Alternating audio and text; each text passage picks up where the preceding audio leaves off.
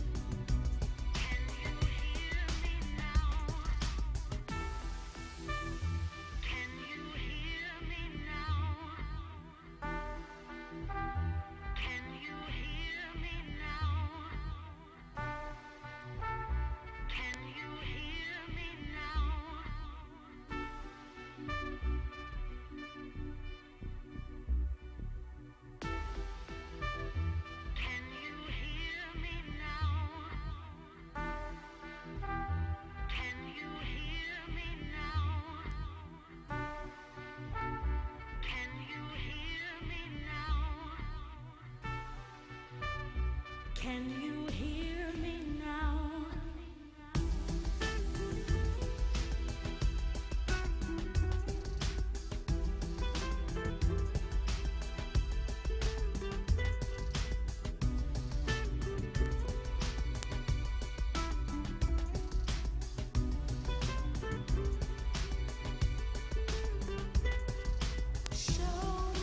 Yeah.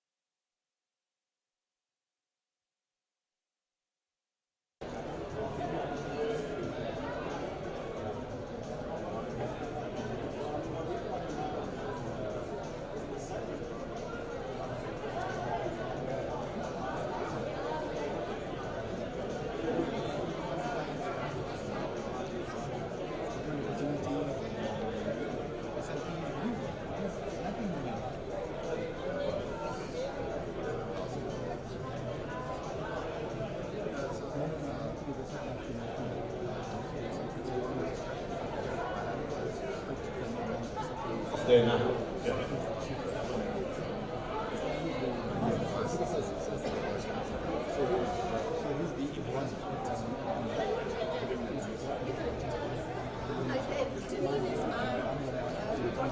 Thank you very much for this.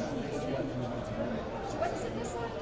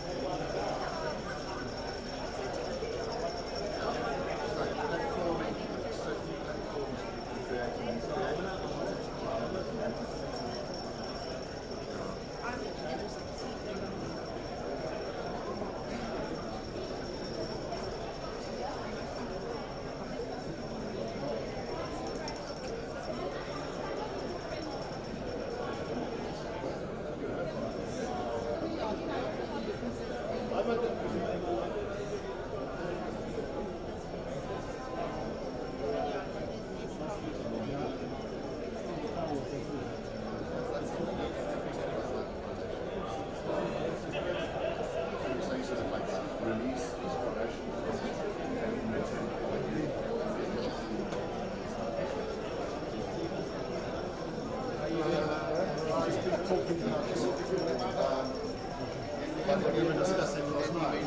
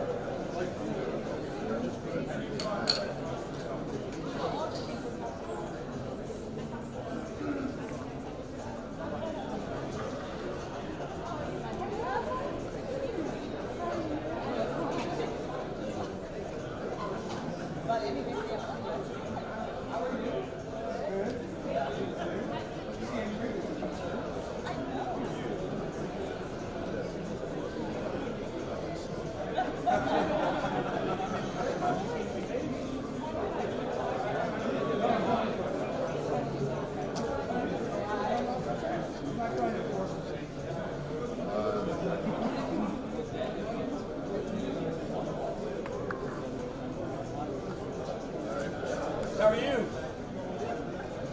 Thanks.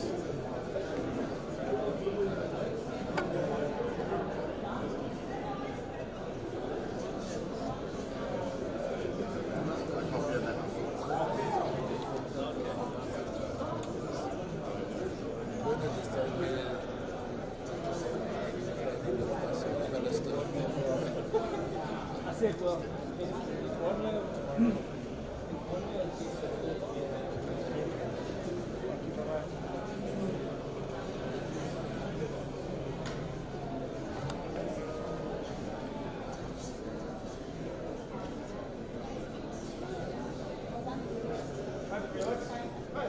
How are you?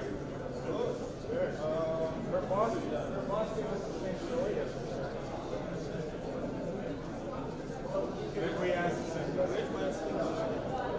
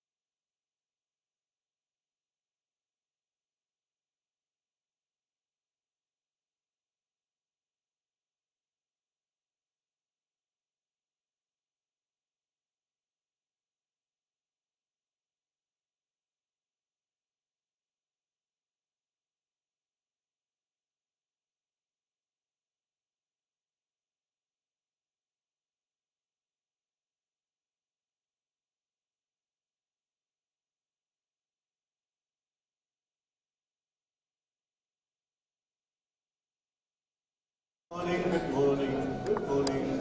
Time check, I think it's 9 o'clock. Welcome to everybody, especially the online people as well. You see, the reason you shouldn't be online is you're going to miss all the fun we're going to have in the room today. Fun that will be enhanced through the planned presence of our minister for the whole day. So you can imagine what fun we're going to have. You will have to take our words for it, seeing that you're online. So we'll try and share some of the fun with the online audience as well. Welcome back to day 2 of the 11th edition of the Joburg Indaba. My privilege again to be chairing it. Last night I wasn't sure what my name is. This morning I checked my ID. I'm still Bernard Swanepoel. But last night I was so bombed from tiredness I wasn't that sure anymore. It's going to be a good day. We're going to continue a conversation about the industry which I think most of us care deeply about. And so the nature of the conversations I think will reflect that we don't necessarily always agree, but I don't think anybody participates in this conversation without a perspective that comes from a place of caring about this industry. That's why I think the platform works so well. The safety induction is very simple. All of these doors are designated potential emergency exits. If there's for whatever reason a need to move out of the building, the nearest door to you is the safe place to, in an orderly way, just exit from. We do have qualified medical staff on site for all sorts of other emergencies. So if you need any medical assistance, I don't know if they prescribed headache tablets for hangover. I don't know if that's what they're here for, but whatever else you need medical assistance for, qualified people on site. Oh, good. So we have a fantastic platform where every single CEO and team, senior team of every mining company kindly gives their time to us to come and participate, in some instances way out of their comfort zone. If you saw Nico Muller reluctantly participate yesterday, you don't want to know what went into the process to get him here. And they still come and they actually give their time and their input. And so we are extremely appreciative of that. But that goes right back to 10 or 11 years ago when we decided to have this platform as by the industry for the industry. And our industry partners have no say in the program. Not even the mighty Anglo gets to tell us what to do. And they try, eh? And they all laugh knowingly. They know exactly how they try.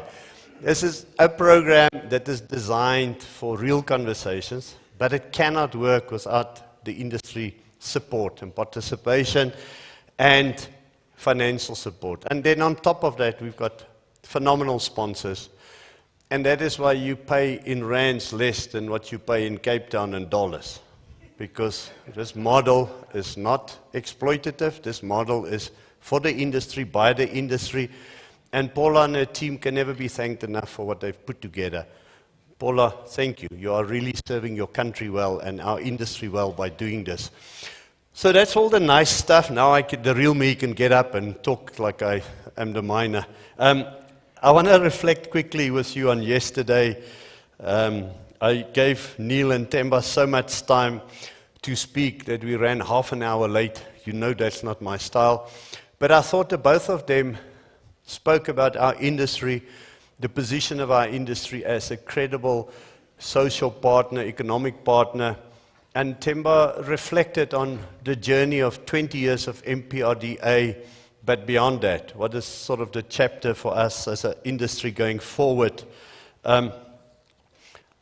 I confessed yesterday, and I do apologize for the second day attendees, when we constructed this program 3 months ago, we were probably in a more bullish place than what people are today. And in some ways it's like tough because when you sit here with a platinum CEO, he has to speak in the midst of a crisis. But we also spoke about the hope and the things that the industry is doing.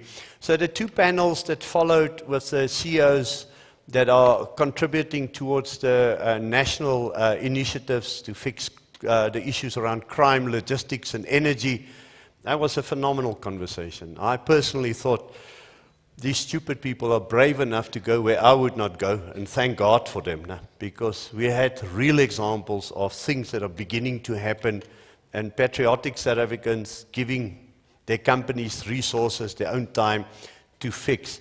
The panel after that was slightly more granular. We spoke about real things, real partnerships right now, where mining industry, government collaborate to fix water challenges on the Eastern Limb. We spoke about phenomenal opportunities that exist when mining companies collaborate. If one may have to retrench and another one may be employing, how do we actually manage partnerships? I, at the end of that session, was on an absolute high, knowing, like typical mining industry players, you give us a crisis, once we've badmouthed Gwede, the government, and everybody else, we actually get off our asses and we do things and we fix things. So I left very pleased and positive after that. We had fantastic other conversations with our CEOs. I wish I had a way to capture all of these pearls of wisdom. These presentations are all available online. You are very welcome to disseminate it, to use it as you see fit, because I think each and every one of our CEOs helped us understand how do they take the complexity of a world which sounds like a mess, interpret it to where thousands of people go to work and make a positive contribution. I don't know why they get paid as much as they get paid, but my gosh, some of them are clever, eh? Jeez. Saying that, not today's CEOs, we don't just think this extends to you guys. I mean, you still have to earn your stripes. Huh? We had a really good conversation to remind you about the how do we revive mining and exploration in South Africa, the issues we face. And the issues, despite what Errol Smart says, the issues are more than just the cadastre system. Because if we magically solve that, as we will soon, after 5 or 6 years of slow magic, then we will still find that money won't just come because we've got a cadastre system. There's always other things as well. And I think this was also where we started to explore, when we speak about critical minerals, you cannot just force people to supply minerals in South Africa, even at a discount. That is not what stands between us and beneficiation. That's not what stands between us and industrialization. There's a broad policy framework that needs to be in place. We keep on looking for silver bullets. I don't know what to do. We'll shoot ourselves in the head. I'm not sure whether a silver bullet is better to shoot yourself in the foot with than a golden bullet. So we started to, again, just have the conversations that, you know, those with the power to make rules, just don't oversimplify and think a simple rule will fix systemic problems. As you can see, I really enjoy that. One of the people that we, behind his back, say is an enemy of mining, Crispin Olver, is bold enough to come. I thought he's coming to make a presentation. He rocked up without a presentation, so I had to fake a conversation with him for 30 minutes, which really strained my brain. Because all I really want to say to him, dude, you don't like mining, you're trying to kill us. He faced us, he shared with us how he sees the just energy transition, how he sees the Presidential Commission on Climate Change's role, and how that would impact on us as the mining industry. And I must say, anybody who's bold enough to go into the, into the unfriendly environment, I have a high respect for that, and I think the conversation has sort of moved forward from when a meeting or a conference or two ago, him and Mike Teke spoke about each other without having ever spoken to each other. I mean, clearly, that's no longer the case. There's constructive engagement, and our industry apparently plays quite a role in that. And then I had to talk to the two coal miners, partly because Mike Teke, of course, as the new inductee into the Hall of Fame, deserved some quality airtime. But you can't speak to one coal mine at a time, so we had him and Nombasa both up here. And how inspiring, hey? You would believe, if you believe the world, our coal companies are evil and busy to die, and you've listened to the two CEOs of our most successful coal companies, the truth is quite the opposite now. Busy diversifying, seeing themselves as energy companies, positioning for the very energy transition. And I'm not a shareholder of either of them, so none of that I say to suck up to. Are they sponsors? Let me just check. Yeah, okay, at least I've said something nice about two of our sponsors now. So what a nice day. Those who were here, sorry for summarizing. If you missed out on yesterday, don't do that again. Whatever you were doing was clearly not as important as being here. And today is going to be similar. So yesterday, from about lunchtime, we were honored with the presence of the DG. He was with us all of yesterday. He sat in the audience when we said the things we said, because we don't talk behind each other's backs, especially if people who get invited pitch, then we don't have to talk behind their backs. And we will today, probably for most of the day, have our minister and his senior team with us. So Minister Gwerimantas is going to be in the audience today. It is not going to change the conversation. It is just going to mean that the relaying is not going to happen through the journalist or through hearsay or through WhatsApp. The conversation is going to be with our minister in the room, which was always how we've wanted to do that. So we are looking forward to that. You by now know how to participate.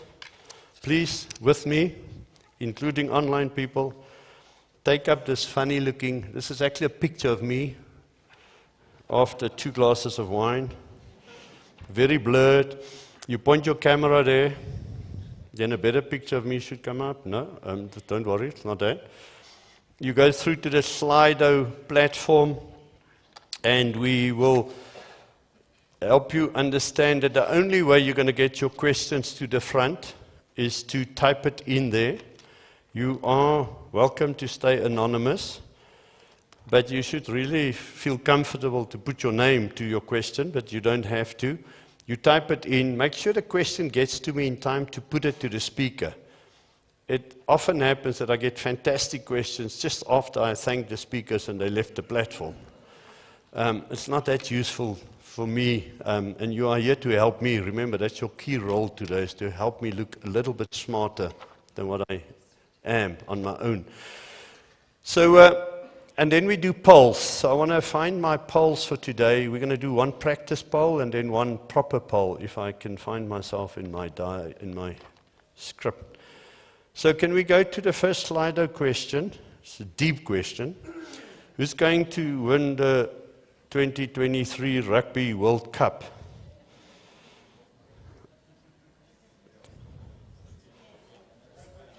I know we've got one Australian in the audience, so no serious rugby contender even puts Australia up, not even as a joke anymore. I mean, it's like the joke is Australia now, it's not on Australia. So I'm also checking who's awake. We've got more than 116 people online, and they have obviously voted, so I'm not closing the poll until enough of you have participated. Unlike Zimbabwe, this is real democracy. We don't start with the results and then go through the motions. I didn't say that. No, it's withdrawn. I nearly said, unlike the ANC conference, this is real democracy, but I'm not looking for trouble today. Today I'm going to be polite, nice, friendly, and of course no trouble. Okay, so it's easy now. We also do a second type of question, and that will pop up when somebody says something that I wonder if the audience really agrees with that. We do a BS barometer. The BS is obviously for Bernard Swanepoel, not for any other negative connotation. And we just check whether the audience agrees with the statement. But I'm just going to give you a practice question properly first. This is really for the audiences, for the for the panels following. What is it that investors are looking for in South African mining shares? For dividends, you can also read cash generation, because I hope dividends comes out of cash generation. Growth, commodity diversification, geographic diversification. Now, some people sit here, this is their job, they engage with investors, the rest of us express our opinions, but it's also valid, so please. So this sort of mad obsession with dividends seems to still be the prevailing one, huh? I'm so glad I'm not a CEO anymore. I come from the time when if you want dividends out of a gold mining company, you clearly don't understand gold mining. I mean, may explain why I got fired. Eh? Okay, thank you for that. And I think, Mamecha, and your panels, you'll pick up on, what is it that these mad investors want. The second question is actually, I'm quite keen. This is a yes-no question. Can we have the final... I don't know what's happening here. No, guys. I don't know where that comes from. You're on the wrong screen. It helps if you pay attention there at the back now. So there's another poll question. The poll question number 3 should say, do you own South African mining shares directly in your personal capacity? Have you got that slide? Poll question. I think we'll skip that. I'll personally walk over and wake them up there at the back. It may be loud. So let's move on. Thank you very much for indulging. We are joined now online by Duncan Oneblood. There's a bit of a heavy Anglo presence today. I do apologize. It's not because they are sponsors. They are so true to their own values that, as was explained to us yesterday, unfortunately overlapped with a safety day in Anglo's life, and that consumes, as it should, all of the executives, the CEOs, and everybody. And so there was a very good explanation for why Anglo, in the various sort of companies, did not participate as per normal on yesterday as well. But that gave us a stunning second day, and a day that starts with,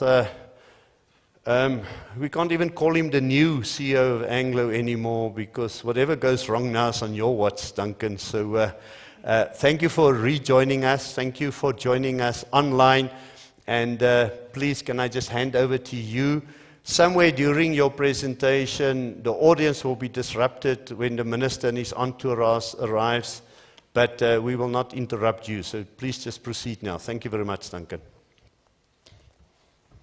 Thank you, Bernard, and good morning. So despite the fact that the mighty Anglo hasn't really been able to influence you or the conference in any way, shape or form, I want to say that we really do enjoy this platform that you've created.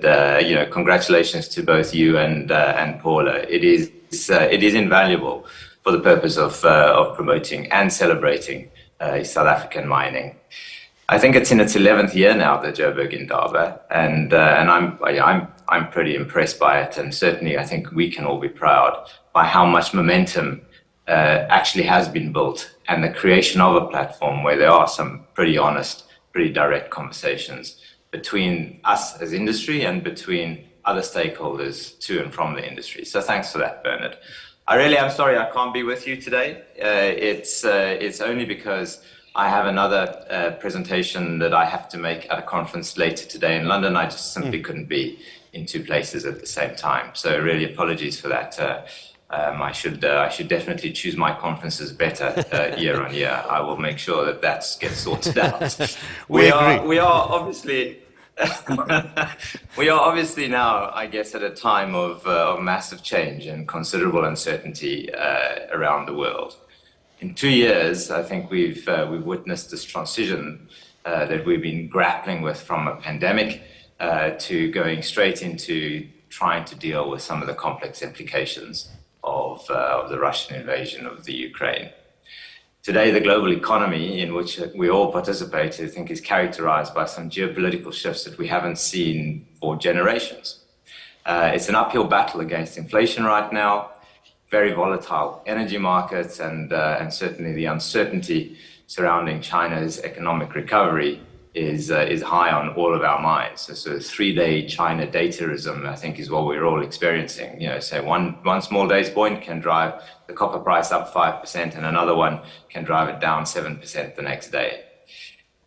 I think it's in face of all of these formidable challenges that the mining industry, as you pointed out in your opening remarks, Bernard, is still faced with an unprecedented opportunity. And today, I just wanted to share my thoughts a little bit on why building resilience in these turbulent times is not just critical for the sustained growth and vitality of this industry, but also for our host nations if we're going to be set up to prosper and fully benefit from the mining industry. And these are things that I believe can be unlocked through global economic transition that lies ahead, with mining at the front and center of that transition. Now, when I look at my tenure over the last year and a half or so as the chief executive of this company, I was pretty clear that when I came in, the world was already starting to be pretty volatile. The first thing we needed to do was hunker down, keep our feet on the ground, and focus fundamentally, first and foremost, on operational stability. With that, of course, comes safety. Without a doubt, those two are completely interlinked. And then just deal with the incremental improvements that we needed to do, because this is a cycle, and cycles must turn too. But I was clear in my mind, and I'm sure many of you are here in the same boat today, that never has mining been more urgently needed in society at large than it is actually needed now. So simply put, I think the world actually needs more and not less of mining. So I wish I had been in the room yesterday, actually, because I would have loved to have made these points then. You know, looking at demand, we can see 3 major trends that spell out the need for more mining. The first of these is the one that everybody talks about these days, right? It may actually be heading to the category of boring. But the driver that the whole of the industry is focused on for now is how does the world limit global warming to 1.5 degrees C, above the pre-industrial levels. And to do that, we would need a rapid acceleration of global climate change mitigation efforts. Now, these include the deployment of low-carbon energy, transport technologies, et cetera, and all of these are going to underpin, I think, an increase in the demand for a range of mine products: copper, nickel, PGMs. Let's not forget coal, iron ore, which are going to be required for steel during that transition period. And without a much larger supply of these minerals, there's no chance that we can reach this 1.5 degrees as we all agreed to in Paris many years ago. Secondly, and this is the one that we used to talk about a lot in terms of the fundamental driver of demand for metals and minerals, hasn't actually gone away. And it's associated with the fact that we expect that the global population is still going to grow, like another 2 billion people in the next 25 years. And when those people are on the planet, there isn't any legitimate thesis that would give you or make you believe that they are not going to also want a higher living standard, a higher quality of life. So people have everyday needs. They need homes, energy, they need infrastructure, appliances, and mobility. And it is the products of mining, together with energy and food, that are the core enablers of economic development that helps lift people out of poverty. And that simply cannot happen without metals and minerals. Thirdly, 10 billion people on the planet are going to need to eat. And they're going to need to eat better. And so therefore we have to produce an altogether different quantum of food by the time we get to 2050. In fact, some of the analyst reports, some of the data is suggesting that we might need to produce more food over the next 30 years than has been produced to date in human history. And we're going to need to do that from a shrinking source for a cleaner, greener, and sustainable world, and those that meet everyday demands of billions of consumers for a better quality of life. So making the case for mining is one thing, but actually why do you make the case for mining is the other. In a society where we seem to believe that we are now in a post-industrial era, if mining companies can't, won't, and don't stand up and make the case for the relevance of this industry, then no one else is going to do that. And our jobs are going to be even tougher, and I argue that the world is going to be in an even more grotty place but for that. And this is a cause which I'm quite passionate about. If we are to retain a social license of any way, shape or form as an industry, part of which is through making that basic connection between our products and what they make possible in the lives of billions of people, and addressing that and addressing these climate change challenges, then we have to make the case for our industry even more compellingly. But we also need to up our game, and we need to live up to our promises of being a safe and socially, environmentally responsible industry. And while we are certainly making progress towards that promise, our industry is still undervalued on so many fronts, including in the eyes of the capital markets. Yet, we do know that the growth in the physical capital stock of the world, so in other words, the number or the quantum of or accumulation of mined products, we know that that is a necessary condition for economic growth, and therefore there is a clear disconnect between that and the undervaluation of the industry per se today. Again, some of the things that you mentioned in your opening remarks. Now, ours is an industry that takes investment to sustain itself, but it takes even more investment to grow. And given the demand picture that I've just painted, the industry needs capital, and if we are to deliver what's required, yet funding the many dozens of major new mines that are needed over the next 25 years just doesn't seem straightforward anymore, despite an enviable multi-decade demand pull for these products of mining. It does feel, to me, like something has to give, right? Success in the long term really does depend on having the capabilities and the funding to support the sequence of these growth projects or these growth options that span the development cycle all the way from exploration all the way through to actually getting an operation up on its feet. And that's why we here at Anglo invest so much energy in asset optionality and the social license to bring these options to market at the right time. It's not by chance that we've had some of the most compelling growth potential in the industry across a diversified mix of minerals, which are, of course, the essential products that are needed for a cleaner and a greener world, and also to cater for the consumer needs in this fast-growing world population. I think this is an opportunity that we shouldn't lose sight of, even in the midst of all of this volatility and all of this pain that we are facing in the world today. I think we should all agree that indeed these are challenging times for the mining industry and in South Africa specifically. Many of us across the industry are now in the process of making some tough decisions to reduce costs, reconfigure our operations, support functions and wider workforce in order to stay competitive and be resilient. It does feel like it's pretty grim, but you have to look out beyond this to ensure that you don't remain despondent. Because there are necessary actions, and they shouldn't detract from the long-term opportunities that we have as an individual company or as an industry, and nor do they take away from our potential to grow, and therefore the need to grow. In our journey at Anglo, of course, we know that securing long-term competitive advantage and establishing a more resilient platform involves tough choices along the way.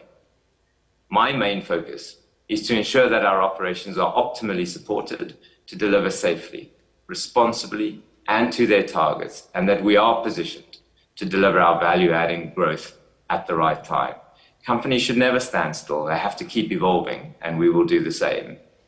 By doing so, we ensure that we are set up to supply into that demand in a responsible way, even though the world feels like it's falling apart around our ears at the moment. Now, beyond our own industry's resilience and competitiveness, the other ingredient is stability and resilience of the mining jurisdictions themselves, such as South Africa. No country is without its challenges. I can assure you of that. But in South Africa's case, we are facing a number of foundational challenges that we all know about, and I'm sure you spoke about quite a lot yesterday. We have in the country such an extraordinary untapped potential that I know every one of us is so completely frustrated that we can't unblock. And as a proud South African myself, I know that this is a place that is truly, truly worth fighting for. The prize is just too big, and I think we owe it to every South African, not just to the shareholders, but to every South African to help the country to try and capitalize on these immense opportunities that it has. For quite a long time now, the mining industry and business more broadly has made a case for meaningful change on things that hold us back in South Africa. But this moment feels like it's a little bit different. It feels like we are genuinely at a crossroad or at a precipice. So the question is, do you carry on? Do you head off the edge of the cliff? Or do you actually now make a turn and start making it better? Next year will mark 30 years since the inception of our democracy in South Africa. And of course, we have loads to be proud of here. We also need to acknowledge that I think we have a lot to do, and it needs to happen pretty quickly if this precipice isn't absolutely looming. We've all been hard at work, collaborating with organized business to support government in addressing three immediate constraints that I think severely hamper economic growth in South Africa: crime and corruption, energy and logistics. This is critical in the operating context in South Africa, and I think will continue to remain, if we're really honest with ourselves, challenging for the foreseeable future. The increased input costs that businesses face, coupled with national challenges that range from load shedding, poor performance in logistics, impact through profit, all impact the profitability and the sustainability of our businesses, the mining sector, and therefore ultimately South Africa at large, because it's a key driver of the South African economy, or at very least it should be a key driver of the South African economy. Billions of rands of economic output are being forgone every single day, and I don't think we're ever going to know the amount of investments that companies within and outside of South Africa are currently choosing not to make in South Africa as a result of these very real challenges. So for me, doing nothing and simply criticizing from the sidelines on the state of affairs just isn't helpful. So Anglo is still one of the largest investors in South Africa today, and we are part of this very significant effort to encourage collective action on these three priority areas that I just mentioned. We've got a couple of initiatives going on, as everybody knows now, and we're proud to be a part of those. So, the National Energy Crisis Commission, the National Logistics Crisis Committee, and the Joint Initiative for Fighting Crime and Corruption. Three really core focal areas of change that could set the country on a different course from a prosperity point of view. Ultimately, our goal is to support government. So not do the work of government, but to support government to create the conditions that are required for this country's success. This is necessary for business to survive, but it is also necessary for society to thrive. Ultimately, our goal here is that we all work together, not individually. In the face of all of these mounting challenges, it is crystal clear that South Africa demands nothing less now than bold action. Intentions are over, it's real work. I am optimistic, I have to say, I am optimistic that we are managing to cultivate that foundation of a partnership with government and other stakeholders. But I don't think there's any chance that we can rest on our laurels now. We all need to continue to align on the most critical things that we need to do. It's like a business. You've got to prioritize ruthlessly, otherwise nothing gets done. And then you have to commit to getting them done in a time frame that is measurable, and you've got to hold each other to account. We have to hold each other to account in terms of getting those things delivered. There are many issues facing the country. Unemployment and well-being are absolutely the highest thing on the agenda today. But unless we can collectively deal with these issues of crime and corruption, energy and logistics, and get those right, we just simply don't have the foundation to build on that creates the wherewithal for employment to occur and a higher standard of living to be a reality for most South Africans. So in closing, you'll be pleased with Bernard, I'm closing. Let me say once again that the mining industry that I first joined back in 1990 was very different to the one that we experience today. I mean, we have, as a mining industry, made incredible progress, and I think we should be proud of that. At the same time, I'm also very clear that this isn't the industry that we want or need, or what it's going to look like in the future if you roll it forward another 35 years or so. We find ourselves in a time of great change and uncertainty. Around the world, businesses big and small are feeling the pinch of these tough economic times. These challenges are pushing us to see things in a new light and to act in new ways. This does remain the moment for us to be bold and to rethink how we might do things and hopefully come out stronger on the other side. For sure, we all have to adapt to our current reality in the short term, and that is going to be painful.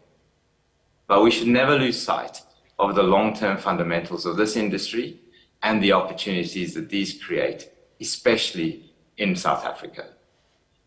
The mining industry there has the potential to transform the economy in terms of jobs and living standards, but that does mean, as I said before, working together to get us all on a stable footing.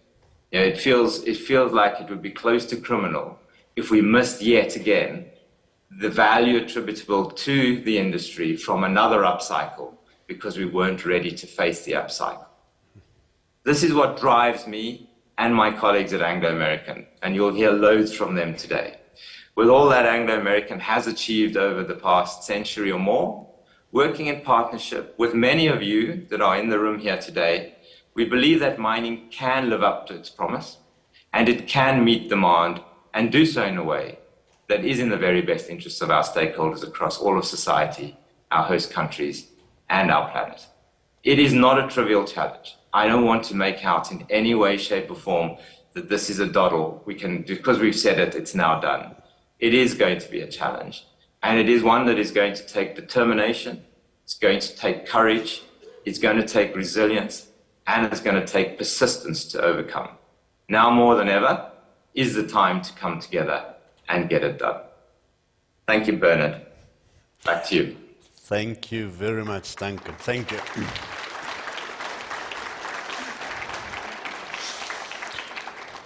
You are in the presence of a pro. When he says thank you, the time up, lights flashes in my eyes. I mean, that is to the second. All the other PR and speech writing teams, just get the number of the Anglo team and get coaching. Duncan, thank you so much. That was really a fantastic input. I was surprised yesterday in feedback from a process in South Africa to review the MPRDA 20 years on. I was surprised by a strong sense from the participants that our government, the South African government, doesn't seem to be championing mining.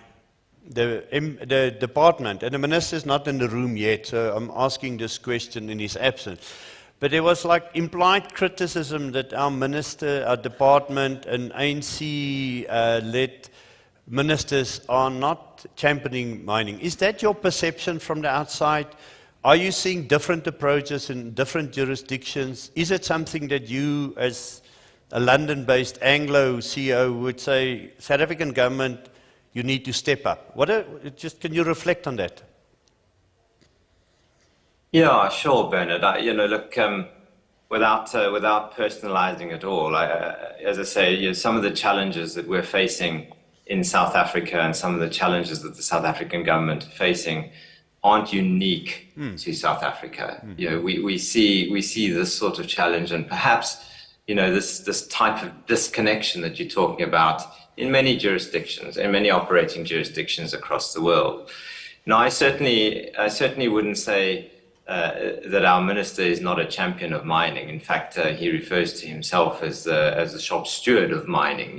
So he is without a doubt, in my experience, very passionate about it. The question is whether the various arms of government, the various departments of government, can connect effectively enough in a way so that policy, no matter how well intended, can actually end up in a deliverable set of actions. And this is the thing that is quite frustrating, as I say, not completely unique to South Africa, but the ability to actually have a policy and then connect all the elements of getting that policy delivered is what really slows us down. It really holds us back.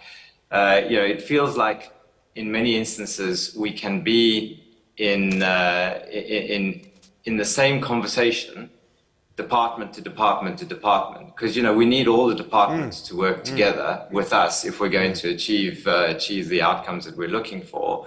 Feels like you're in great conversations, but actually they're just subtly different or subtly differently interpreted, and therefore the work that needs to get done, which is a collective piece of work, takes a lot longer to do.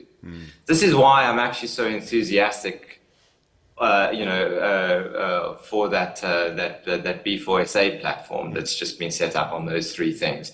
Because actually what it does do is it gets everybody in the room, in the presence of the president himself, and you have to have the conversation. And you have to have the conversation at the same time on the same topic, and you have to agree what we're going to do next. So I think that, as I say, we've just started this now, but it's a long way to go. But that's probably the key issue is just some of one of my favorite sayings is a dialogue is not comprised of two monologues. And if you end up in a number of monologues all along the way, it's hardly a conversation. Yeah. I'm gonna steal that, but don't worry. I'll always use it in a very typical Rustenburg accent, so it will sound different to the way you've said it. The second, I spent a lot of time in Rustenburg myself. I know. My children were born there. I know. You were still on the other side of the tracks, eh? When there are quite a few questions, and I want to go to the issue. So government should be doing things, or this is where we come from. Government should supply energy.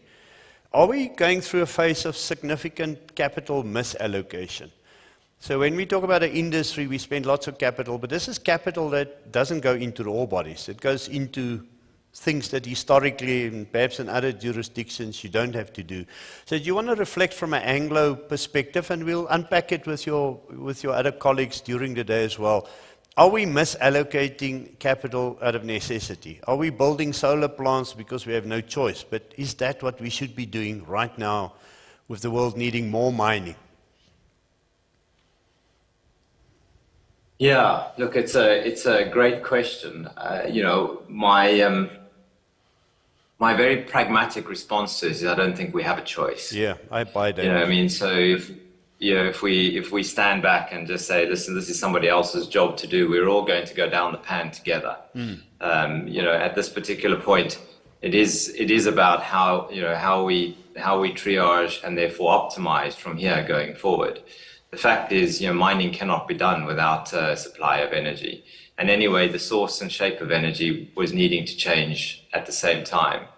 Whether it's a misallocation of capital or not, I think is a question from a purely capital markets perspective as to how you think the returns might look on this thing. I don't think that the energy markets are going to be unprofitable in any way, shape or form. So perhaps maybe having a look at it through the lens of there's an opportunity here and we can all participate in that opportunity at the same time as setting ourselves up on a much stronger, more sustainable footing is probably the most constructive way to move through it. Because as I say, right now, I don't think we have a choice.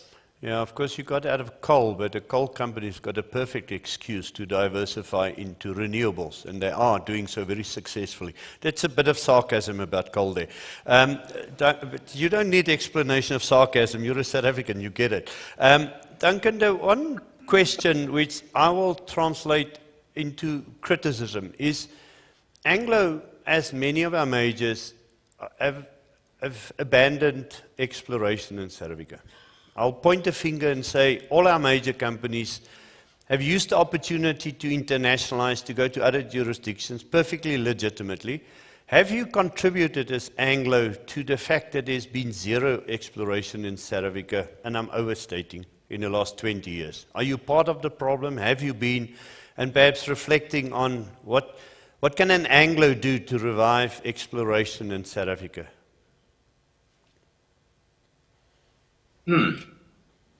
So, We're not going to I be mean, friends we after this. haven't- Sorry, No, Doug. The audience yeah. are moaning and groaning because of my rude question. So I apologize on behalf of the audience. I still want to don't put the apologize question. At all, Bernard. I completely understand where you're going. I mean, South Africa with the incredible endowment that it has is definitely underexplored. And without a doubt, not a lot of exploration has been done there, and I think the stats will show that. Relatively speaking, on a global basis, and there are a number of reasons that we might unpick as to why that might be. And the direct answer to your question is, Anglo hasn't prioritized exploration in South Africa for a while. That isn't necessarily because of South Africa. It is because when you have a scarce dollar to put into those things, you go to the areas that are the most prospective for that, and that isn't necessarily in the commodities that we were looking for in South Africa at the time. But I think we also have to structurally look at the way the system is set up for exploration in South Africa. So it doesn't feel to me that exploration is in any way incentivized in South Africa. So it's I'm not sure that any one company is to blame for the current situation, but perhaps more systemically, if we wanted exploration to occur, we wanted to ultimately be able to exploit the resource base that was there, we'd have to set up an environment that was more accommodative of investment into exploration, which of course is a multi-year investment. It takes an extraordinarily long time, takes a lot of money to get to the point, and at that point, what you really do want is to understand where you stand. What the security of the resources that you would have at that particular point in time, what the level of ownership of that resources that you would have at that point in time, and I think these are things that would need to be solved. Yeah, thank you, Duncan. I agree. And thank you for taking these questions. We have run out of our time with you. I know you only used this as a dry run for your FT presentation later today. I think the audience scores you as adequately prepared now to go and make your real presentation. We are so honored to have you with us. I'm kinder in person, so I mean, that's all I can incentivize you with is next year, if you're in person, we are actually nice people, you know that now. Thank you, Bernard. I don't need any conviction of that. So we truly appreciate your contribution. Rumor has it that one of our minister's obsessions, I think he's getting old and worrying about his legacy. Don't say that to his face. But one of the rumors I hear is that he fantasizes about a school of mining at university level in Rustenburg. So perhaps you and I and him can have a glass of wine at the opening of a school of mines in Rustenburg one day. Who knows? Huh? All the boykies from Rustenburg. I look forward to that. I look forward to that. Duncan, thank you so much. Thank you very much for joining us. Ladies, gentlemen, Duncan Van Black. Thank you. And now we move on and we talk about investor perspectives of the mining industry. And, when Anglo messes about and move people, we don't always listen and say, and Craig is now a CEO. Craig is on this panel because he is a CEO, and we wanted a panel that is constituted from different perspectives. So can I ask this panel to come up now? Who is here? You look all confused. Mamecha, you can't be confused. Come, take your panel away. Craig, you have to behave differently now. Switch your arrogance on. Switch your brain off. You're a CEO now. Huh? You're not a CFO anymore. Nice to see you, Jack. Good to see you. Hi, Craig. Just good to see leave you. this chair for me, ma'am. Hi. Good to see you. Yes. Meta, can I sit here for the questions? Oh, I thought, okay. Okay, so take it away. You've got about 32 minutes left, and then questions. I got questions after I said thank you to Duncan OneBlood people. It's not how it works, huh? If you want your question put, send it to me quicker, will you? Mamecha, over to you and your panel. Thank you, Bernard. Good morning, everyone. Seeing everybody nice and bright. And after that beautiful session with Duncan, I think we're all invigorated on, continuing with the mining industry in South Africa and making it better. Thank you to Joburg Indaba. Thank you, Bernard, Paula. Thank you for the invitation to host this session. And thank you to the panelists as well that will be taking this conversation forward. So we'll be talking about investor perspectives into the mining industry. Duncan did mention that we do need funding to actually carry mining forward, but it might look different. Investors are looking for different things. So today I'm joined here. I think most of you know everyone on the panel, but I will introduce my panelists. I'll start from my far left. We are joined by Craig Miller, the CEO of Anglo Platinum. And then next to Craig, we are joined by Tabiso Sekano from the IDC, who's the head of metals and mining. And right next to me, the rose amongst the thorns, is Wipula Lekuwo, who is the CFO of Harmony. We should have swapped you around. I mean, the branding is all wrong. Yeah, it's right there. Sorry, See, but, it would have come out really beautiful on all the pictures. Yeah. So I'll start with you, Craig, with my first questions. Let's start global and macroeconomic. What has been the macroeconomic environment that influences investors, and how has that actually influenced you as Anglo Platinum in such a tough environment currently for platinum?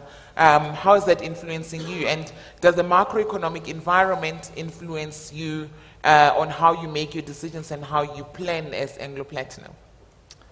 Thanks very much, and good morning, everybody. And thanks, Bernard, for those words. I'll try and behave. There are enough of my colleagues around the room. Look, I think clearly as an industry, we've certainly benefited from changing macroeconomic environment, and that's really on the back of societal expectations and demands. And that is to some extent linked to, what's happening from a climate change perspective and how that, fits into overall energy transition and demands. And we've certainly seen from a PGM perspective and, what I'm passionate about, that has manifested itself into reduced emissions, and as a result of that, increased loadings for PGMs, and so really created a lot of demand for the products we make, and we've enjoyed record high prices and record profits, which we were really, really grateful for. But we do also recognize that there are macroeconomic factors which are impacting our reality today. But as a mining company, and most people in this room will be familiar with this is a cycle. And the cycle that we're in terms of, yes, is it a downturn? Yes, very possibly. But we also know that there will be an upturn. And I think that upturn does start to manifest itself in terms of how we respond to this energy transition and how and what then the demands of society are. And so when we think through from an investment perspective, and particularly on PGMs, is just the role that PGMs will play in the green hydrogen space. And you can start to see that momentum gathering. So if we think through some of the policy that has been developed through the Inflation Reduction Act in the US, or the Carbon Border Adjustment Mechanism, which is proposed in Europe, and activities more globally, you are starting to see this transition and the impact that it has on industrialization. And because PGMs are a good industrial metal, that the opportunity in that particular space is massive. And that really sort of excites me in terms of what we can do as an organization, what we can do as an industry, and then the role that we'll play in that transition. And so that's part of the conversation and the narrative. And I have it very regularly with shareholders in my old role and in my current role, including that one in London that was on the screen a bit earlier. But I think the opportunity in that particular space is really supportive for PGMs, and just thinking through the opportunity around PGMs now in hydrogen space, we could see that growing from almost nothing today to sort of 1 million ounces in sort of, by the end of this decade. So the opportunity is very much there. And that's a key component for us in terms of shareholder expectations. Thanks for that, Craig. I do agree that the potential around fuel cells, etc., is massive in hydro economy. So we look forward to seeing what you actually do in that space. Wipula, maybe coming to you, how's the macroeconomic environment influenced you? With the war in Ukraine, what has the geopolitical environment done? We've seen that the price of gold has increased, and it's expected to continue to increase to over $2,100 by the end of the year. So how have the macroeconomic trends influenced you? So the global macroeconomic environment has presented Harmony with some opportunities, but as well challenges. But I think notwithstanding that, and probably over the last 3 years, notwithstanding that, we've been able to meet our strategic objectives as well as our production and cost guidance. If our approach has always been to manage what is in our control, and that will always be the safety of our employees, costs, as well as production. So, there have been the supply chain disruptions that we've seen, and more specifically for South Africa, the energy disruptions, logistical disruptions, which don't really impact us, but I think we've been fairly, being able to manage that fairly successfully. And obviously this is underpinned by the strong gold price. The obvious question is, what is our view on gold?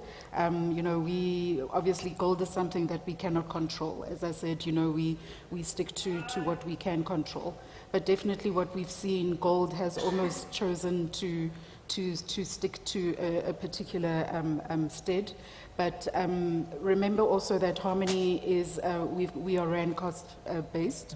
So on a Rand per kilogram basis, we have been able to, or Rand per kilogram has sustained about 1.1 million over the last 2 years, which has assisted us in able to manage that. What we are seeing on a dollar gold perspective, it has been resilient over the year, and we would expect, given continuing geopolitical issues, etc., that it should, it's anyone's guess at the end of the day, but we suspect that it should be resilient over the next coming times. We obviously do have a consistent hedging program in place in order for us to manage a down cycle, so to say. We hedge production 20% as well as on the forex side. So we do have those mechanisms in place in order to protect us from that. And I think, if I'll leave it at that, just from a macroeconomic perspective. Thank you, Wipelo. It must be nice to be, rand-based, and with what the dollar price, the dollar price is doing, and the gold prices. It must be quite nice. So, Tabiso, I'll come to you on a similar question. As the IDC, with all the challenges that we have in South Africa, do you look at the macroeconomic environment, or are you influenced mostly by the macroeconomic environment or by the current issues that are at hand? Are you short-termist about this or long-term on this, and how much does that influence you? So, thanks, Mamicha. We're fortunate enough to have a research department within the IDC that keeps us up to date on international macroeconomic trends and local trends. It is always good for us as a financier to understand what our clients are going through, to ready ourselves for the challenges that they may be facing from time to time, so that we become responsive to the market overall. You may have heard our CEO speaking 2 weeks ago about our results presentation, and Boipelo just mentioned, for example, the macroeconomic environment that we operated in the past financial year, which resulted in global supply disruptions and so on. So just to give an example, if you are looking at funding an expansion of a steel mill, which is still part of my responsibilities within the IDC, and the costs ran away during this period, and such a client came back to you and said, these costs have run away far more than I had anticipated. We are then in a better position as the IDC to understand that type of challenge that has come through.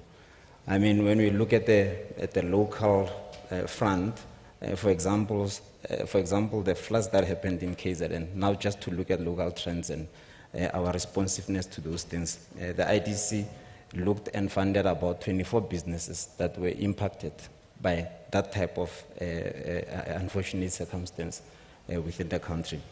I mean, this being a mining conference, of course, I would speak to commodity prices, platinum, what is going on in the platinum. We are better able to understand the challenges that face our clients if they are not able to honor their payments as much as we would have thought they would be in a position, but also understanding that this is a cycle that will change, as we have seen happening in the coal sector very recently. Thanks. Thank you, Tabiso. Yeah, it's a tough one to be in the local environment because you need to look at both, what's happening globally and still apply to the local context.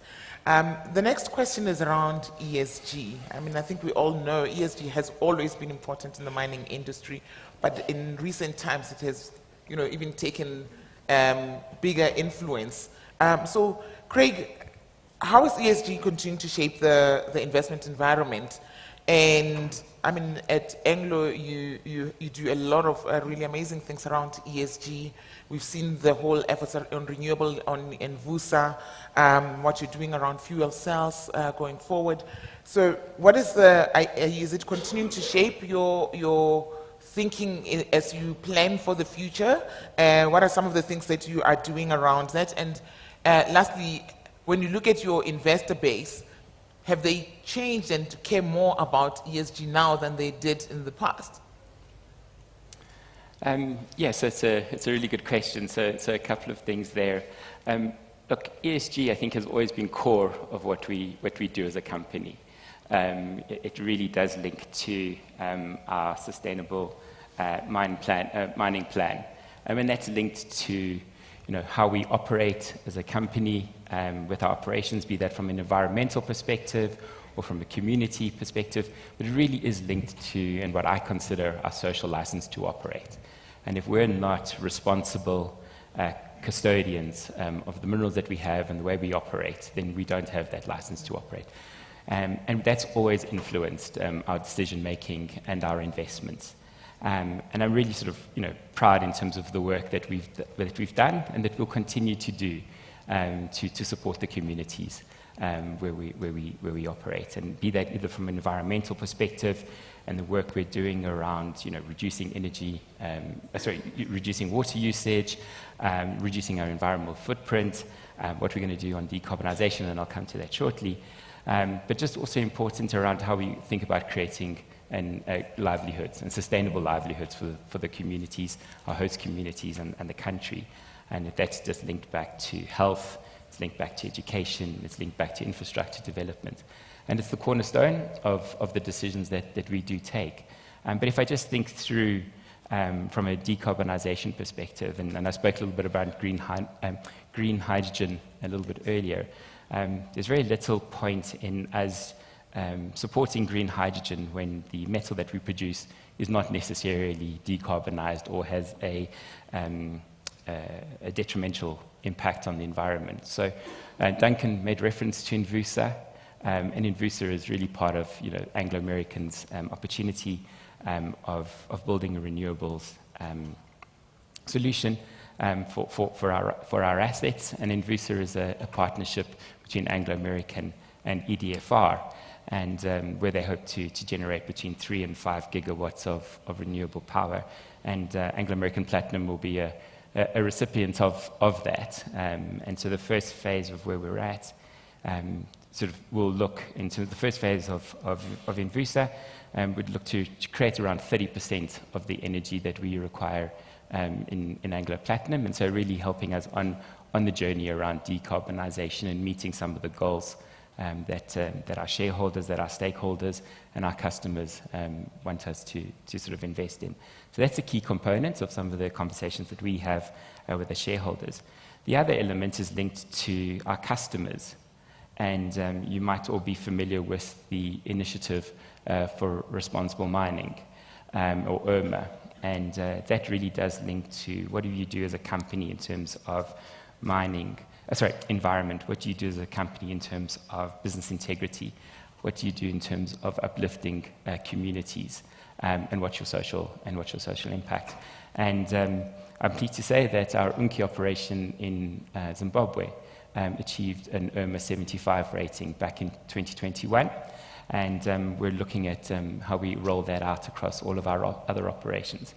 And so it links back to what do we do there, links back to then what do our customers think. And I'm pleased to say that we've seen Daimler, we've seen BMW, we've seen Ford all supporting the IRMA initiative, which links back then to the demand for PGMs coming out of Anglo American Platinum and ultimately returns to our shareholders and the benefit of the community. So that's a key component in terms of how we think through ESG. And then, lastly, and you touched on it, is in terms of that creation of future demand for our metals and linked back to the greener economy and the just transition, and appreciating that we need to go through that transition. And throughout the market development activities, really focused around how PGMs can have a role to play in that particular sector. And so those are all sort of the components of how we think through ESG and how we allocate capital to be able to support those green PGM metals in the future. Thank you, Craig. Thank you for the holistic view of how you look at ESG. I think Anglo American has always done really well on the. Don't suck up to them. No.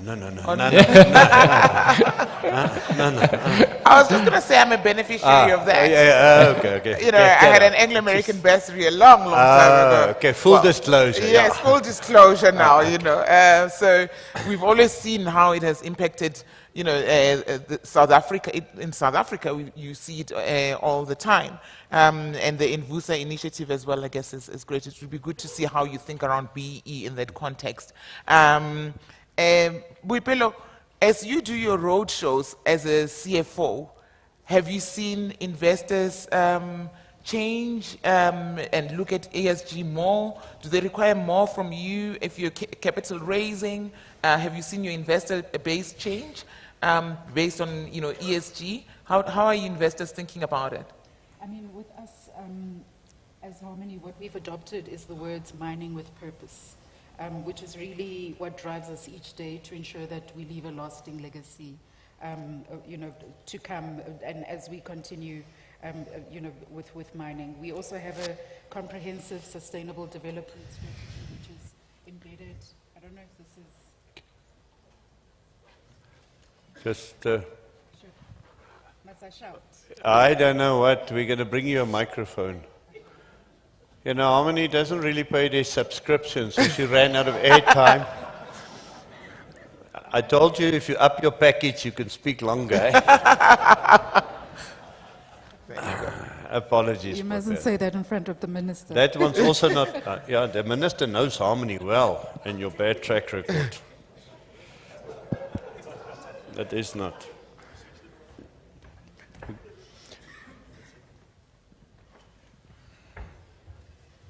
Is that better? Okay.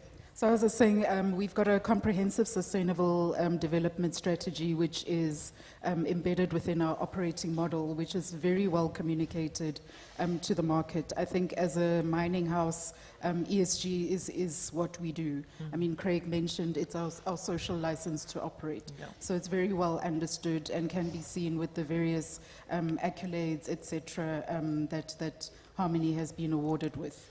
I think, on how it affects capital raisers, talking to investors, safety is always the number one key element for mining in general, but Harmony in specific. So it's one of the areas that we continue to work on, trying to embed a proactive safety culture to ensure that element is addressed. And that's probably one of the key things that investors will look at. I mean, from an environmental and social, I think that's well understood. Mining has been doing this for years. We come back from, we've called it different things, triple bottom line, whatever you want to call it. But I think over the years, what we've been doing, it's not about what you say, but how how you implement it, etc. So visibility and transparency is also key. So in terms of reporting, obviously ESG, it's probably now a bigger section than than financial reports in an integrated report. So I think it's very well understood from a Harmony perspective with investors.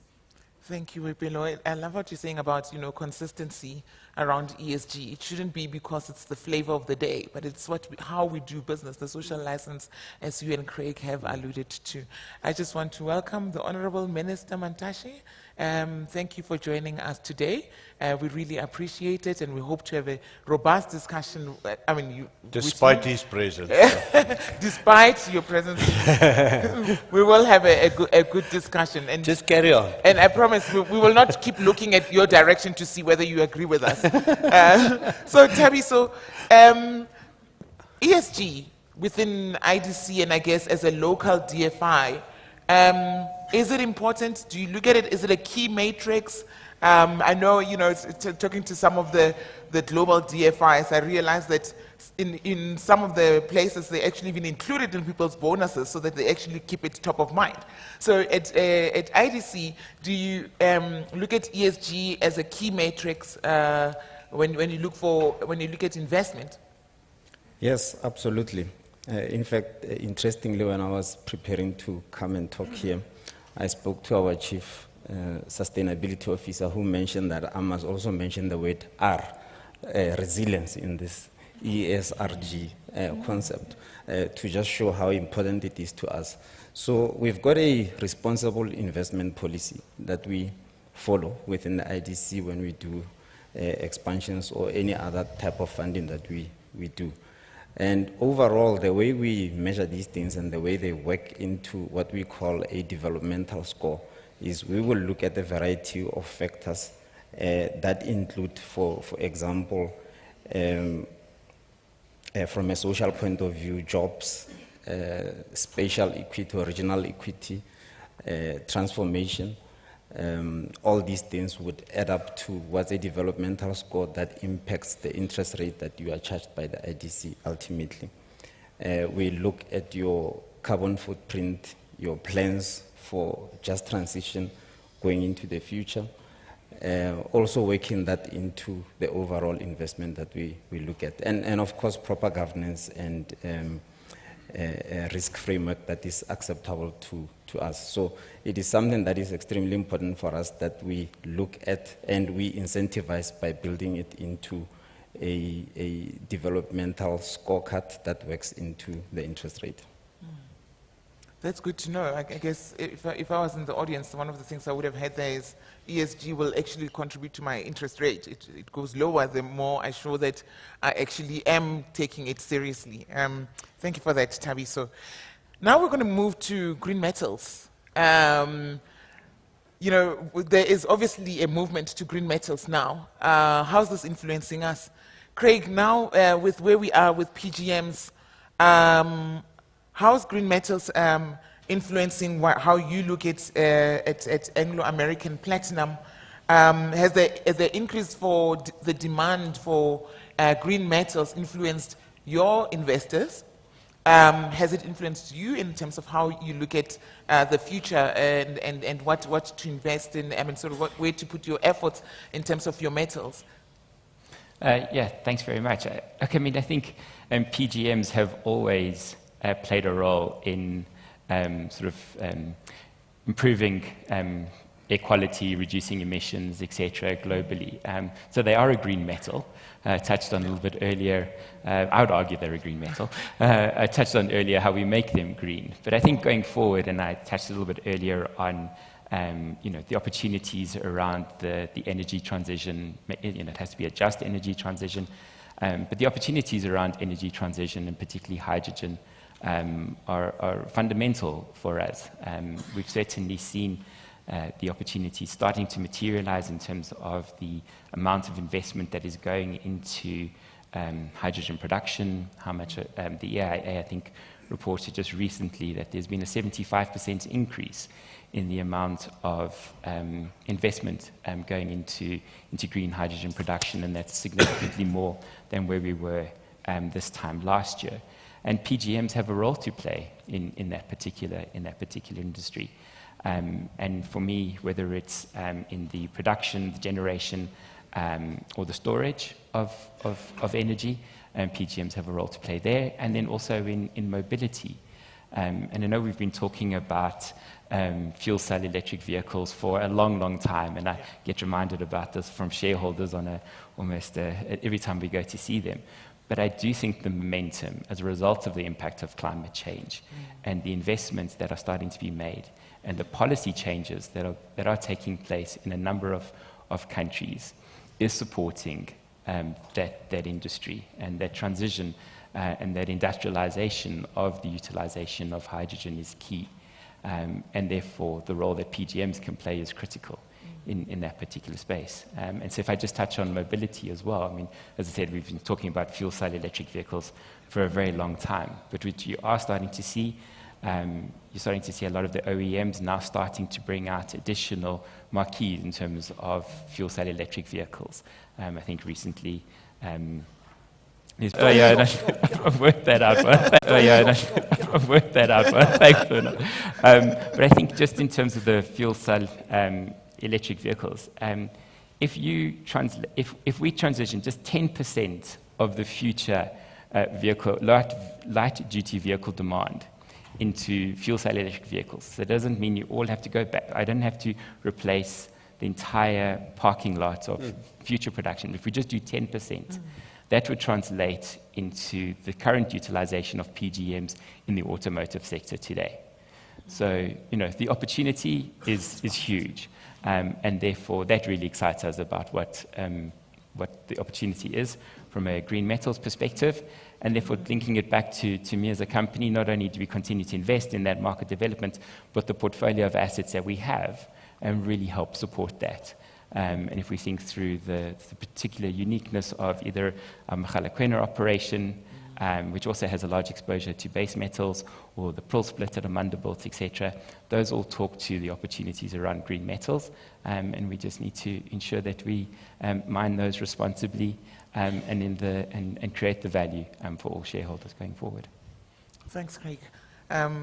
Yes, that innovation around fuel cells was phenomenal, and you actually were the leader in that context. I mean, I think when I think of that, I always get reminded of how, a long time ago, well, not so long ago, we were actually not thinking, we would have solar in the way we have it and batteries be accessible as they are.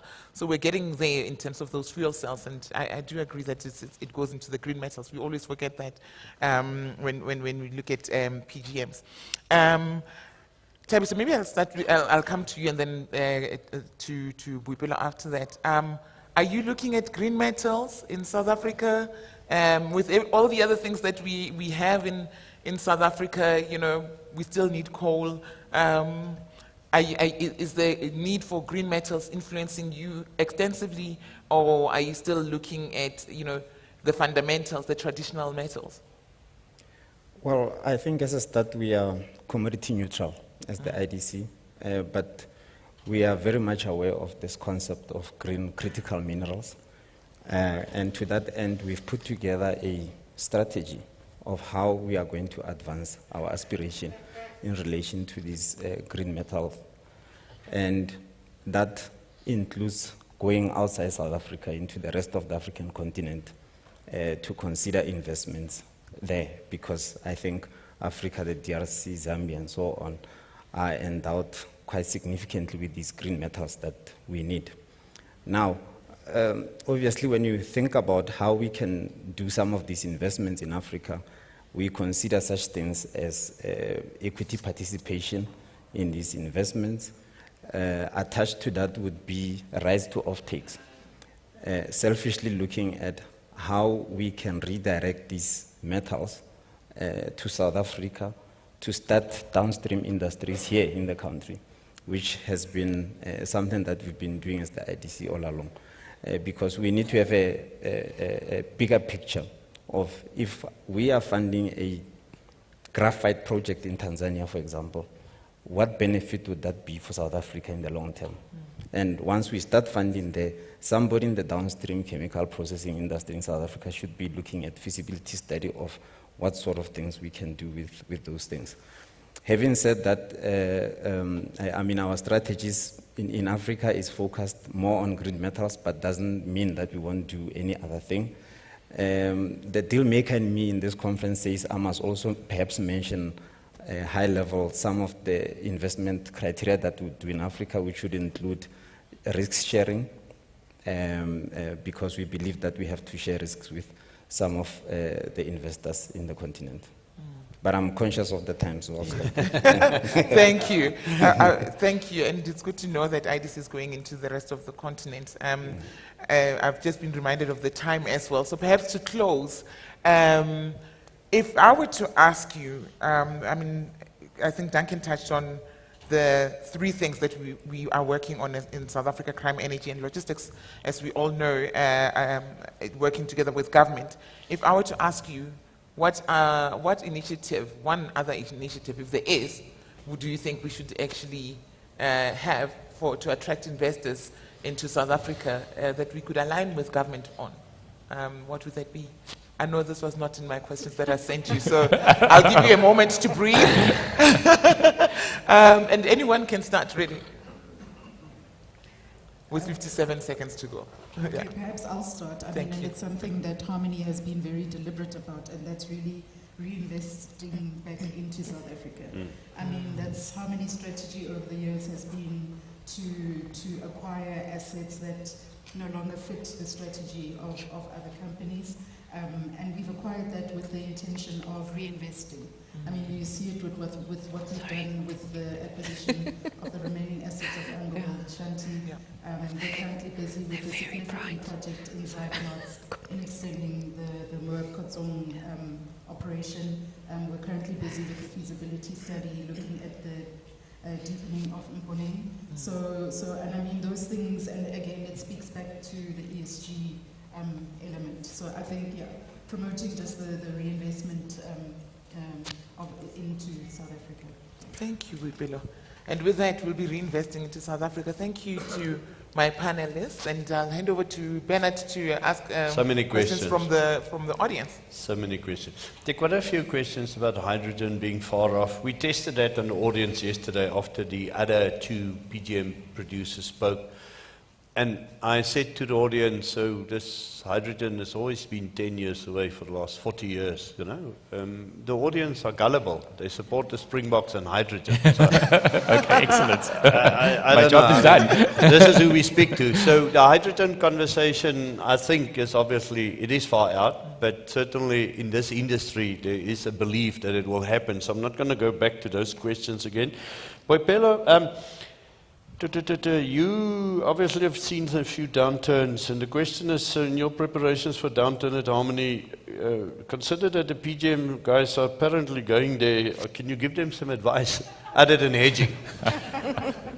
So reflect a little bit. You're not about to go over a cliff. The price hasn't dropped by 50% like for PGMs. What are the types of things that one do in anticipation of such a...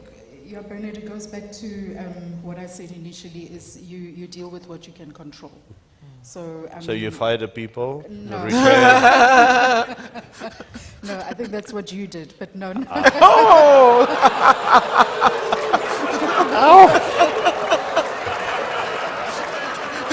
I'm just going to go now. And that will be the moment of the conference. Any other good advice you can give me? No, I mean, I think from the people aspect and what we do really well, labor relations are key. So they need to be on board in terms of what is going on at any point. If there are surprises, they are well aware in advance of what is coming.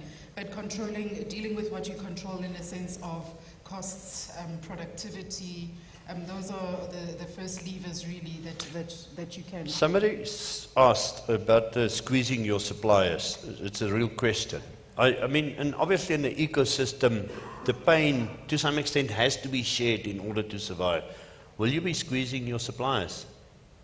Should they be squeezing their suppliers? Remember, this is not the Harmony is advising Anglo Platinum how Thanks, to Bupelo. squeeze or Appreciate it. supply. I'll pick up the Harmony way on the way out. These are the questions that the people in the audience want to understand. How does this play out, obviously, for different stakeholders? Yeah, I wouldn't use the word squeezing Of course you wouldn't. suppliers. Yeah, but it goes back to, you have to develop, there has relationships with suppliers. So they also need to be aware. I mean, we saw this, especially during the time of COVID. I mean, that's where Exactly. everybody really Good came example. to the party Yeah. in terms of what has to be done, etc. So from a Harmony perspective, that's how we deal with these type of things. Starts with relationships. Thank you. Craig, your boss has nicely ducked the exploration question, but there's obviously somebody in the audience who's going to ask this of everybody. So isn't part of investing also investing back in exploration? You invest back into ore bodies, perhaps undercapitalized ones you acquired. But isn't the majors at fault for not exploring more in South Africa? Aren't you as Anglo Platinum, should you not have done more exploration? Otherwise you're in harvest mode, huh? Yeah, no, I think, Bernard, I think it's a good question, and I was reflecting when Duncan was answering the question. But from an Anglo Platinum perspective, I do think it's been twofold. One is we're investing in the assets to make sure that they are sustainable for a really long term, and I've spoken about the reasons for that. And I just think through Mogalakwena and the work that we're doing there in terms of exploring the opportunity from an underground perspective, progressing the exploration decline. And that's significant investment over the next 3 to 4 years. Would have spent about 4 billion rand on that. So I do think that investment in the assets we are doing, and we're continuing to look at the exploration. But we've got some great assets, and I think we need to make sure that we invest in those first in order to extract the most value from those. So May Hermanus, which I haven't seen, so she may be online, but she is a past inductee into the Hall of Fame. When she puts a question, I do put it to you. May says, with reference to investment in mining, the demand for PGMs and other metals and minerals seem to be offset by the long tail of externalized impacts and post-mining social legacies. Any data on the impact of the investment in long-term resilience, viability of the community? So can we talk about, so mining is a phase, we mine, there's a longer term impact. You introduced the concept of resilience. Can you expand the IDC's role? How do you help a mining company to go through the cycle, be resilient, leave behind communities, or are you just a loan shark funder at the front end? Well, not really a loan shark. Not loan we shark. deny- Have you we seen deny your that, race? absolutely. Have you seen your race lately? So I mean, we've got regulators in South Africa that are responsible for ensuring that the environment is left in a suitable or in an acceptable fashion. So the framework is there, the regulatory framework. Yeah. So all that we do is we ensure that the applicable approvals are there for the investee companies that we invest in. And we also make sure, as I've indicated earlier on, that they comply to our own responsible investment guidelines prior to us approving that. And obviously, within our framework, we continuously monitor performance of our investee companies. So we do annual audits and we visit them and look at how they are taking care of our overall investment, including ESG concepts. So, Madam Moshe, you interact with investors. You supposedly raise capital. They tell you the South African government is useless, the minister is not capable. You've got him in the audience, so tell him now, what is it that investors would want him to change? One, two things. So I Drop think the sarcasm of Yes. my question. But seriously, So- what is it that investors would Yeah. want the DMRE, our minister, to do so that Yeah. South Africa is more investable? I think the first thing is transparency around licensing. That is And a we big, discussed that at length yesterday. So transparency, in fact, let me not just limit it to licensing. Let's just say transparency on how implementation of the regulations, so be it licensing, be it around the water. So we need to have a system. If I were to advise you, Minister, Don't talk to the minister. All Talk right, to the let me audience. talk to my audience. So, one of the things that we need to do But you is listen, Minister. have a. I mean, we are in a digital era. If we could have a digitized way of licensing and implementation of water use licenses, etc., that would minimize the amount of time that is required to actually deal with these issues and then get on with business, which is mining. And this has been implemented in a number of jurisdictions. So we don't have to, do anything different. We actually have to implement what has been done. Secondly, I think we need to go conducive for investment. South Africa, I remember when I was much younger, when I was attracted to this industry, it was one of the key destinations that one wanted to be in, because we have the resources underground.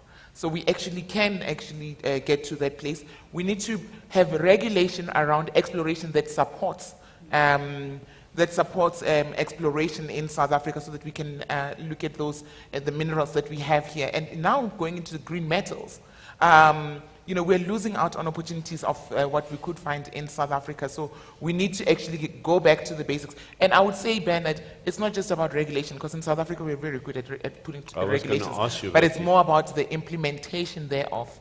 And the last thing I would say is, as South Africa, whenever I'm in America, I'm blown away by how everything is shown as positive, whereas we always look at the negatives here at home. And when we sell ourselves to the rest of the world, we don't do a good job of selling who we are and the great things that actually happen here. So I would say that we also need PR around our mining industry that it actually showcases how brilliant we are in mining. We have the right skills. People are actually leaving here because they do not have opportunities, but if they did, they would stay at home. And two, we have the resources.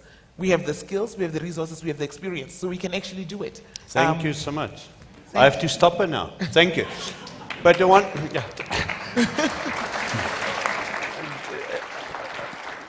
one thing I could not get Mamecha to say is, we can have fantastic regulations and even good implementation. The rest of the world incentivizes exploration. Oh, that's true.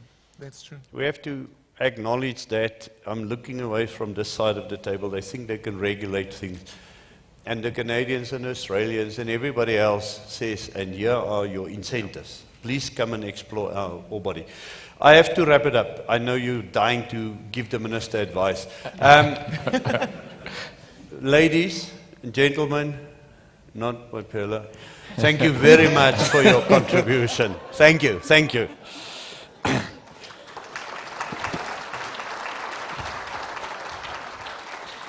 Sometimes you wonder about the monster you've created. Huh? We do formally acknowledge Honourable Minister Mantas and your advisors, your colleagues. Even the DG is back. You really have sinned. You got sent yesterday. You have to be here again today. 2 days of punishment for you, Jacob. I'm so sorry. Thank you. Thank you all for joining us. There's a you guys can come, Lulu. There's a interesting, yesterday people said, so tell us about the next resignation or dismissal at Transnet. And I could only say, we'll have to ask her tomorrow when she gets fired.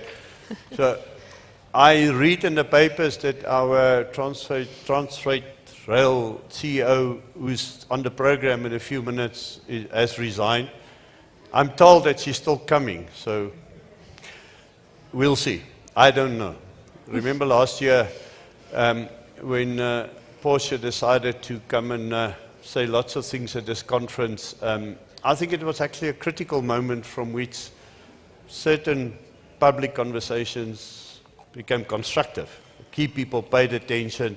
And it took us a year, but I think Transnet is beginning to get attention. So we'll see. I cannot announce whether we have a speaker or don't have a speaker.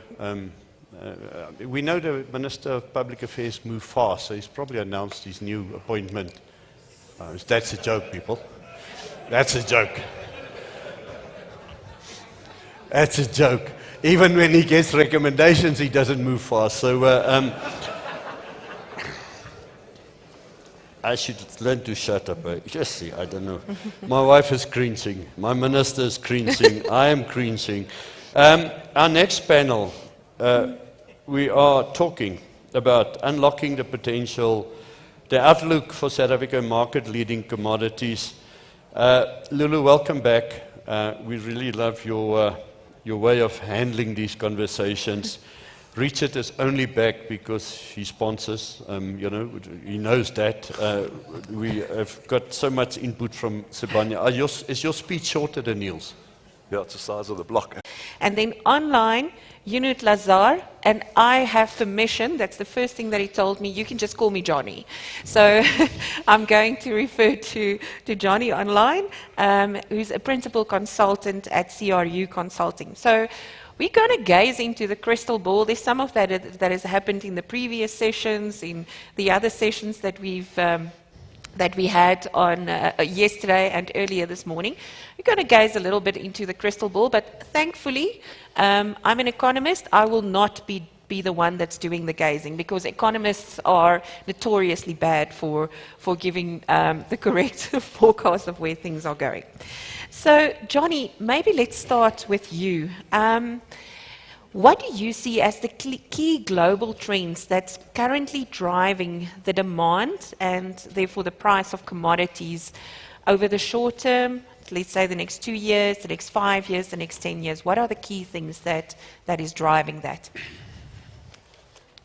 Thanks, Lulu, and I'm very sorry that I can't sit right there next to you. Your import logistics for consultants is very poor.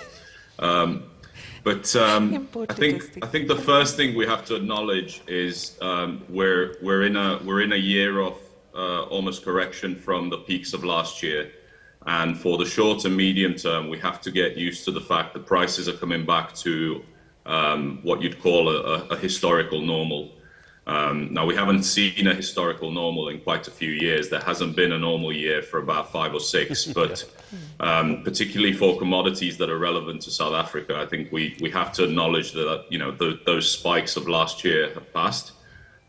We've seen big drops in the price of platinum, palladium, rhodium, coal, iron ore, and we have to accept that that's the new reality.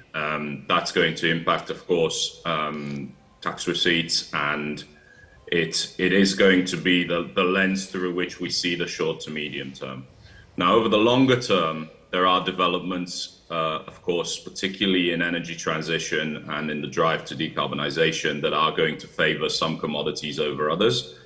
At the moment, about half the work that we are doing in this space is around critical minerals and the availability of specific minerals that have to enable energy transition.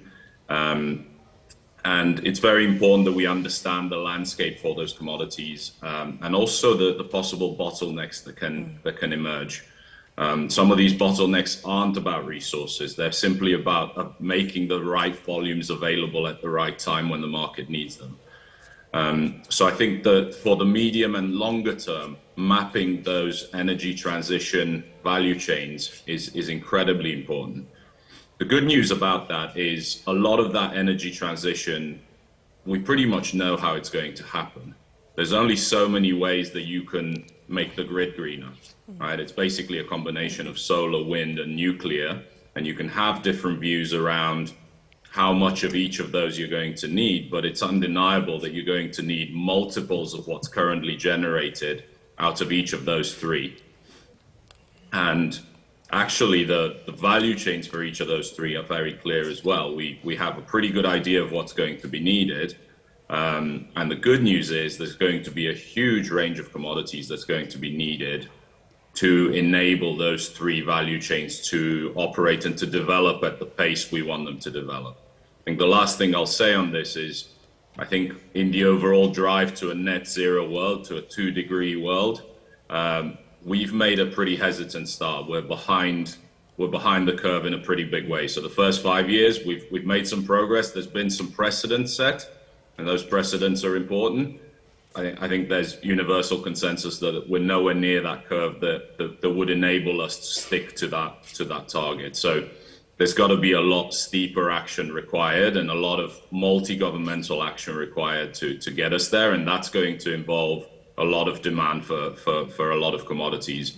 You know, we do this, we say this all the time within CRU, but if you want to generate terawatt hours of electricity, you got to generate the tons of material that make that happen, and that's one of the big challenges. Richard, so looking at that, what does that mean for the leading commodities in South Africa? What we have to offer, what we might offer in future, how do you see that picture unfold? Yeah, I think, I guess the question on leading commodities, same as critical minerals, and let's unpack that. I guess, what I would add to what Johnny's mentioned there is, if we think about the energy transition, certainly the way we look at it is you can bucket it into three different aspects that you really need to think about. There's generation, and as we've mentioned, that's going to be largely trending towards renewables, and that means a move away from more coal-based commodities. There's then going to be transmission. A lot of that we currently understand. I don't think those technologies are going to change significantly, but there's going to be a much higher demand for it because your renewables are in different locations to your current stations. But then probably an area where we've spent a lot of our particular focus is we know renewables are not consistent. It's not base load.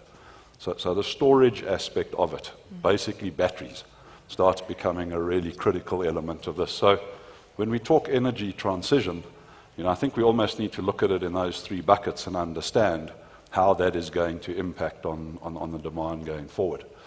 I think the other overall trend that we are going to see with this is a move away from coal-based fuels, which also create electricity, but to electricity itself. So how is that electricity going to be generated? And I think that's where the hydrogen question that I know has come up again. It has to be part of the mix. And over the next 20 years, we certainly see that growing off a low base quite significantly. So those are the shifts we're going to see. I think, in my mind, trying to today forecast exactly what those critical minerals are, especially where the technologies are going to change, is going to be a little bit tricky. So as a country, I think we've almost got to think about what do we have, what's our competitive advantage, and how do we move that forward.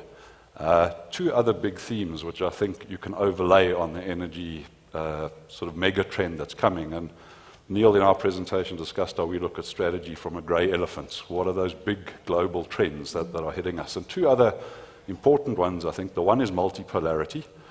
So we are seeing trade tensions. And as South Africa, we've got a unique opportunity to position ourselves in the middle of that. So if I had to use an example of what does that mean, I mean, a metal like you can use vanadium. We're the third biggest vanadium producer in the world.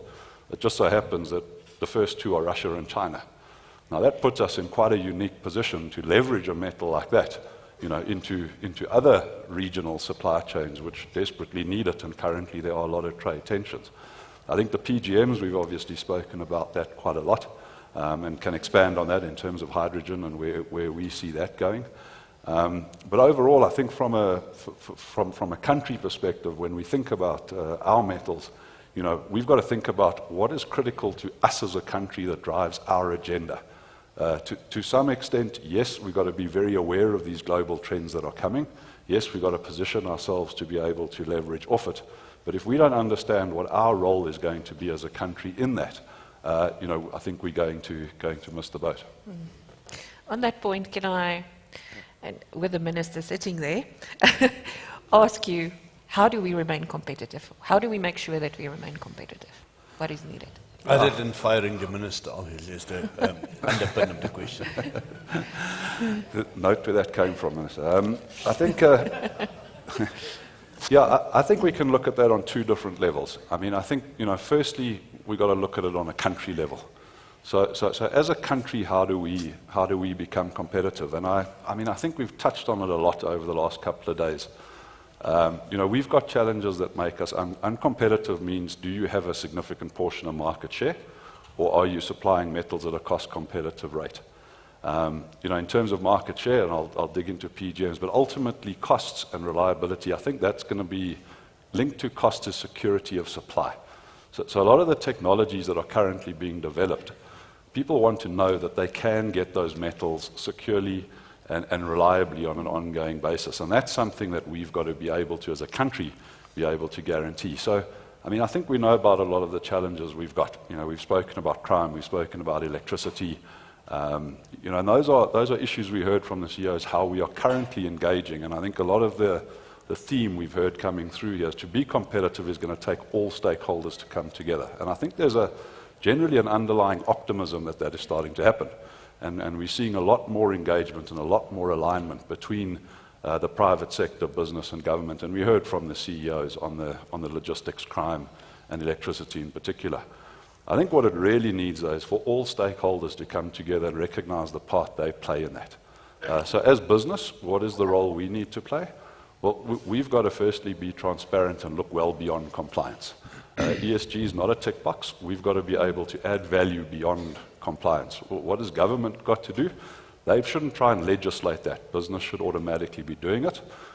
Government should be putting in legislation that is enabling to be able to build, and then applying that legislation in a transparent, consistent, and quick manner.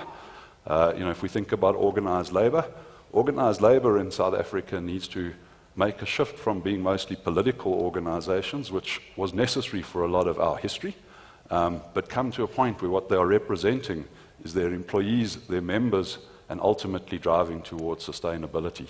Communities need to recognize that we've got to engage constructively. Private sector can't be the answer to all aspects, but if the private sector is delivering their part of being transparent and sharing that value with all stakeholders, you know, they need to come along, acknowledge what's happened, acknowledge that we move through cycles, and engage constructively with us to be sustainable. So for me, to be competitive as a country is going to require all stakeholders to get together, be role clarity in what those different stakeholders have to deliver, and deliver that moving forward towards a common vision. Yeah, collaboration is key. I think we have interesting challenges that means that we are in a situation where we cannot act on our own to actually get to solutions. On that point, Johnny, if I can come to you, you mentioned you know, the importance of supply chains and understanding that supply chain when we look at the future of commodities, and specifically looking at South Africa. How would you suggest the mining industry work with those supply chains actually to understand how things might unfold, because it has such an important impact on where the future demand will go? Yeah, I mean, I think that's a very good question and a big one. I think the main thing that needs to happen in the first instance is to recognize that this transition that we're going through is so big that even at country level, there's only so much you can do. But the appetite for change is not just at country level. There is huge amounts of capital appetite around the world to invest in that transition. And so I think Richard's absolutely right, and you have to make these changes to the internal logistics and to make sure that that cooperation happens at national level. But then you have to also look at that value chain and say, there are some of these things that we mine in this country that the world's going to need, and there is appetite to invest in making that transition, in spending the big money that's required to make those big bits of transition.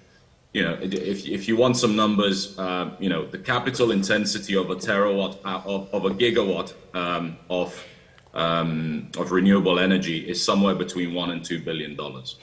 That's not a little bit of money, right? In terms of, you know, you compare that with investing $1 billion in a vanadium mine, you get a lot more bang for your buck in vanadium than you do in energy. And so there's two things I think that need to happen. One is in those bottleneck minerals,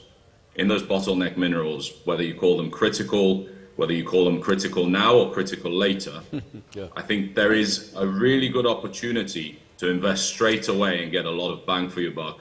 But you have to get the international community to recognize what that contribution is in terms of removing obstacles from that path of energy transition.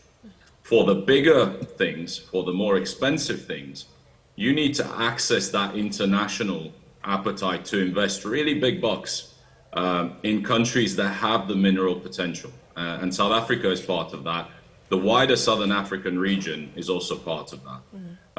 There is huge amount of appetite for that investment, but there is very little understanding of what that investment can be directed towards. So each country has to have that ability to essentially put its hand up and say, this is what we can do on our part as long as you support us. And the support is available, but it's at the moment it's very confused. We're still in the sort of wild, wild west stage of, you know, individual projects trying to contribute to a greater goal.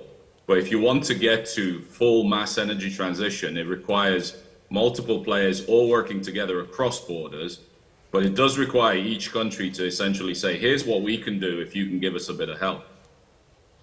Yeah. And I think that's where having that clarity internally as a country is very useful in terms of putting out a value proposition, setting out your stall and saying, this is what we'd like to do to help the rest of the world get to that energy transition. This is what we need in terms of support. Thank you so much. Richard, we've had some interesting discussions earlier about sustainability, ESG. You also mentioned it.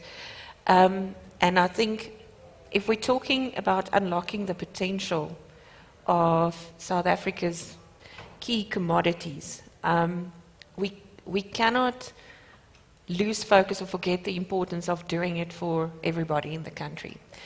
What, in your opinion, is the continued role that the mining industry can play in the just transition, in the communities where it operates, in the further development of South Africa, given where we are at the moment?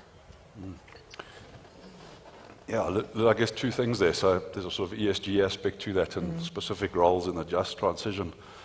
Look, I mean, I think with ESG, and we've said it before, you know, it's become a buzzword, and we need to be incredibly careful as an industry that just doesn't just become a compliance checklist. You know, so sadly, it's going down that route. You know, what ESG should really reflect to us as an industry is, you know, stakeholder capitalism. I mean, it's about creating value for all stakeholders, and the environment is a stakeholder.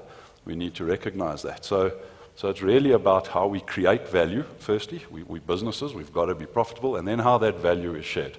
And if we can get that right, you know, then I think we are essentially ticking the ESG boxes.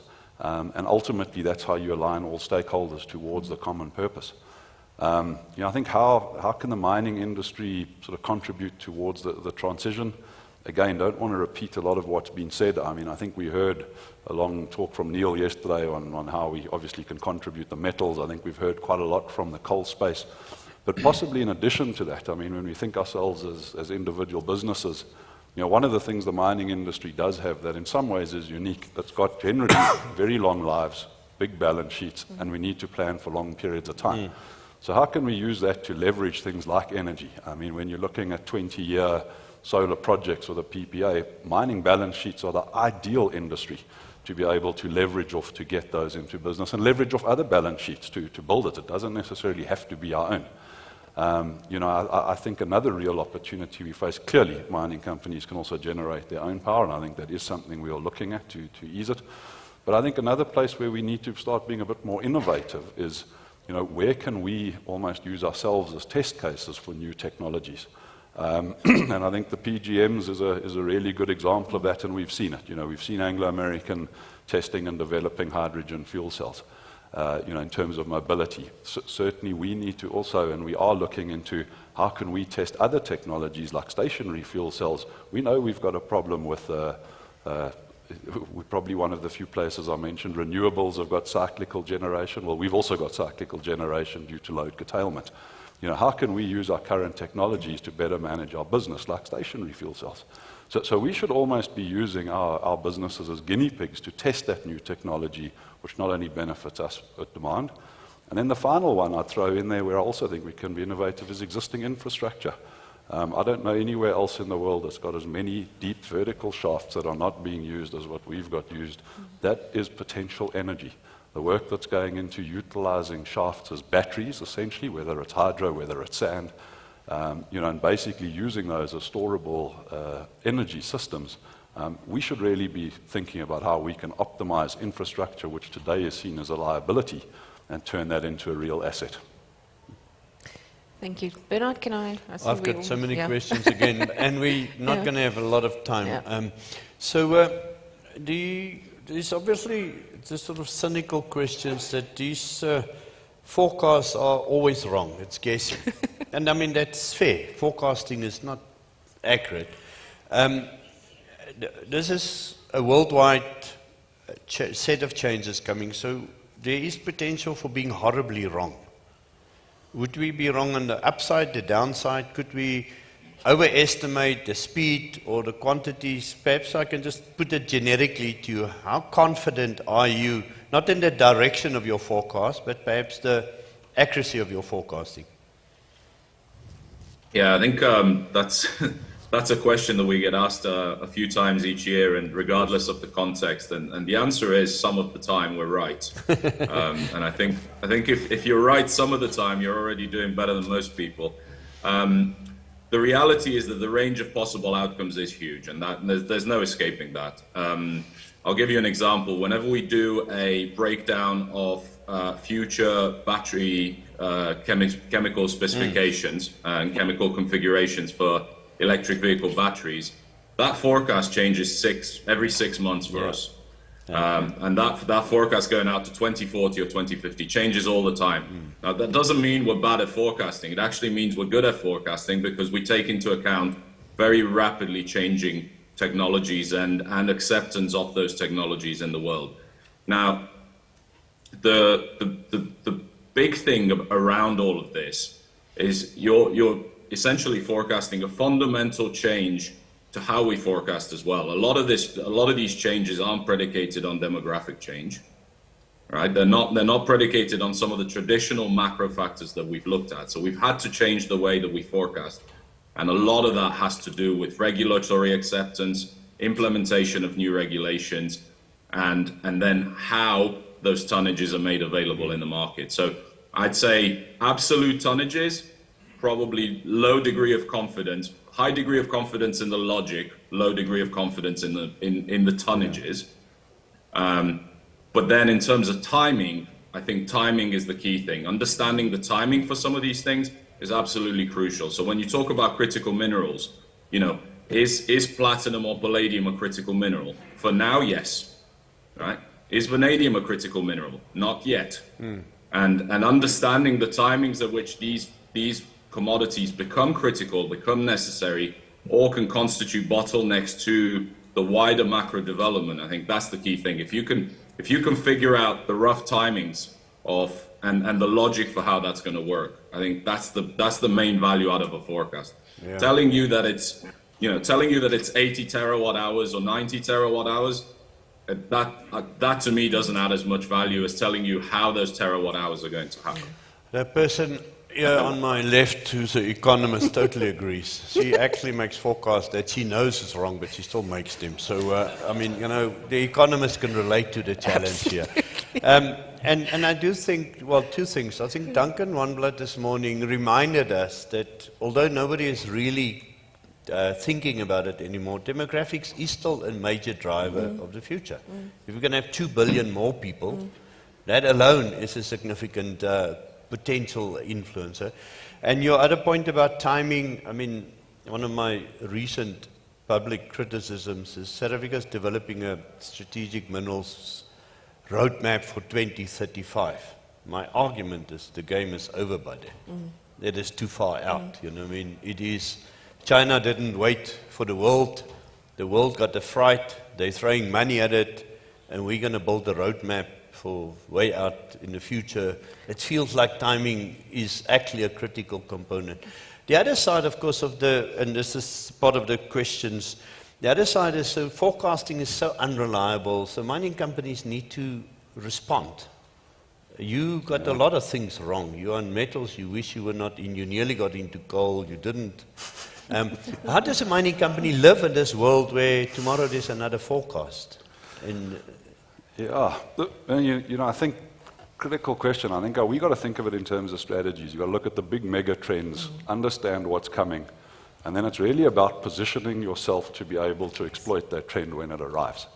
So in my mind, it's less about, I guess it's the same as when we got into PGMs. It wasn't about trying to forecast exactly what the price was or exactly when it would turn, but it was getting confident that the cycle would turn and that we were at a low point in the cycle, and that's where we got in. Are you talking about the turn up or the turn down? Which turn did you foresee now? So we all know when it goes up this time it's different and it's never going to change. When it goes down it's a cycle, don't worry, it will change. I mean, that's like standard. that, yeah. But I think the way that, I think the way we've got to think about it is look at those mega trends to understand how we've got to position ourselves to make sure we're in the right place when those trends happen. When it comes to exactly how you deal with that, listen, go back to Noah's rule. Don't try and forecast the weather, build the ark. And I think from a South African perspective, what is absolutely critical, the ark we've got to build is we have to be competitive in how we supply these metals. We have to be able to tell the world we can supply them at a competitive cost and in a reliable manner. They can rely on us as a country to deliver it into the world. So I think there are two parts. Position on the trends, but build the ark, make sure you can deliver them competitively. We were always going to run out of time before we run out of topic. We designed the conversations like that deliberately. I can apologize, but we want the audience to have wanted to hear more from you guys. We are there, unfortunately, and tea time is a non-negotiable in this. So we are breaking for tea. Thank you very much, panel. Thank you so much. Thank you. So, morning munchies, I see. Don't overeat, huh? Watch your sugar levels. We'll be back in exactly 28 minutes. Thank you. I was waiting for the exploration question because I had it free. Is that? Oh.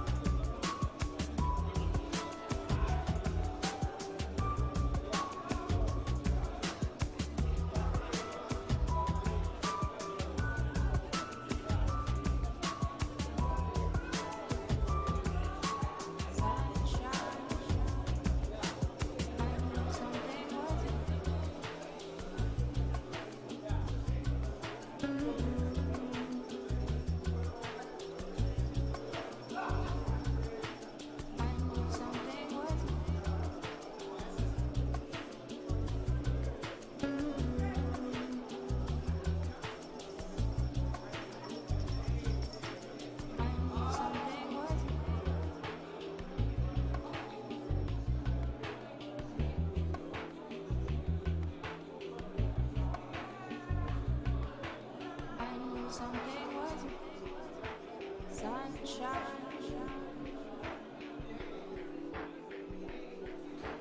Sunshine.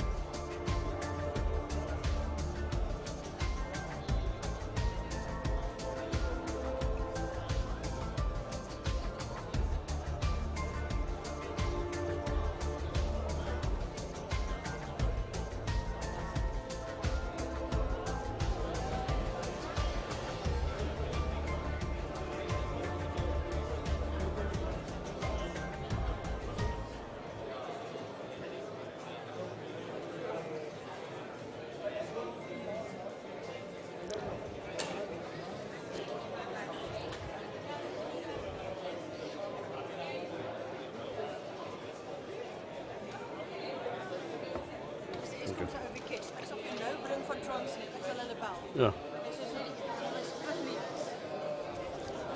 Yeah, thank you. Okay, let's settle down. Thank you. Tabi Leoka, please sit down. See, that's how you handle the minister. You make his audience sit down, and then Tabi, it didn't work. You can stand up again. See. Okay, ladies, gentlemen, thank you. Our online audience, welcome back. We live in hope when we get to our keynote speakers from our state-owned enterprises. Those are uncertain jobs, so we wake up in the morning and we hope that the people we've got on our program are still on our program. But at the same time, we do want to be current, so we want to have the conversations today. We don't want to, have inappropriate conversation. So our next session is meant to be dealing with, for us as an industry, key state-owned enterprise relationships. Eskom, our energy supplier, and then obviously Transnet, and very specifically Transnet Freight Rail. So on the program, you had Khalib Kasim, the acting Chief Executive Officer. I'm not making an announcement. He hasn't resigned or been appointed that I am aware of. But he is going to be substituted by Dr. Vikesh Rajpal, the GM for Just Energy Transition. And it is the presentation we have requested to become and made, so it's just a different presenter. We are still under the working impression that Sizakele Nzimela is on her way from the airport to come and speak. Now, I was going to joke later today with Minister Mantashe that he's obviously, this is his farewell attendance. I mean, he looked shocked at me, that was exactly the effect I was going to want to have on him, Is this your last opportunity? And clearly, with the ANC being elected out, whatever, I was going to stir the pot with him later today. But now, this has become a platform for resignations and dismissals. You see. I've now stirred the ultimate stirrer, so from here on, I'm out of control of the program. So this program, the flexibility, we'll just live with,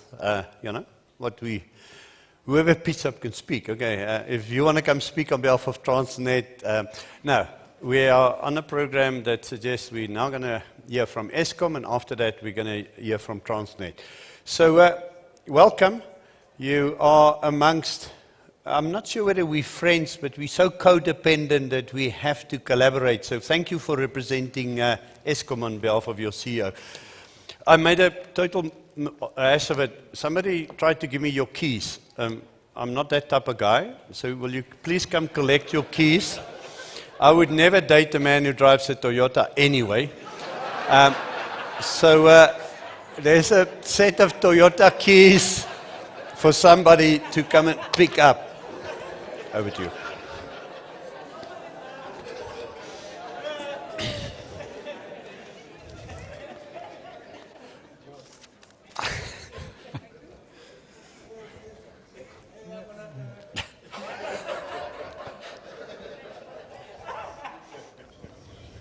Honorable Minister, Chief Executives, Captains of Industry, industry leaders, associates, and experts, distinguished guests, ladies and gentlemen, good morning.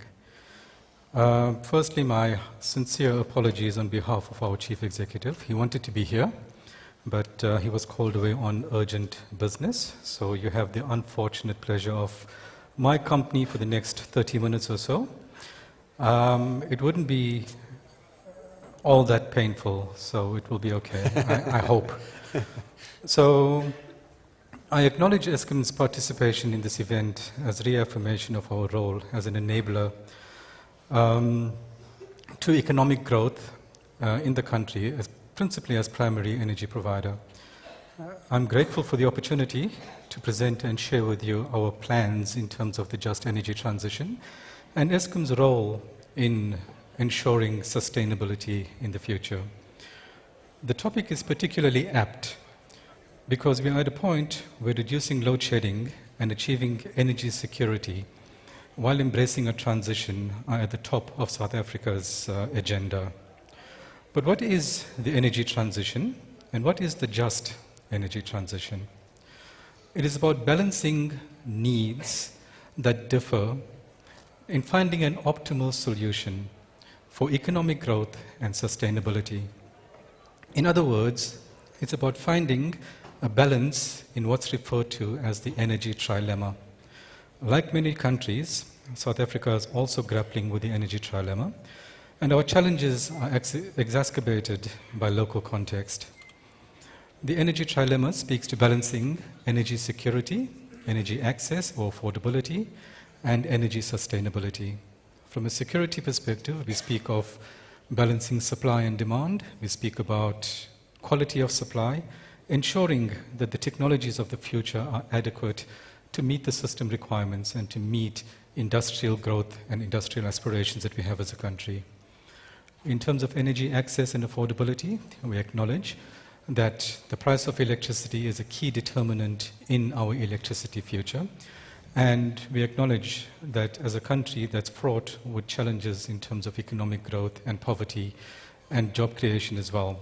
It is something that we bear top of mind when we look at solving that part of the energy trilemma. Then when it comes to energy sustainability, we speak of a sustainable future. We speak about a low carbon, low emissions future that speaks to our obligations as a country and as a continent towards the commitments that have been made, but the commitments that we have in terms of our impact and the obligations that we have in terms of our impact regarding climate change. Our just energy transition strategy as such is centered around 3 principles. Those principles are aligned with the country's just energy framework pathway, which speaks to restorative justice, speaks to distributive justice, and it speaks to procedural justice. Restorative, in essence, means addressing the ills of the past through the electricity opportunities so that we can have a future that is not as challenging from an economic growth perspective, from a job creation perspective, and from an unemployment perspective as we've had in the past. Distributive justice speaks to training and development, upskilling of our communities, specifically in the mining and power station communities, so that they are empowered and positioned to embrace the technologies of the future. And then procedural justice speaks to consultation, speaks to engagement, it speaks to leaving no one behind in the process as we transition from a predominantly coal future to a cleaner energy future. Our objective as Eskom is to achieve long-term sustainability and thereby effectively delivering on our mandate to provide electricity and power South Africa. We continue to drive generation recovery initiatives that are aimed at preventing the current performance from deteriorating in the short term and improving the overall performance of the generation fleet in the long term. We want to ensure that the current stations have improved performance and to sustain this performance while the other units are gradually improving. We are increasing planned maintenance in the summer months, and the consequences of this will be possibility of increased stages of load shedding. We endeavor to minimize and subsequently put an end to load shedding, but not at all costs. Certainly not at the expense of the already ailing generation fleet. Therefore, we will not compromise on planned maintenance. As we put more effort into the generation recovery, we are cautious not to neglect the other aspects of the business. We are also embracing the innovative energy solutions that are present and driven by major global trends. We have acknowledged and embraced this as a framing of our future. To remain relevant and fit for purpose is our ambition. To this end, Eskom is pursuing a just energy transition strategy which seeks to offer a second life to our power stations as they reach end of economic life and end of technical life as well. The JET strategy further serves as a real-time response to the inevitable global shift to a green economy that gives impetus to government's commitments to the Paris Agreement, to which South Africa is a signatory. The JET can enable us to plug the supply-demand gap sooner and in a more cost-effective manner, as renewable energy has proven to be the fastest way to bring new capacity and thus reduce the risk of load shedding. However, as stated in the Integrated Resources Plan, the timing of the transition to a low-carbon economy must be done in a manner that is socially just and sensitive to the potential impacts on jobs and local economies. As a result of the energy crisis and the country's inability to add new generating capacity, we are currently exploring options for continued operation of our coal-fired power stations beyond the anticipated decommissioning dates to allow the country some breathing space to add new generating capacity. This does not entail life extension, but rather sweating of the assets and delaying their shutdown. We are cognizant of the impact that carbon emissions have on the climate and recognize that Africa is unfortunately the continent that is most impacted by climate change. We are fully aligned with and supportive of the country's ambitions and commitments towards a net zero pathway by 2050. Through the JET strategy, Eskom can put carbon emissions into a structural decline while growing the economy by creating sustainable jobs in the country. While the country explores opportunities to address the energy crisis, we have taken decisions to decouple station decommissioning from repurposing and repowering. We have completed socio-economic impact assessments to understand the impact of station shutdown, but importantly, to understand the opportunities that present themselves as we transition to a new economy. We have begun development of new renewables in the form of solar PV, wind, battery energy storage, and synchronous condensers at our power stations. And it is important to note that in the decision to decouple the station decommissioning from our repowering and repurposing initiatives, the intention is for us to have continued economic activity at those power stations so that we don't have a repetition of what's happened at Komati. At Komati Power Station, we acknowledge we should have acted a lot sooner. We should have embraced community members. We should have had plans in place in terms of new generation capacity, in terms of new economic activity at Komati before the last unit was brought offline. We are taking lessons learned from that, and we are implementing those lessons learned at other power stations. And in other words, we intend having continued economic activity to provide a second life to those power stations and to the communities around those power stations, to prevent or to support a smoother and easier transition that is just. There are opportunities for alternative economic activities, not necessarily based on electricity generation. Some examples include the establishment of an agrivoltaics facility, training centers, manufacture of containerized microgrids, ash beneficiation, recycling initiatives. At a power station, there's a number of sources of precious metals, like copper as an example, like steel. We are looking at recycling, beneficiation of those opportunities at these power stations to have economic activity that's not necessarily electricity related, but continues the activity at those sites. We acknowledge as Eskom that we cannot replace at any specific power station capacity on a one-to-one basis, because the renewables from an energy perspective and a capacity perspective will not replace at those specific sites. They're at the same capacity. But from a country perspective, the overall economy benefits from large-scale build-out and rapid build-out of renewable technologies. Eskom will shortly issue a request for proposals from the market for a 75 megawatt PV plant at Letabo Power Station. We've recently, a few months ago, obtained the Section 34 determination from the Honourable Minister. We are also looking at a 100 megawatt PV plant at Komati that will be going out to the market in the near future. How much time do I have? Are we okay? Good. Oh, is it 9? Cool. So as we say, there's Remember, no... if you don't use all your time, I've got more time for questions. So you be the judge of your speech. Huh? He's new in the mining industry. He doesn't know how this is going to work. Huh?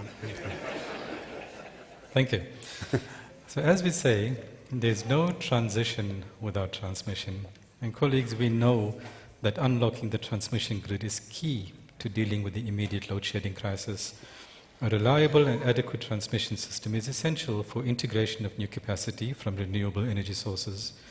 We are therefore accelerating the development of the transmission grid in the Northern and Eastern Cape provinces to enable the addition of new generation capacity from independent power producers.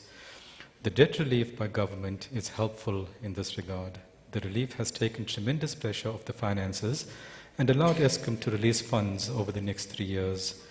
This enables long-term planning and execution of key projects. The Transmission Development Plan calls for building 14,000 kilometers of new transmission lines over the next 10 years. Our teams continue to evaluate and finalize the network plans in areas with strong transmission network capacity, especially in Mpumalanga, Northwest and the Free State provinces. These parts of the country have potential to accommodate additional capacity at a relatively short period because we have the established transmission infrastructure in place. This is particularly so at some of the older power stations that will be retired, making transmission capacity available for cleaner energy sources. This potentially also paves the way for virtual wheeling arrangements. Honored guests, we have always maintained that South Africa's electricity challenges will require a collaborative approach.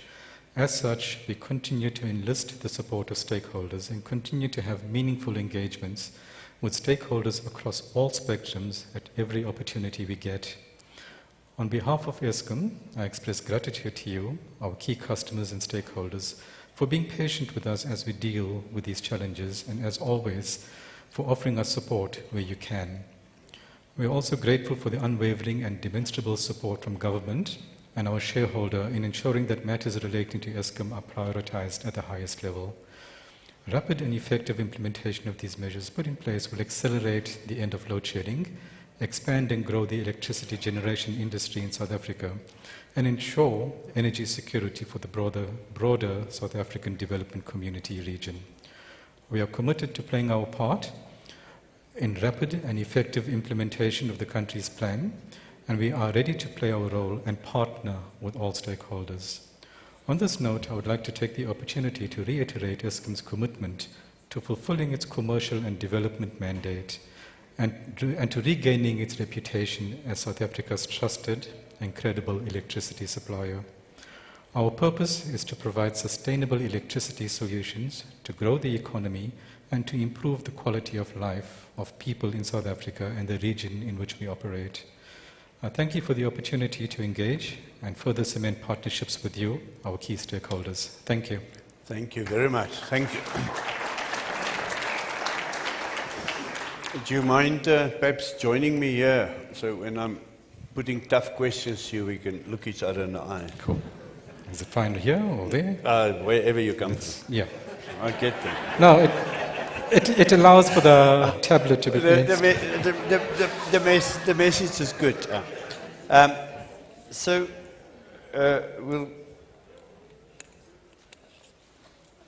Let's start with specific questions, and I like the questions which have got names to it because I can warn you this is a journalist.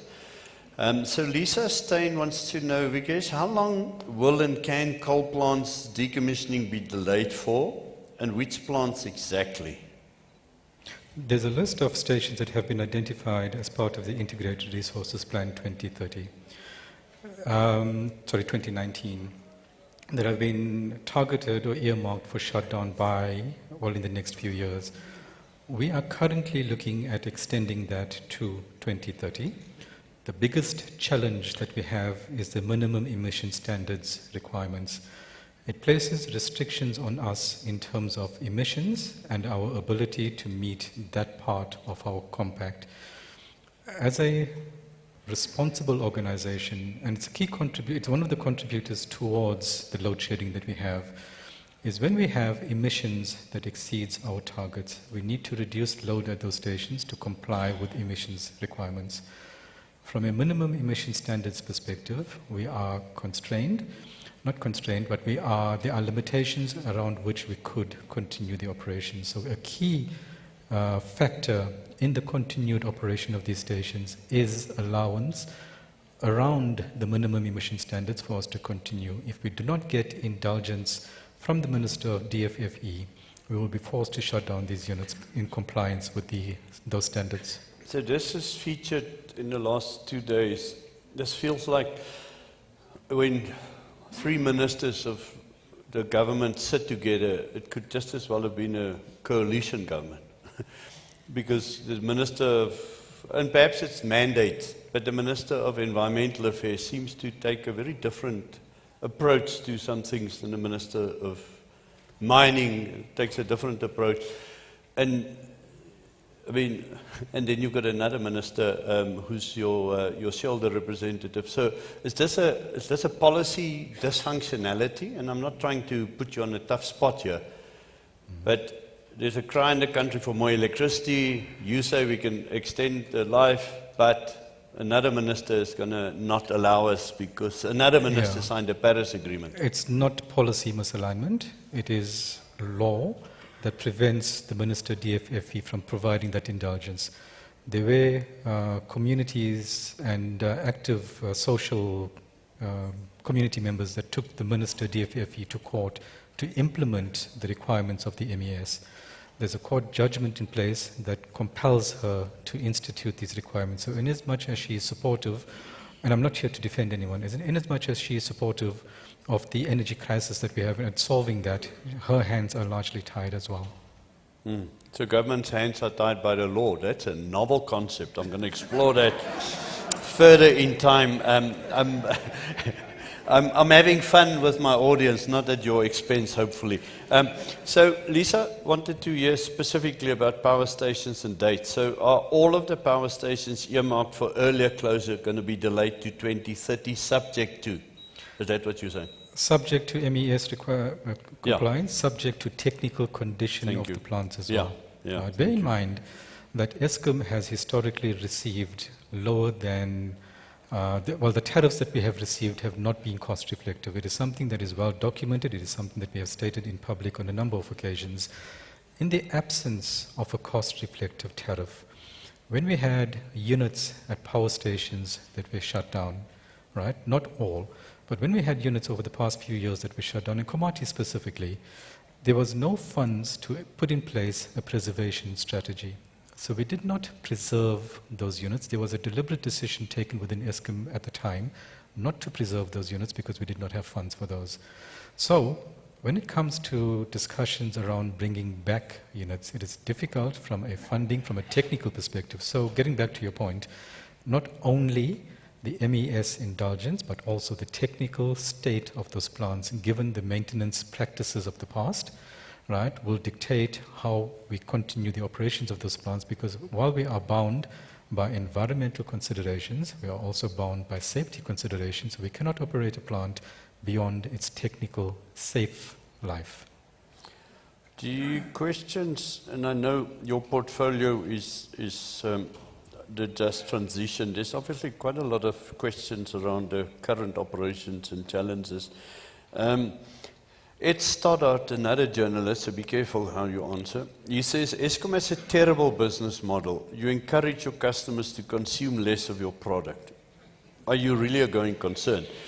I would have said it even more politely than Ed, but I mean, it does sound so counterintuitive. Please use less electricity, the prices go up, we quite frankly can no longer afford your electricity. So something has to give in this business model. Absolutely. I agree. Right? Let's stop there. I agree. So, it is not a sustainable business model, right? No business would encourage their customers to use less of their product. We're in a situation where we are trying to balance the system, and we're in a position where the country as a whole, irrespective of from which sources, the country as a whole has not added enough generation capacity when it was required, and that is a fact. to balance that and to meet the system requirements and to have a safe system, because we manage the system on one key criteria, which is frequency. The frequency of the system plus minus tolerances that's acceptable to the system operator is a key determinant in operating the system. And if you have capacity if you have capacity that does not meet your demand, you are forced into a position to reduce your load to make sure that from a frequency perspective, you have a safe system. So it is counterintuitive. It goes against business best practice, but it is where we are. I think this question, and I'm obviously suddenly getting flooded with thousands of questions, but the question which I think may be in your domain is from Sandra de Toy. She asks, what progress has been made in accessing the donor funding that has been pledged to support JET? That is managed by the project management unit, the PMU at the presidency. There have been discussions, there's a number of engagements happening in terms of the allocation of those funds. Within that is what's called the Accelerating Carbon Transition Fund, which is, there's a clean investment fund component of that is highly concessional, almost grant. Related to that, those funds of about $500 million were set aside to be associated with the shutdown of Hendrina, Camden, and Grootvlei power stations. Our decision as Eskom to continue the operation of those stations does have an impact on that. There are engagements that are currently happening with Eskom, with National Treasury, and those funders in terms of the impact of continued operation, and it is something that is being managed at the presidency level. So I'll build on this question later today with the minister and ask then, is this funding now going to go via the CIA to fund the lobby groups? But we'll close that loop later with the minister. What is the status, this is from Dimi Botika, what is the status of wheeling power through Eskom and municipal grids, allowing anybody to get power? Are you in a position to comment on that? The status of wheeling through Eskom's grid, where there's capacity available, we would support that, right? It's just a matter of depending on which lines, where the generation is established, and the constraints around those substations and the transmission infrastructure.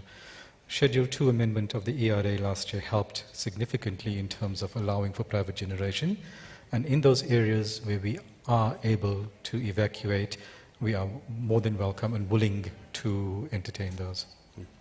There are quite a few questions around your statement about cost reflectivity.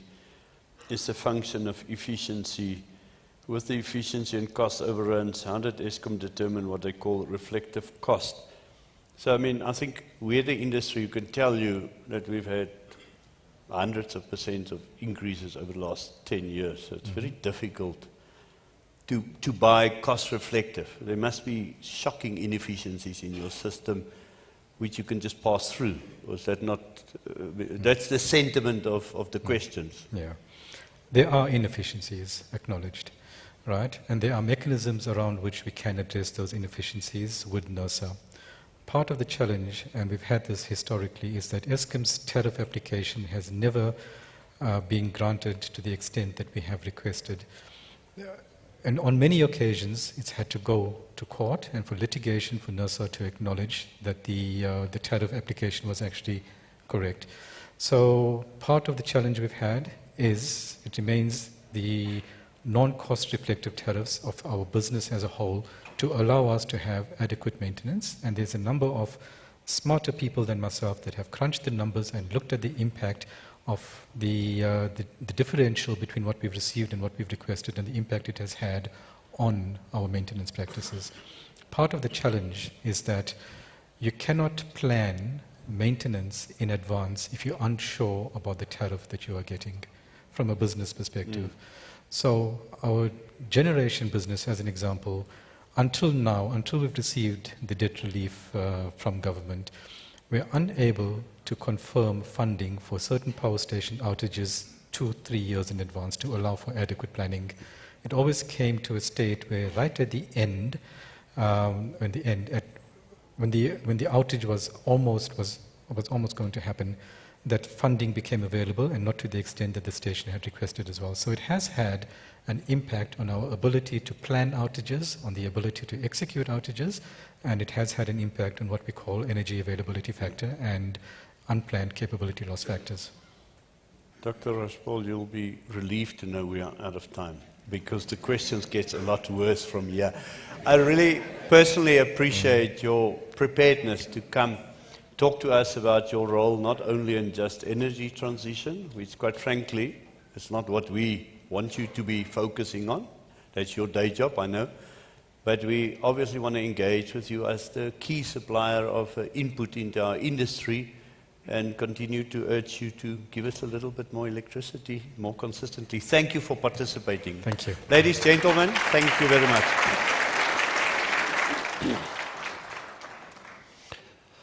So, I mean, Africa is not for sissies.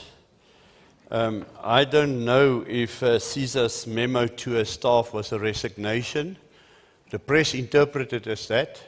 I thought it was a very inspiring memo to the staff, but that's not for me to judge. Let's hear what she's got to say. The one train that is always on time is this one. Every conference joke with her, and I said, the train is late, but here's the train. Caesar, come speak to us about the challenges your organization face. Thank you very much. And welcome back. Is this for the last time? Yes. Oh, okay. Let's deal with that up front and say yes. I'm pretty sure there must have been a lot of bets circulating around here whether I would be showing up today or not. We took bets on it. Oh, I thought so. I thought so. But you should know me better. I never shy away from a challenge. Indeed. Otherwise, I would have never taken this job in the first instance. Yeah. Minister, sorry, I'm intimidated. I didn't realize that the minister would be present, so let me formally acknowledge the presence of the minister and other dignitaries as well as part of this session. I'm not very good with protocol. I think Minister Mantashe does recall that of me when he was still in Luthuli House. He's still a troublemaker himself in the past, yeah.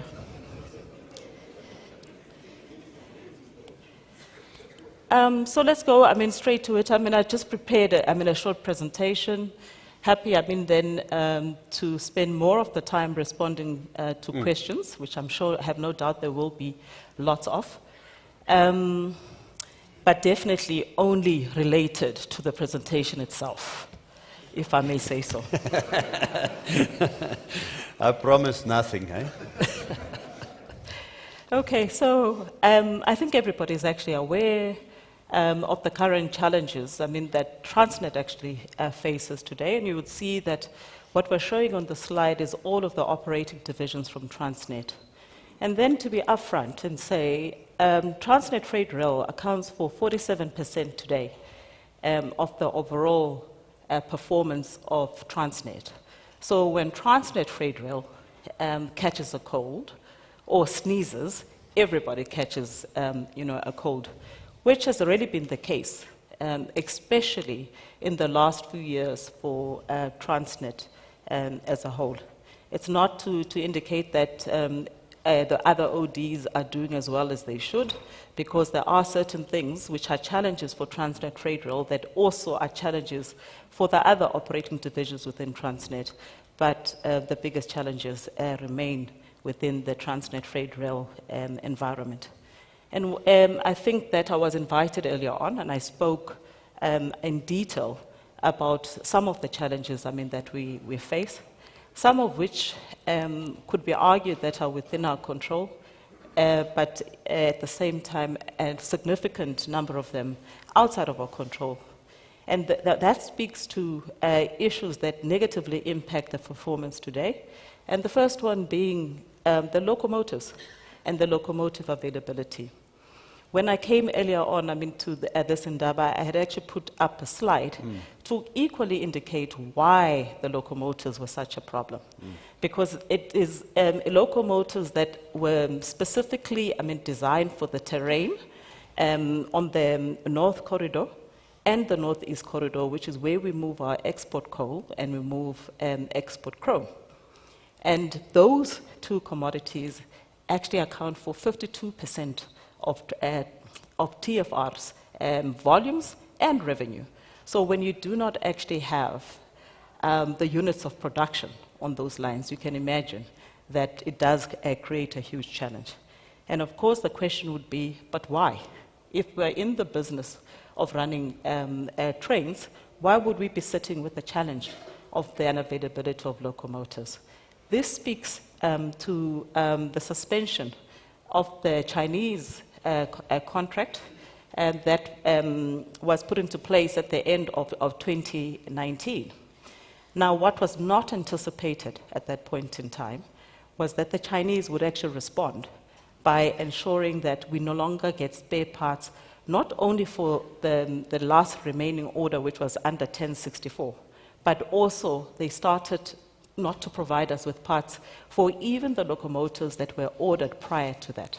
So the locomotives that were ordered under the 1064 with the 22 Es, which means 22 electric locomotives, but prior to that, Transnet had ordered 121 Es locomotives, and prior to that, about 90 of the 20 Es as well.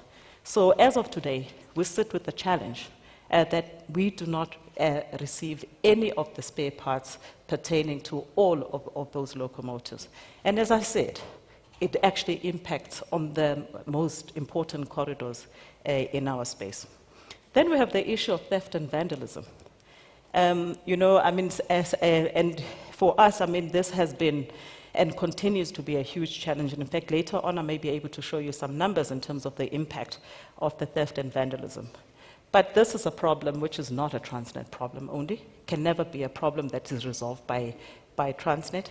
I think all of us as individuals, the South Africans in the room as individuals, would also have had some experience of this now, because it's not only on the rail lines that they are stealing, but they're also stealing the colleague, I mean, from Eskom, I don't know if he would have spoken about it, but I mean, we know every second day, at least where I live, something is stolen, cable is stolen, and it has a negative impact on electricity supply.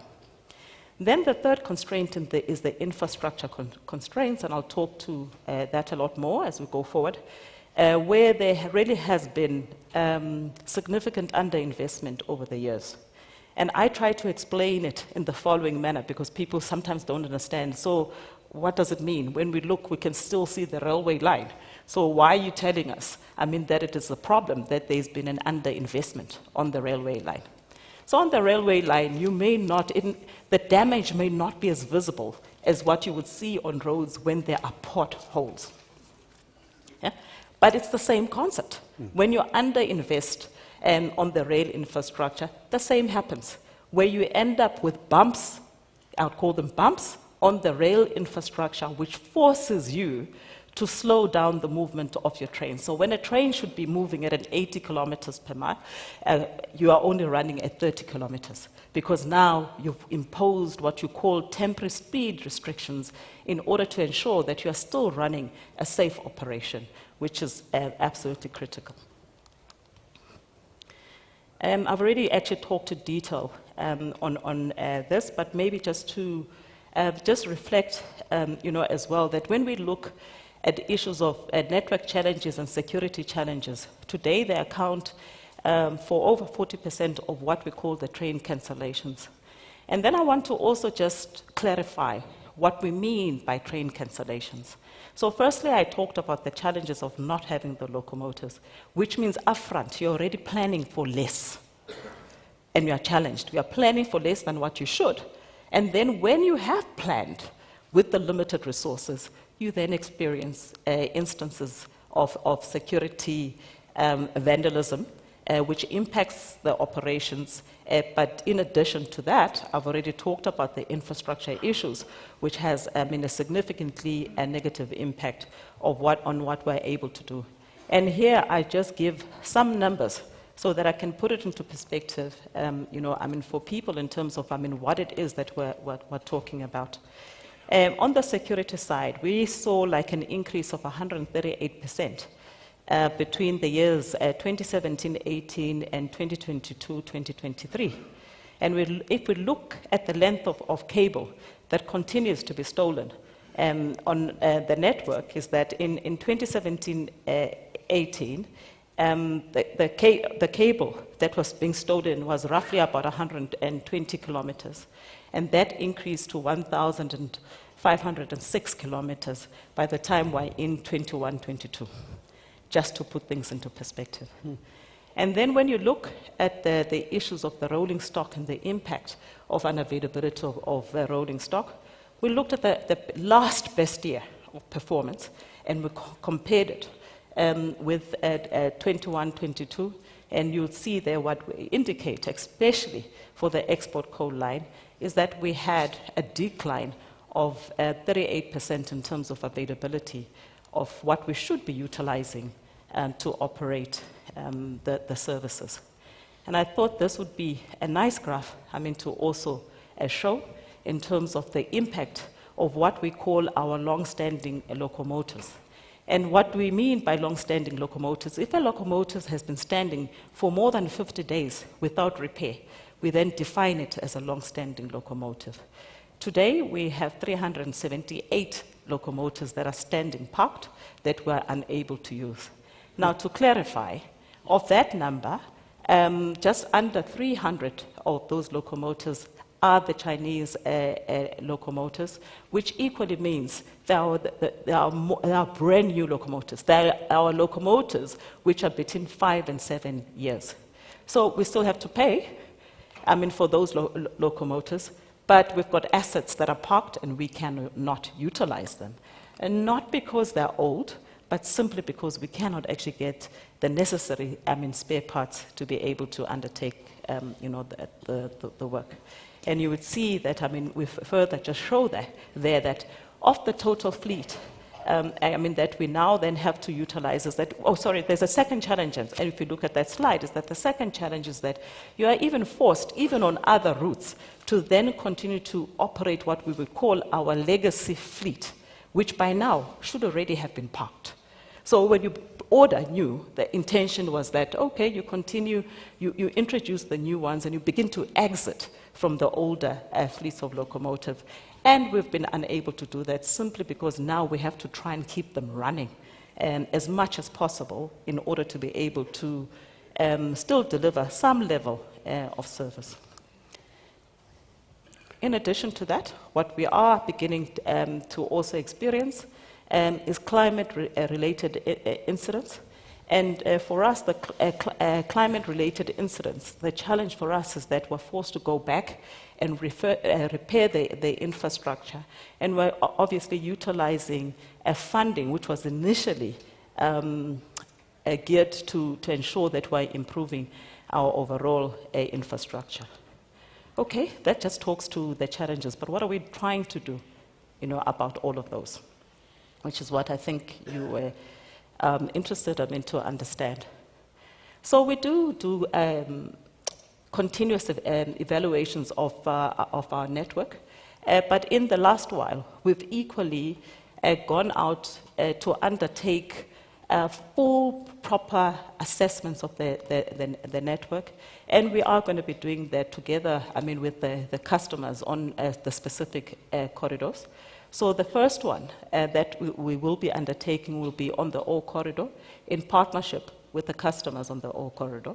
And the second large-scale assessment that is going to be undertaken on the infrastructure will be on that north corridor, which then also covers the export coal line specifically. For those that may not understand why I moved from North Corridor to export coal line, is because for us, North Corridor moves much more than just export coal. We move export coal, we move chrome, we move timber, grain, and various other commodities as well. But of course, the bulk would be the export coal line. At the moment, so that's what we're looking at.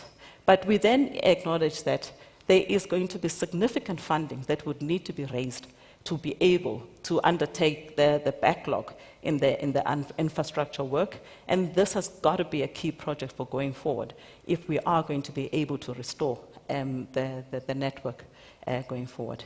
In the meantime, what are we doing? The only thing we can do is to try and prioritize certain projects that we believe would be able to provide us with immediate value. It's not the best of approaches, but with the limited funding that we have, we then prioritize what we believe are critical parts of the infrastructure, but also the parts of the infrastructure that move the most volume in terms of cargo. And there are, though, also, projects that we're undertaking to further expand capacity, because we believe that there are opportunities to do that.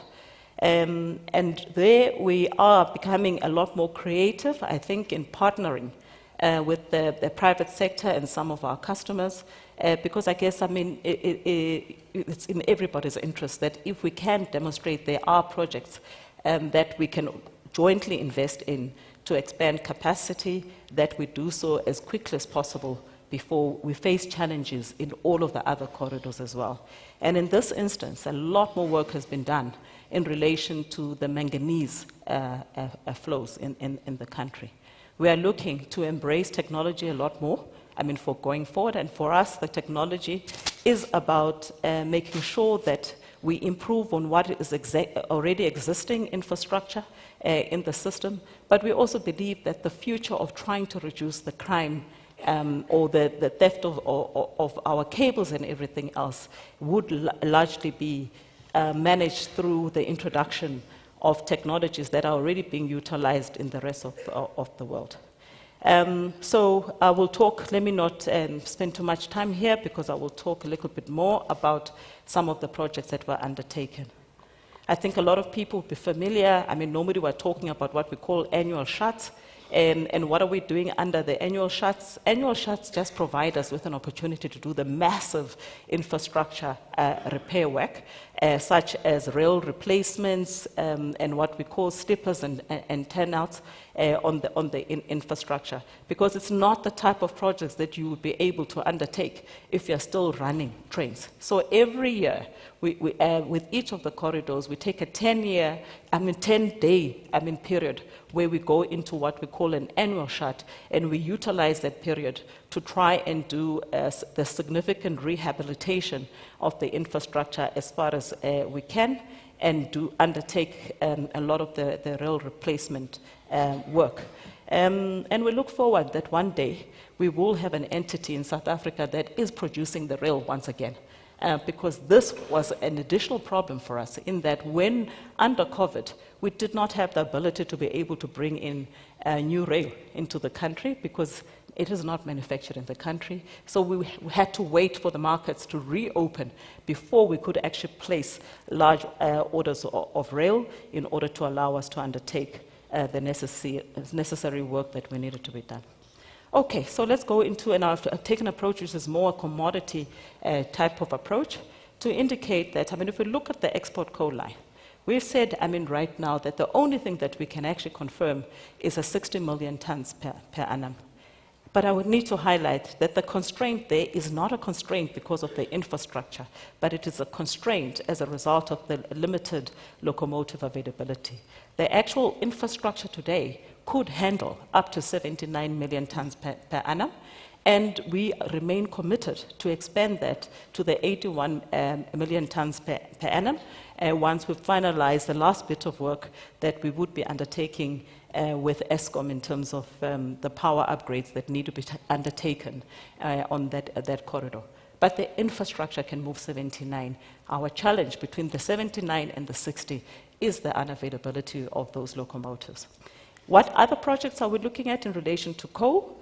We are working, with the Botswana rail operator to try and complete what we call the Botswana link, which is the Namamabule to Lephalale rail link line. And it is anticipated, that this line would be completed in December of 2028 and should add an additional 6 million tons per annum flowing through from Botswana through to our port in Richards Bay. We also continue, linked to that project, to do works that we need to do on our side in terms of the Waterberg project that was initiated years ago, and we say that once that project has been completed, which at this stage we are anticipating would be in 2025, we would equally be able to move an additional 11.2 million tons. Now, sometimes when we talk about these numbers and what this, some of the projects unlock, some of it is about fixing what is existing infrastructure to be able to run a lot more effectively to deliver the increased volumes. And then there are some short-term projects that we are currently undertaken on the Carolina to Emolo line, where we just want to upgrade a portion of that line so that we can make it a 26 axle load type line as opposed to a 20 axle load line, and that would immediately be able to provide us with an additional 4 million tons per annum. And of course, all of these things, as I indicated, require some level of funding, so we're taking different approaches to try and complete all of these projects. For the Botswana project, which is a joint project between the two railway operators, we've gone out to market to try and find a turnkey solution for the build of that project. For the Carolina to Emolo line, it is something that we believe we would be able to achieve together with our customers. On the manganese side, we completed an extension of what we call the Mamatwane loop in June, which was way ahead of what we had initially planned. And that loop immediately provides us with the opportunity to be able to move the 1.5 million tons additional volumes for Mamatwane. It is also what has enabled us to be able to introduce, just this last week, a new service of manganese to the East London port, together, with one of our key customers. So a lot of activity on the manganese flows, because we also believe that manganese is truly a commodity for the future.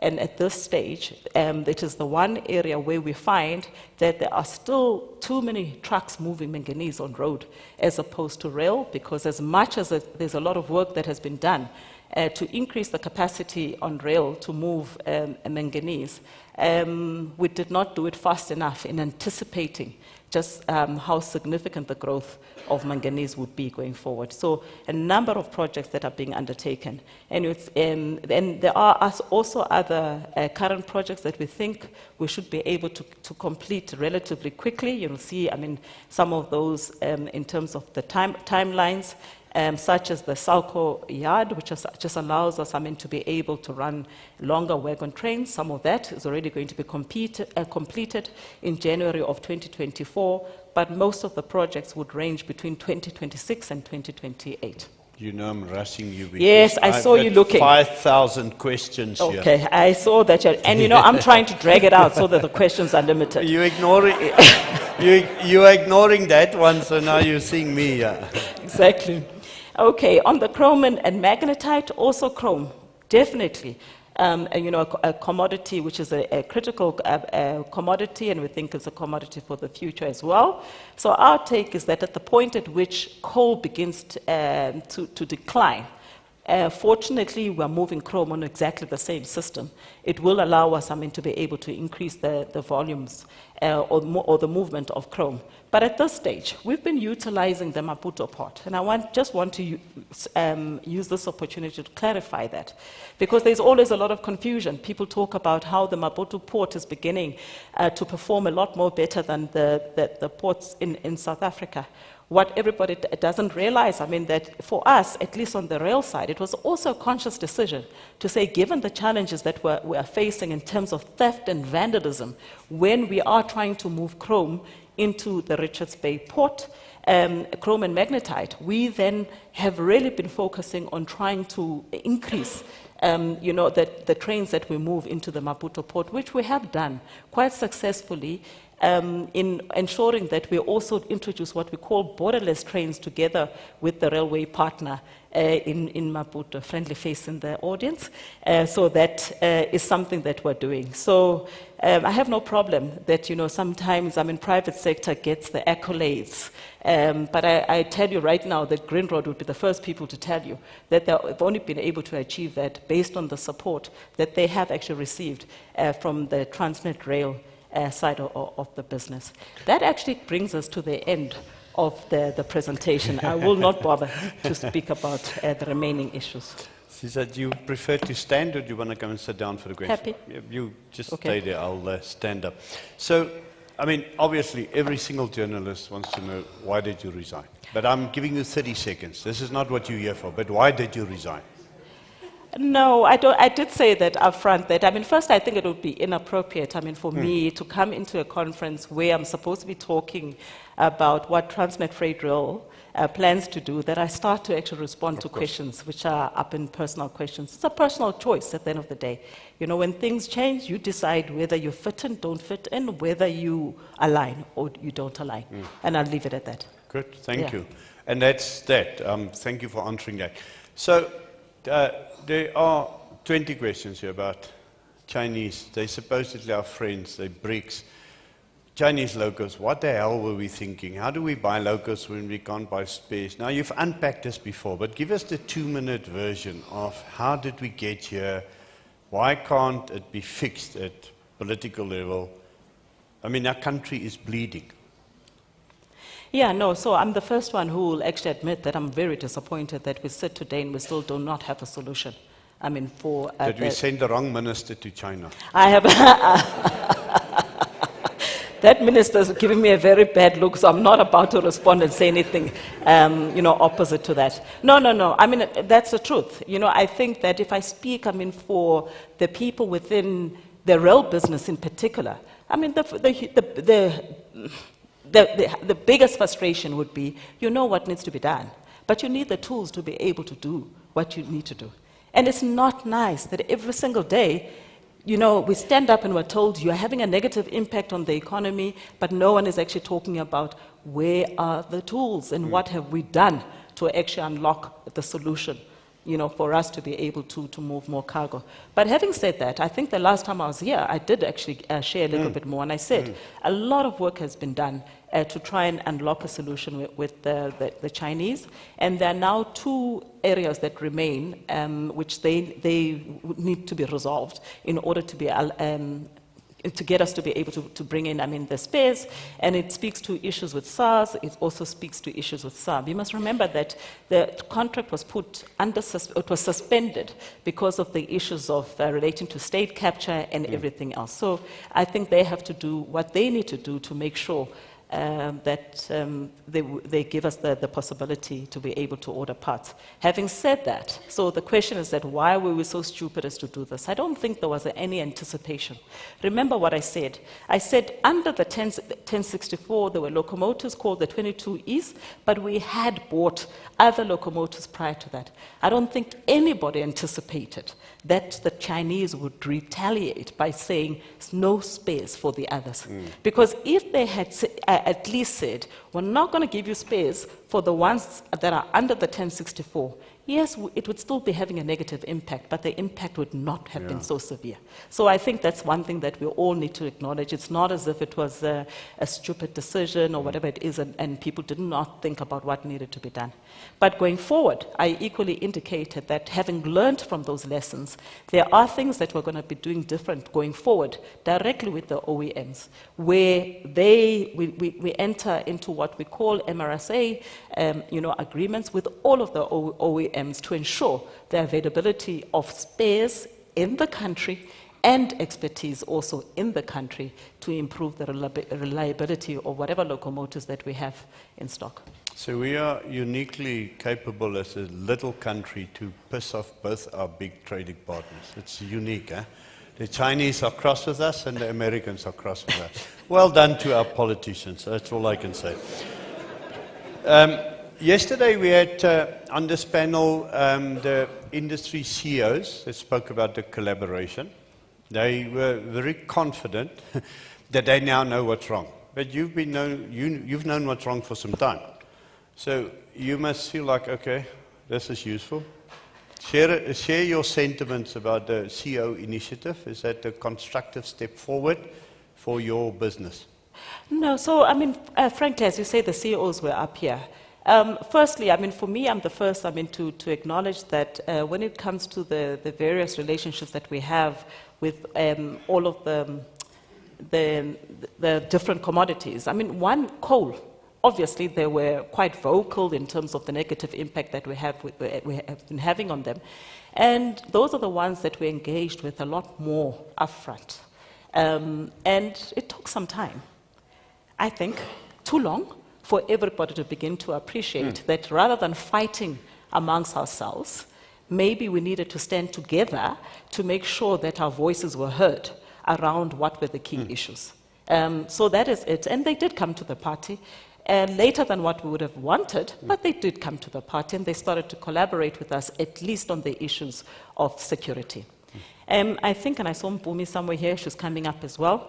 On the O corridor, there's always been a very good relationship between the customers, maybe because they're fewer, I don't know, on the O corridor, I mean, with Transnet.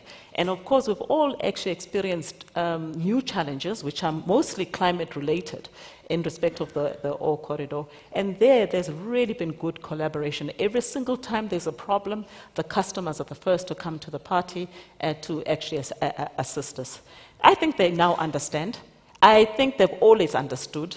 But I guess it's equally human nature that when you also need to go out and report on your performance, so you're not going to be as kind as to say, we know why. You've now smartly co-opted them into the problem. Well done for that. There are questions here, and you know, when I speak around in the industry, I bump into people, and people say, sometimes your minister indicates there's lack of competency.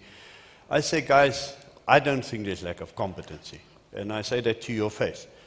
But the conversation always goes, but there's unhealthy egos and arrogance. Is your organization arrogant? Is it the state-owned arrogance? Is it the personal arrogance? Are your egos bigger than... sorry for the question, but people worry that how can this team fail? Yeah. Why do you fail? Is it what part is arrogance and ego? No. I mean, first of all, I've just explained why it failed. Now, what was our job? Our job is to make sure that we analyze what the problem is. We basically deal with the issues that we can handle, but most importantly, for those that we are not able to resolve, we make sure that everybody who needs to come forward with the solution knows about it. I think it would be very hard for anybody to deny. I mean, that the story has been consistent in terms of the assistance that was required to be able to turn things around.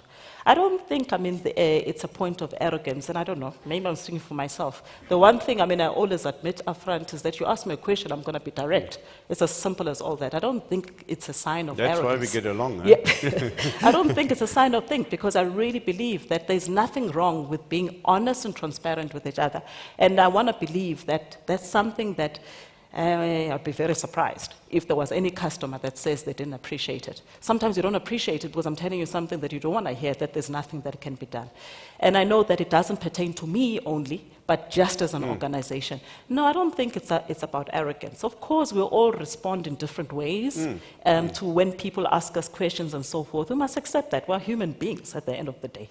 So there is that. So let me come to the skills issue.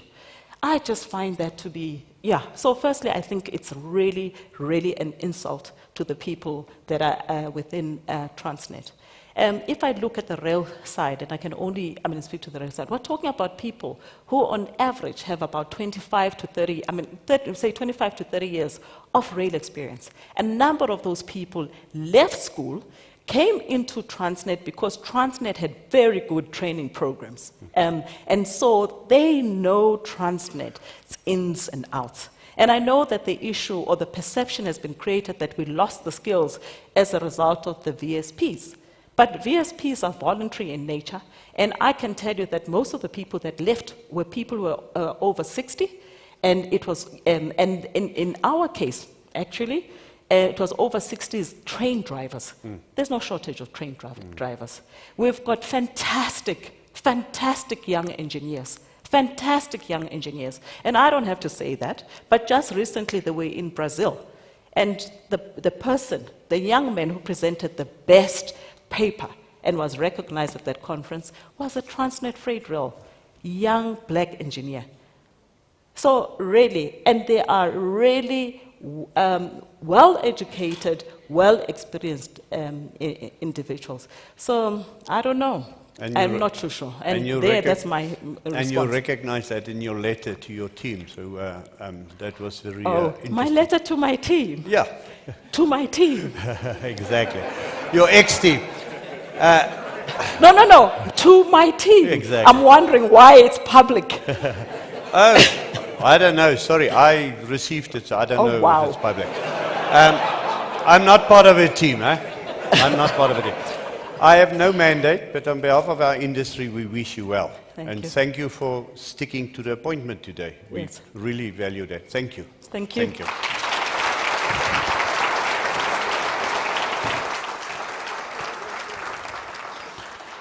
So for a small fee, I could circulate the letter to a team. If only these people would know what I know, then they would also, yes, I can't switch my thoughts off, sorry. We need to move on. We're now going to talk to customers of this business. The thrills and spills of bulk commodities in South Africa. We've got a wannabe miner and 2 real miners, so let's get this going. Where's our wannabe? No, you're not a wannabe, Andries. The wannabe is in front of you. We've got 2 real miners and a wannabe. And the wannabe is going to chair. Give me a chair next to you so I can help you if you stumble. Eh? I'm going to move over. Andries, goed en jy. Go ahead, Andries. You guys are between us and Lance, so be brief. Move faster than your trucks and your trains. Eh?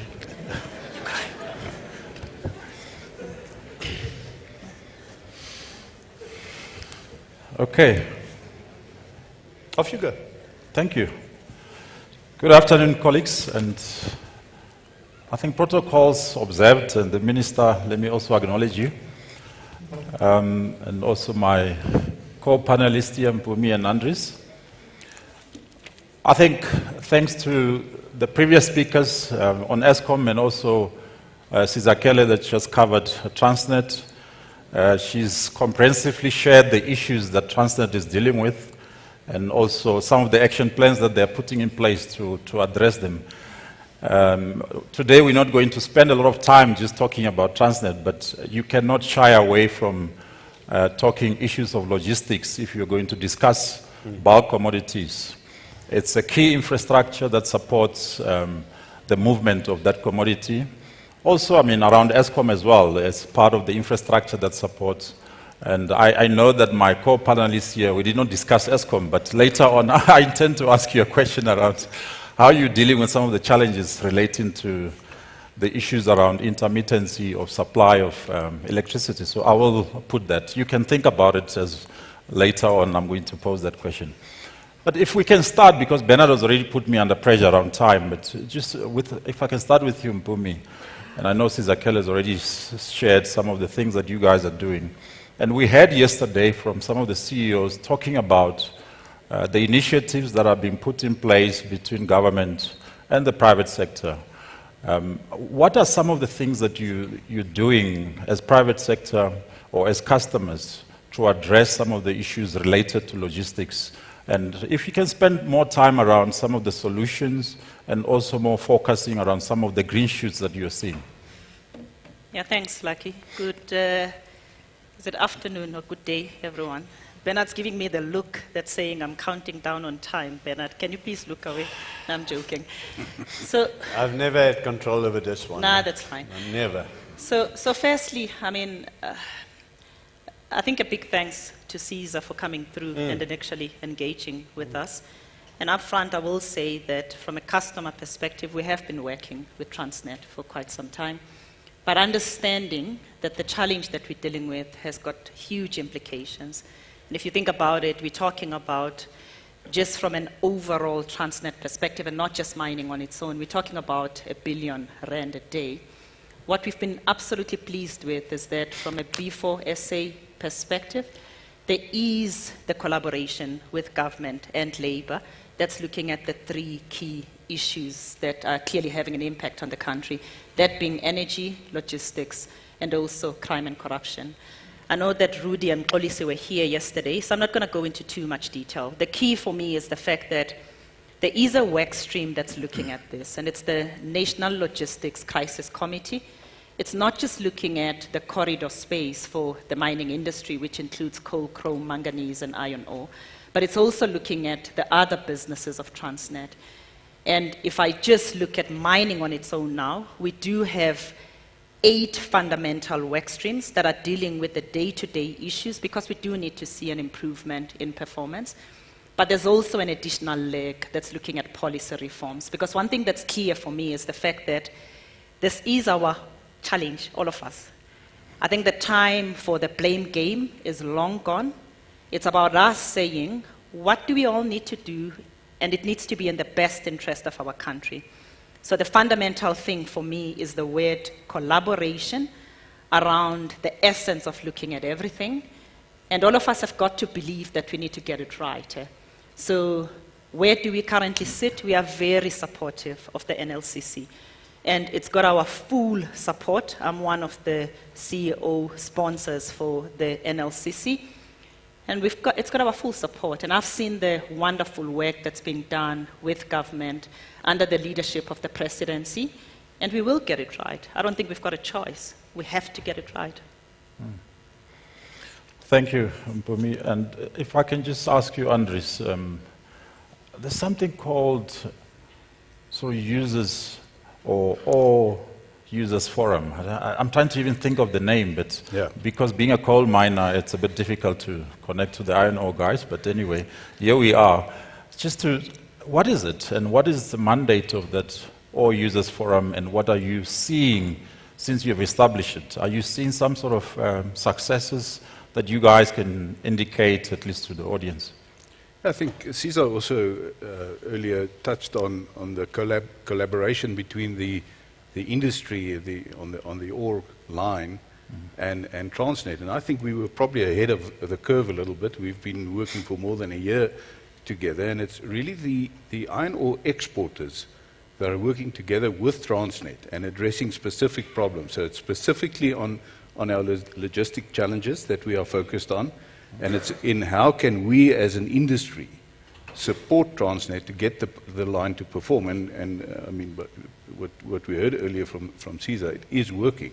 So it's a very simple cooperation between the iron ore exporters and Transnet, addressing specific problems, from short-term day-to-day problems on security, on infrastructure problems, derailments, assisting with that sort of thing, right through to longer-term assessments of what are the longer-term strategic initiatives that is needed to really get. And we actually don't want to only go to back to 60 million tons of installed capacity, but the enormous potential. And our company, we can share with how many jobs we have created as a junior miner in the Northern Cape. The job creation capacity of the industry is just so immense that we must get beyond 60. 60 is sort of the short-term target. We must get the capacity way beyond that, so that we can enable the other junior miners to actually enter the industry and get as part of the party. So you took that away from Mpumi and... No. Okay. But Andries, on we that like point, each other as the iron ore producers. Yeah, we're friendly. I'm trying to change that. Sorry. I guess just Andries, maybe to give the audience a bit of flavor around whether you see that. So there's sort of any progress that you're making towards achieving that 60 million tons and above. Is that the work that the initiatives that you're driving? Are you seeing any sort of green shoots? Well, there are two ways of looking at it. Remember, these things, especially when you start looking at big capital projects and things like that, it has to have a delayed reaction, and I think a lot of what we see now is actually mistakes that were made probably 5 and 10 years ago.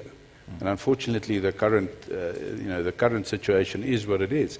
But our business, we also have a construction materials division, and a part of the construction materials division is supplying ballast to Transnet nationally. And what I'm very excited about is how we've seen an increase in demand for ballast throughout the country, and that means they're maintaining the infrastructure. 4 or 5 years ago, we didn't sell a single ton of ballast. Now all of a sudden, so that is progress we've made. We've actually seen an increase in the availability of wagons. We're tracking that on a weekly basis, and we've seen a significant increase in the availability of wagons. So there is progress. Yeah. But unfortunately, we're still 10% or 12% below our capacity for the year to date.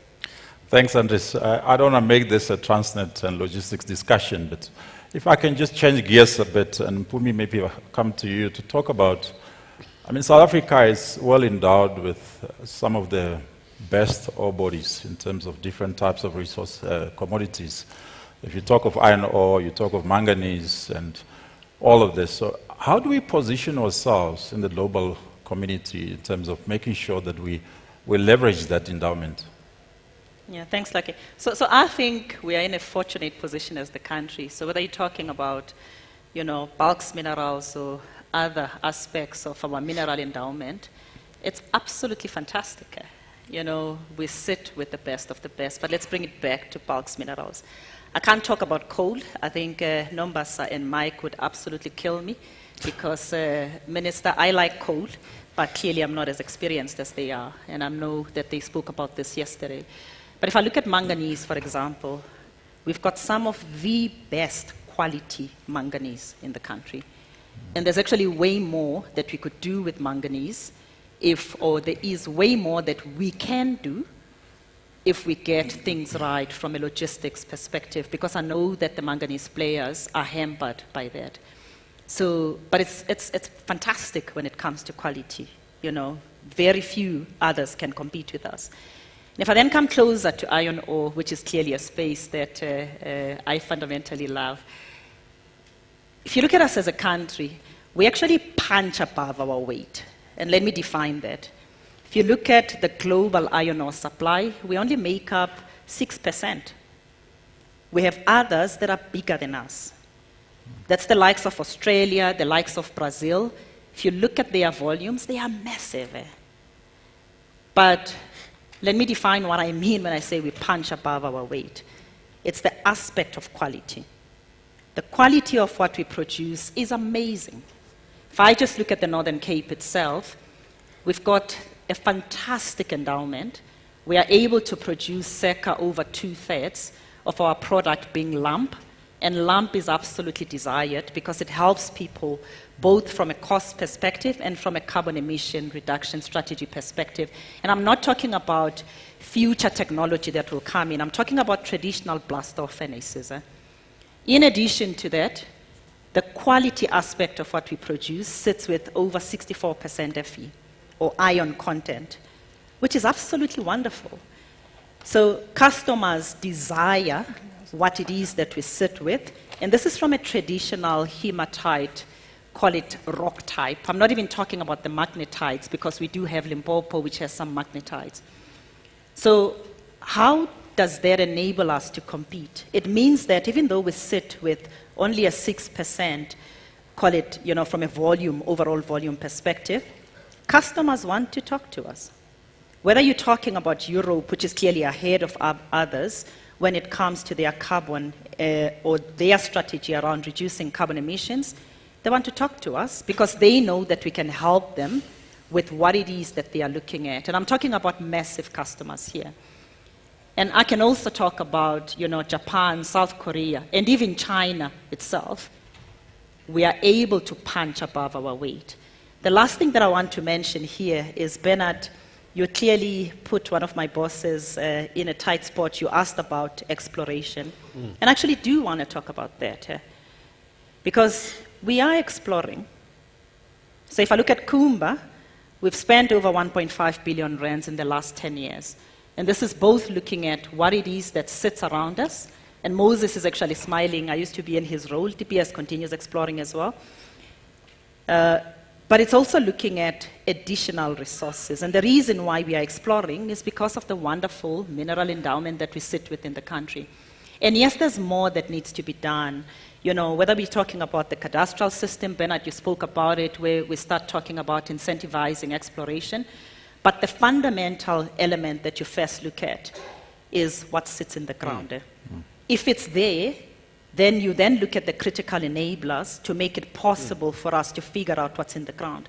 But our country sits with the first thing, and it's about capitalizing on that. So I'll stop there on the endowment. But you can see I'm passionate because I seriously think that we are absolutely fortunate. You know, I talked to Australia, and clearly they've got lower qualities. And I can smile and say, even though we are tiny from a volume perspective, they can't beat us from a quality perspective. And that's a good space to be in. Thanks, Mpumi.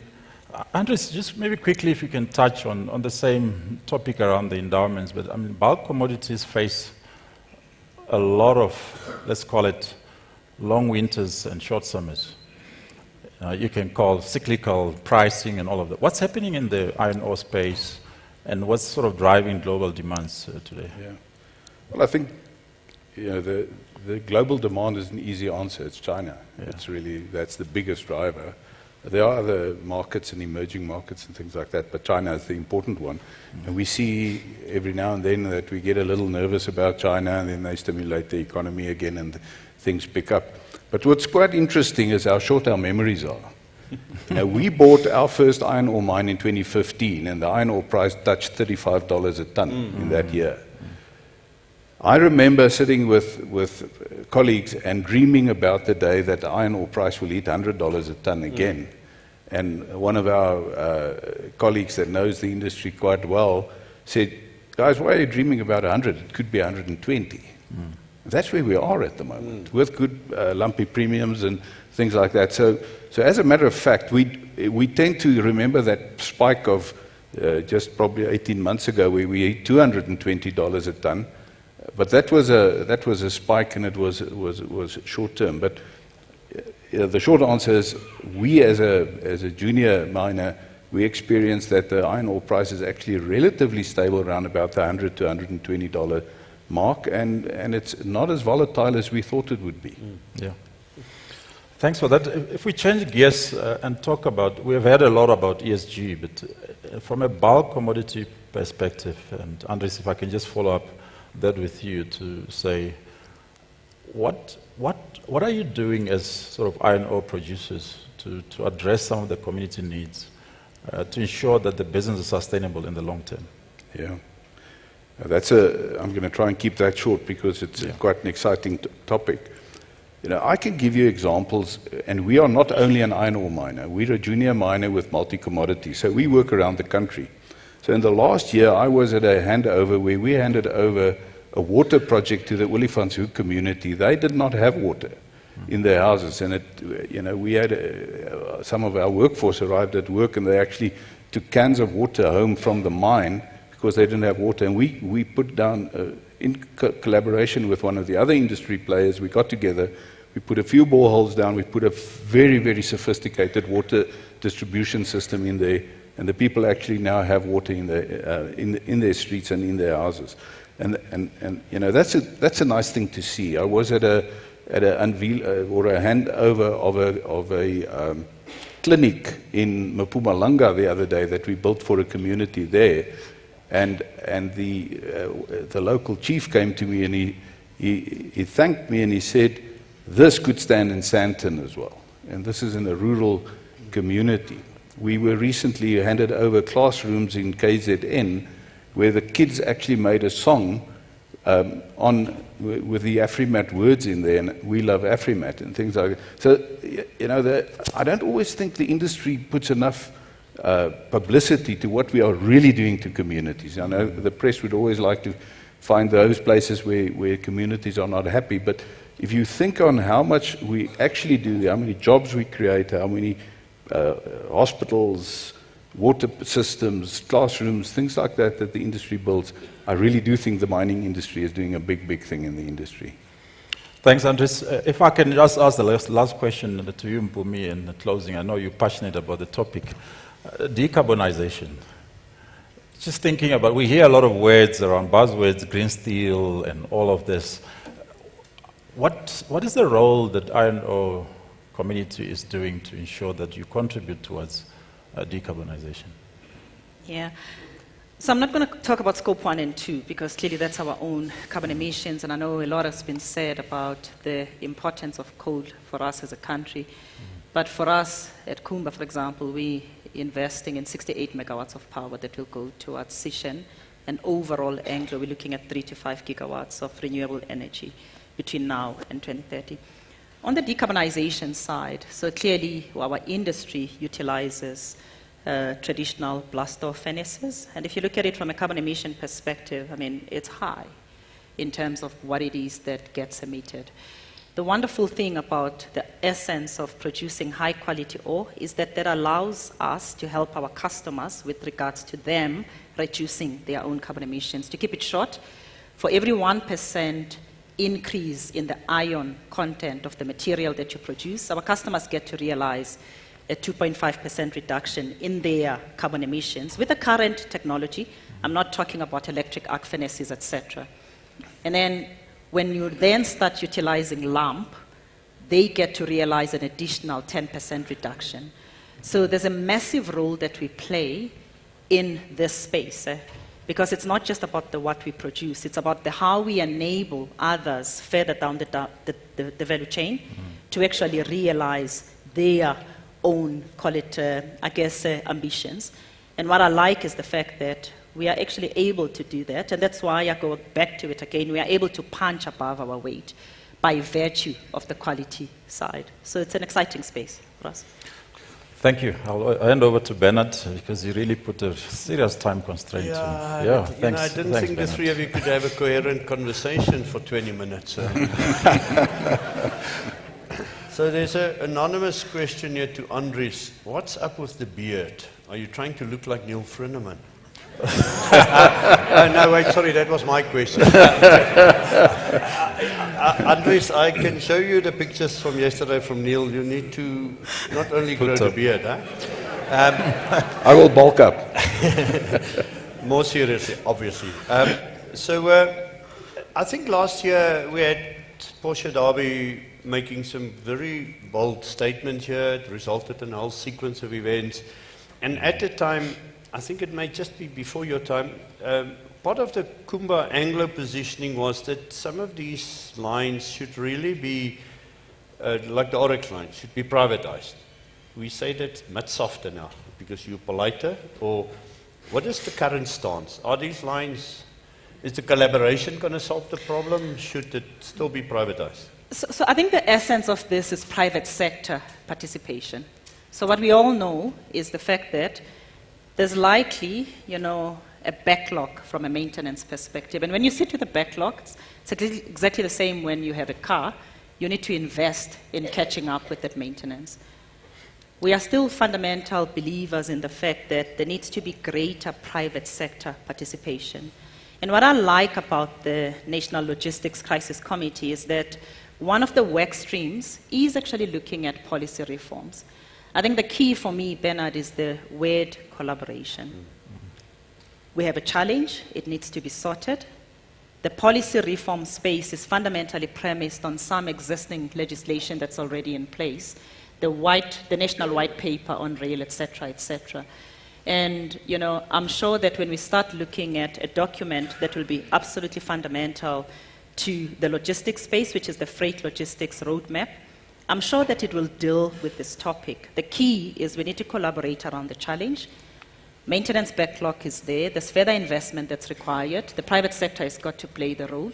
So how will that be enabled? And I'm sure that possibly policy, and Rudy spoke about that yesterday as well. So we are not much softer. we're actually excited about the fact that when one looks at the broader NLCC scope, it actually does cater for policy reforms which are required. Andres, we've abused you as a success story at the Junior Indabas. We've put you up to share your story.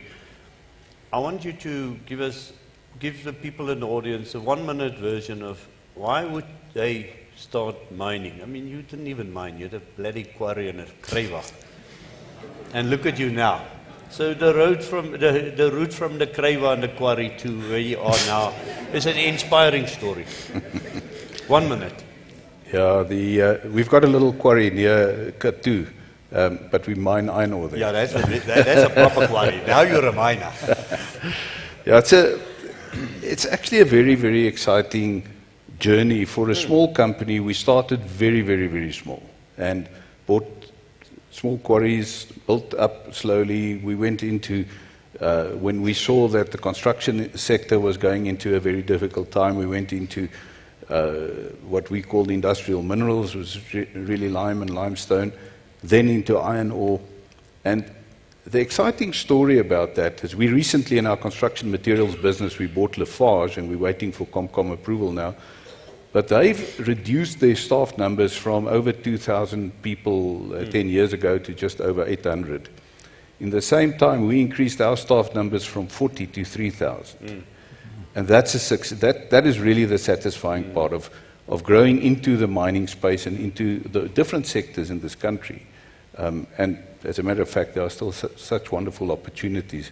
We just need to unlock a few small hassles and we'll be there. So overnight success, 20 years in the making. That's always the case, no?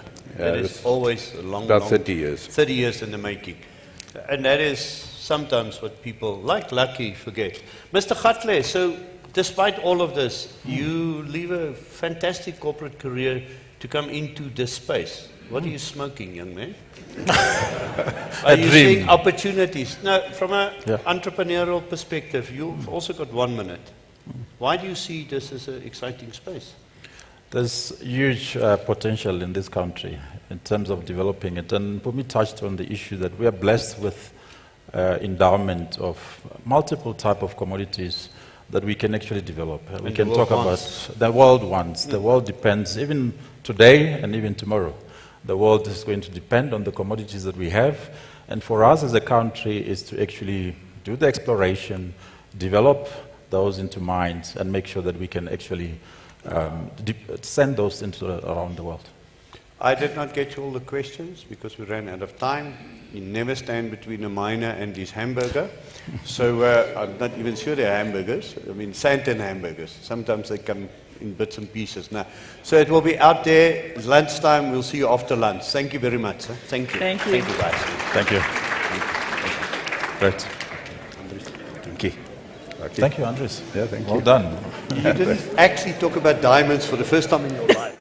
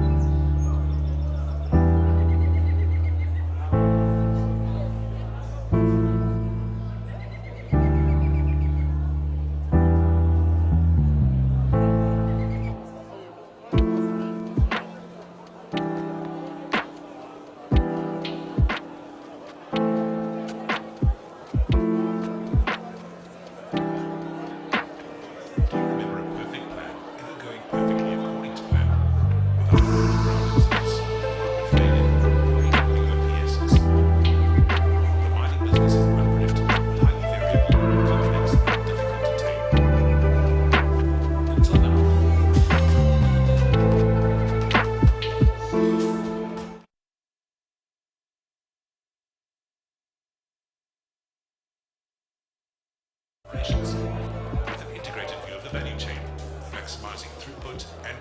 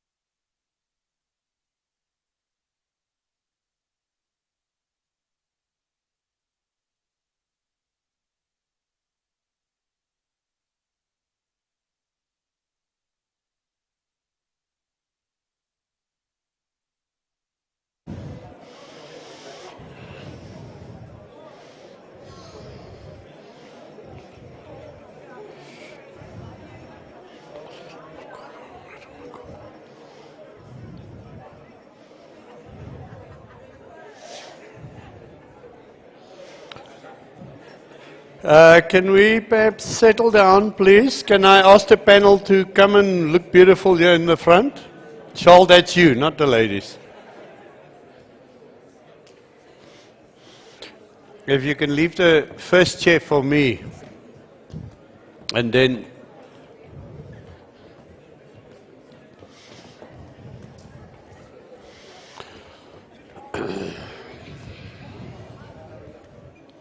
I'll sit here. you're all on air, so careful now. No more Skinner, eh? Let's talk about Bernard. Good. Shall we settle down?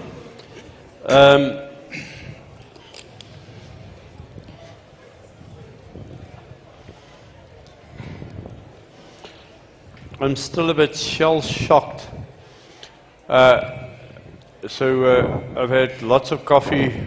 I tried a Coke and an ice cream, and I still am like, so it wasn't the CEO of Eskom that I expected, and I certainly didn't expect the CEO of Transnet Freight Rail to make it after resignation, and there we are. Fantastic morning, full of very interesting conversations. So, any one of the five of you want to announce a retirement? Have you been fired? Or is your job dependent on your performance here? Is this how it works? Wow. Good. Of course, I have challenged our panels to please don't be intimidated with the ugly people in the front who currently are absent. You are not here to speak to the minister. We are speaking to our audience, and if the minister is here or not, it's all cool. Okay. So let's proceed. Online people, thank you for being back.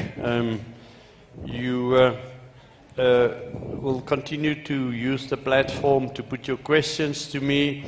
I have to very strictly keep 5 financial people to 30 minutes. Good luck with that. And we, I think, slightly changed the title of the topic as this sort of reality started to emerge, that from when we conceived the panels, we were in a slightly different place. Now we can talk about, you know, after a cycle. In a cyclical business, there's always a fantastic times, and we talk about growth and capital investment and even dividends, heaven forbid. And then the morning after, we talk about other things, and according to the Harmony people, we're not allowed to talk about retrenchments. That was what we did. They don't do that no more. So cost containment in its broader sense. I wish you luck. I'll sit next to you and give you questions at the end of the session. Sure. Thank you, everybody, for being back after lunch, and over to you now, Madam Chair. Sure. Thank you very much for joining our session this afternoon. And a huge thank you to our panelists for actually making the time to be here. Believe it or not, I had actually planned to actually introduce our panel, but then I realized that everybody in mining actually knows each other. Exactly. You guys know exactly who's here. The only imposter here is myself.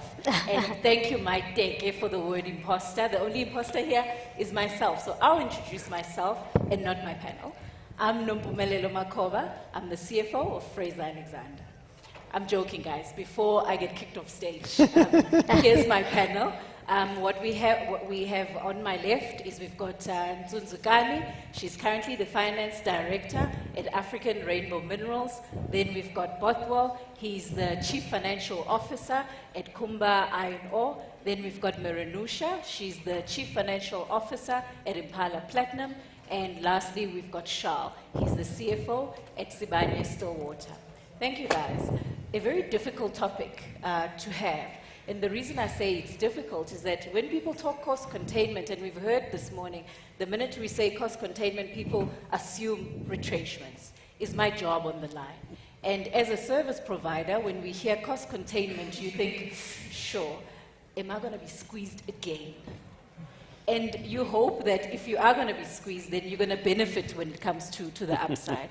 So thank you for coming through and to be answering some of the difficult questions that we'll be posing to you. And I think, Merenusha, if you can just set the tone for us with your recently released results in terms of 2023, very difficult year for you. If you compare your previous year to where you are, a significant drop. Obviously, it's the topic that has been had since yesterday due to the PGM price decline, as well as inflationary pressures. So you've also had to deal with inflationary pressures. Based on that, would you say, in your opinion, that the good times are over?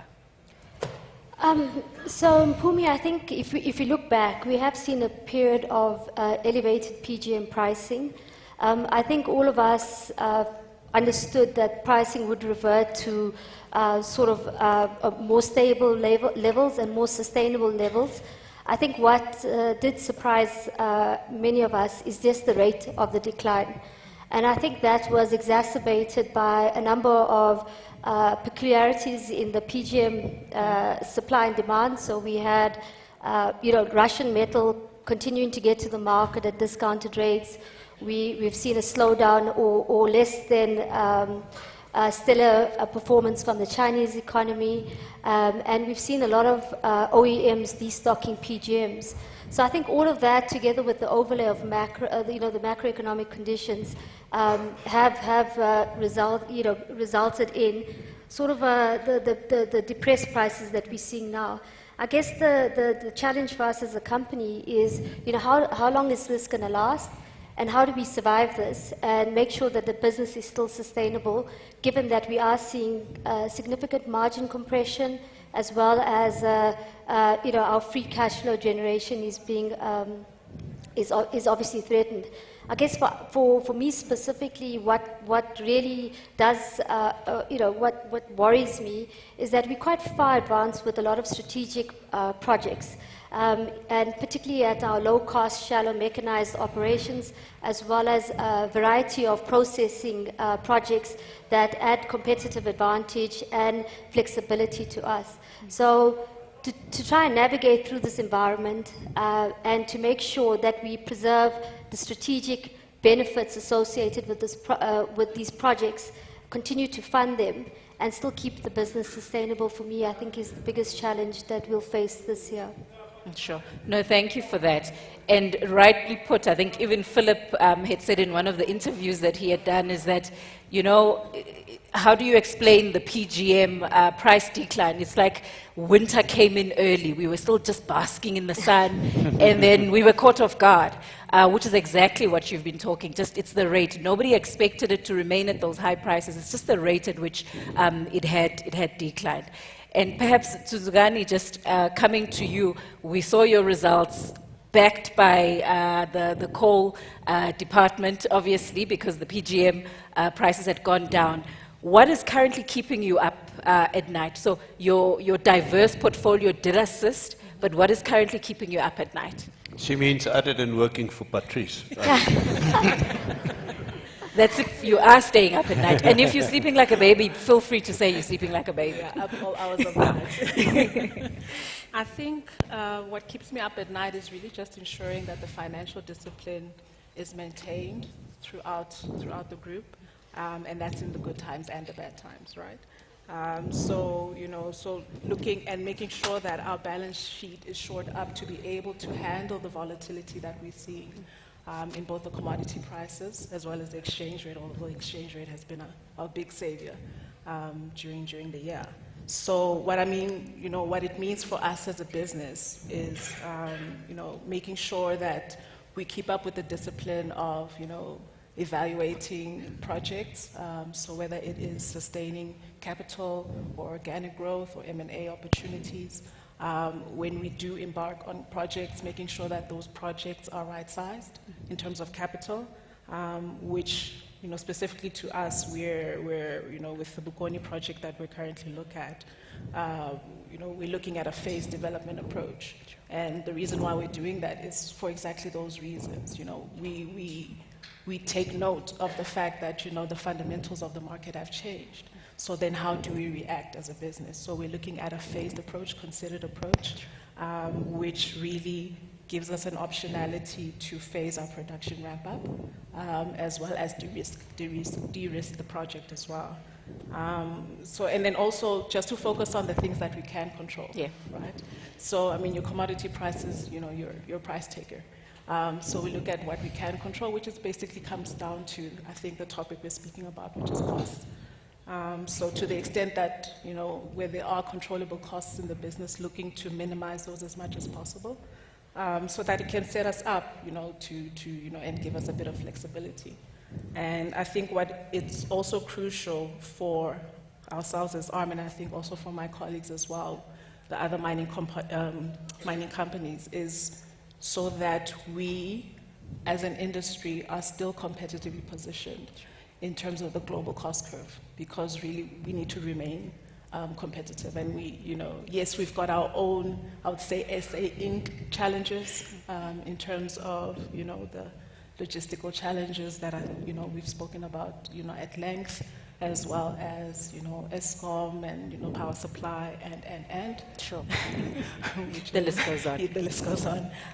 So, you know, it's really trying to, you know, implement as much as you can within your control while there are these external pressures that exist and that are placed on the business. Sure. No, thank you for that. I mean, as you mentioned, in a world where you cannot control prices, what can you look to? It's the cost and actually containing those costs. Bothwell, I haven't forgotten about you. With your interim results, again, we saw a decline from the previous year. What would you say? Would you say this is cyclical, or would you say the good times are seriously over? Yeah, so, I mean, we've been in the mining industry long enough. You do know that we do go in cycles. I think definitely for us, we're an iron ore producer. The high prices or the record prices we saw in 2021 are a thing of the past. People keep asking us, you know, when are we going to see $200 per ton again? The reality is we're not there now. The price has come off quite significantly since then. I think what we're finding about the cycles, you know, they're becoming shorter, and within the cycle, it's also becoming a lot more volatile. So I think what we try to focus on as a business is obviously try and look through the cycle, look at, you know, what sort of trends are shaping the future demand of our commodity, and we play in the steel industry. And the steel industry is well positioned, I guess, to facilitate the transition towards decarbonization. But also the steel industry itself has got to transform, and Pumi was talking about the move towards green steel. And when we think about that, then we also then think about how do we position our business to be able to take advantage of that. And part of that is on the revenue side. I know we're talking about costs, but revenue top line is also important. And we produce a high quality iron ore. And part of our competitive advantage is getting a premium price for our premium product. So that's what we've got to focus on. It becomes even more important when you're dealing with a constrained logistics system. So you have to push through the channel as much quality as you can so that you earn the top dollar for your product. But I think like everyone else, you've also got to look at the cost side. You've got to make sure that your business is cost competitive and sustainable through the cycle. We operate in a competitive environment, and Pumi also spoke to the fact that in iron ore we are much smaller than our competitors. So we've got to work even harder to contain our costs. And when you consider that we can't just dilute our costs by increasing production because we don't have the logistics, then you really got to think long and hard and look at how you can sort of cut your business to the size of your cloth, I guess. So for us, that's what we are now focusing on as a business going forward. Sure. Thanks for that. Are you sleeping these days? Oh, I sleep. How well is your sleep? I sleep you sleep very fine. well. No, look, I think, you know, when people ask me that, and I know CFOs are supposed to be thinking rands and cents the whole time, I think for me, it's still the safety of our people that keeps me awake at night as the first and foremost thing. Bernard spoke about us being away yesterday at our Global Safety Day. We're fully participating in that. That's what's important to us as a business. It's our people. And then I start worrying about the rest. No, thanks for that. Shah, looking at your current results, as expected, I mean, we've seen the trend. We won't spend too much time on that. We've seen that revenue has been down. What was interesting was in terms of your variable cost, yes, you would expect it to be down because of volumes, but you've had inflationary pressures. So I almost expected your cost of sales to actually be quite high, but it actually wasn't. You actually had a drop of about 4%, which to me speaks to an intentional cost control. Maybe if you can just take us through that. I mean, looking at the current prices, the inflationary pressures, what are the cost containment strategies that the mining houses are putting in place? Yeah. So I think you're right. Obviously, you know, pre-COVID, we started an extensive initiative within our supply chain. And, you know, I was hoping to, at the end of the year on my scorecard, claim all of those savings. But, you know, at the end of the day, a lot of that went towards funding higher inflation rates. So we've had the benefit of putting the company together. You know, I mean, we bought different assets from different companies. And I think within that supply chain, we could then identify, because, you know, some suppliers give different prices to different companies, and we could then aggregate that and almost leverage the best pricing out of that. So yeah, I think that was close on 800 million that we identified at that point in time, and we're still reaping the benefit of that. But, you know, if you think about mining, I mean, there's three big buckets. It's people, it's consumables, and then it's energy, whatever it is, diesel or power. And on the power front, you know, there's not a lot you can do immediately, but, you know, like most of the big users in the country, we are looking at alternatives to at least try and, you know, get reliable power. I wouldn't say, well, cheaper than what we believe the prices will go to. In your supply chain, it's really a daily grind for people to get the best prices and make sure that you get the best prices. Because we also see in the supply chain that on the downward trend, I mean, prices are sticky. So it's leveraging that out. And then lastly, it's people, you know, and it's where we find ourselves, you know, it's a tough environment. And it's, you know, that's always the last resort is looking at the people cost. Because, you know, people are our business. But you get to a stage and you have different cost infrastructure for each and every asset within your business. But it gets to a point where some of those assets are simply just not profitable. And unfortunately, at that point in time, you know, it requires some tough decisions. But, you know, we've since 2013, we've gone through a number of restructurings. And I must say, you know, and I've said it to our investors as well, at the end of the day, I think our forced retrenchments is in the order of 5 to 10% through all of those initiatives. Because there are within those exercises or those initiatives, there are subcategories that you can leverage. But yeah, I think we had the benefit of starting early, and you know, we got the benefits right throughout. Sure. No, thank you for that, Charles. And as you say, it's not an easy thing to do, but you've got to do it in order to be sustainable going forward as a business. Tunzugani, coming back to you, you mentioned about cost containment and cost control. In what form do those take? We are currently implementing a number of initiatives. The one that we have announced is in the renewable energy space. So for our PGM operations, we've concluded a wheeling agreement, a power purchase agreement, to wheel about 100 megawatts of power through to our operations in the Eastern Limb.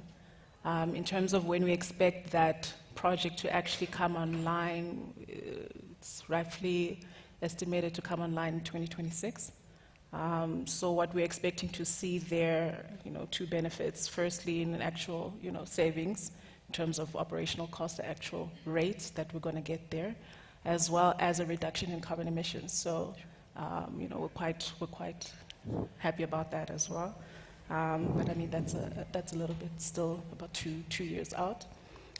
In terms of other initiatives that we're looking at, so we're looking at improving efficiencies in our mining operations. through, leveraging technology, so the whole digitalization move. So what we're looking at is, having a digitally connected mine.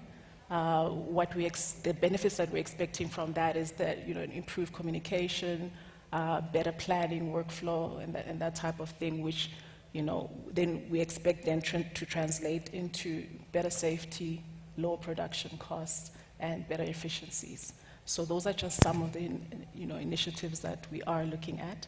And then to Charles as well, supply chain is also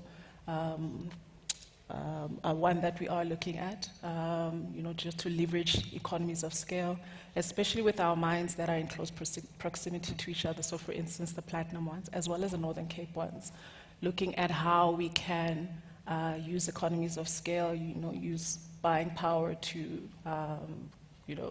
get better rates, and also looking at can we look at right-sizing our procurement teams, because you have, for instance, procurement teams at each mine. So can we look at some kind of shared services model with a specific target being procurement? Okay. Yeah. No, thank you. From what I'm hearing from both you and Charles, it's efficiencies, and looking at opportunities, and people really are the last resort that would be looked at. Bothwell, if I may just phrase this question differently to you, to say, obviously there are cost containment strategies. How do you ensure that as a mining company that you find the balance so that it's not to the detriment of the business in terms of social responsibility, environmental responsibility, and safety as well? How do you ensure that you balance it? Yeah, so no, that's a great question. And I think the operative word there is balance, right?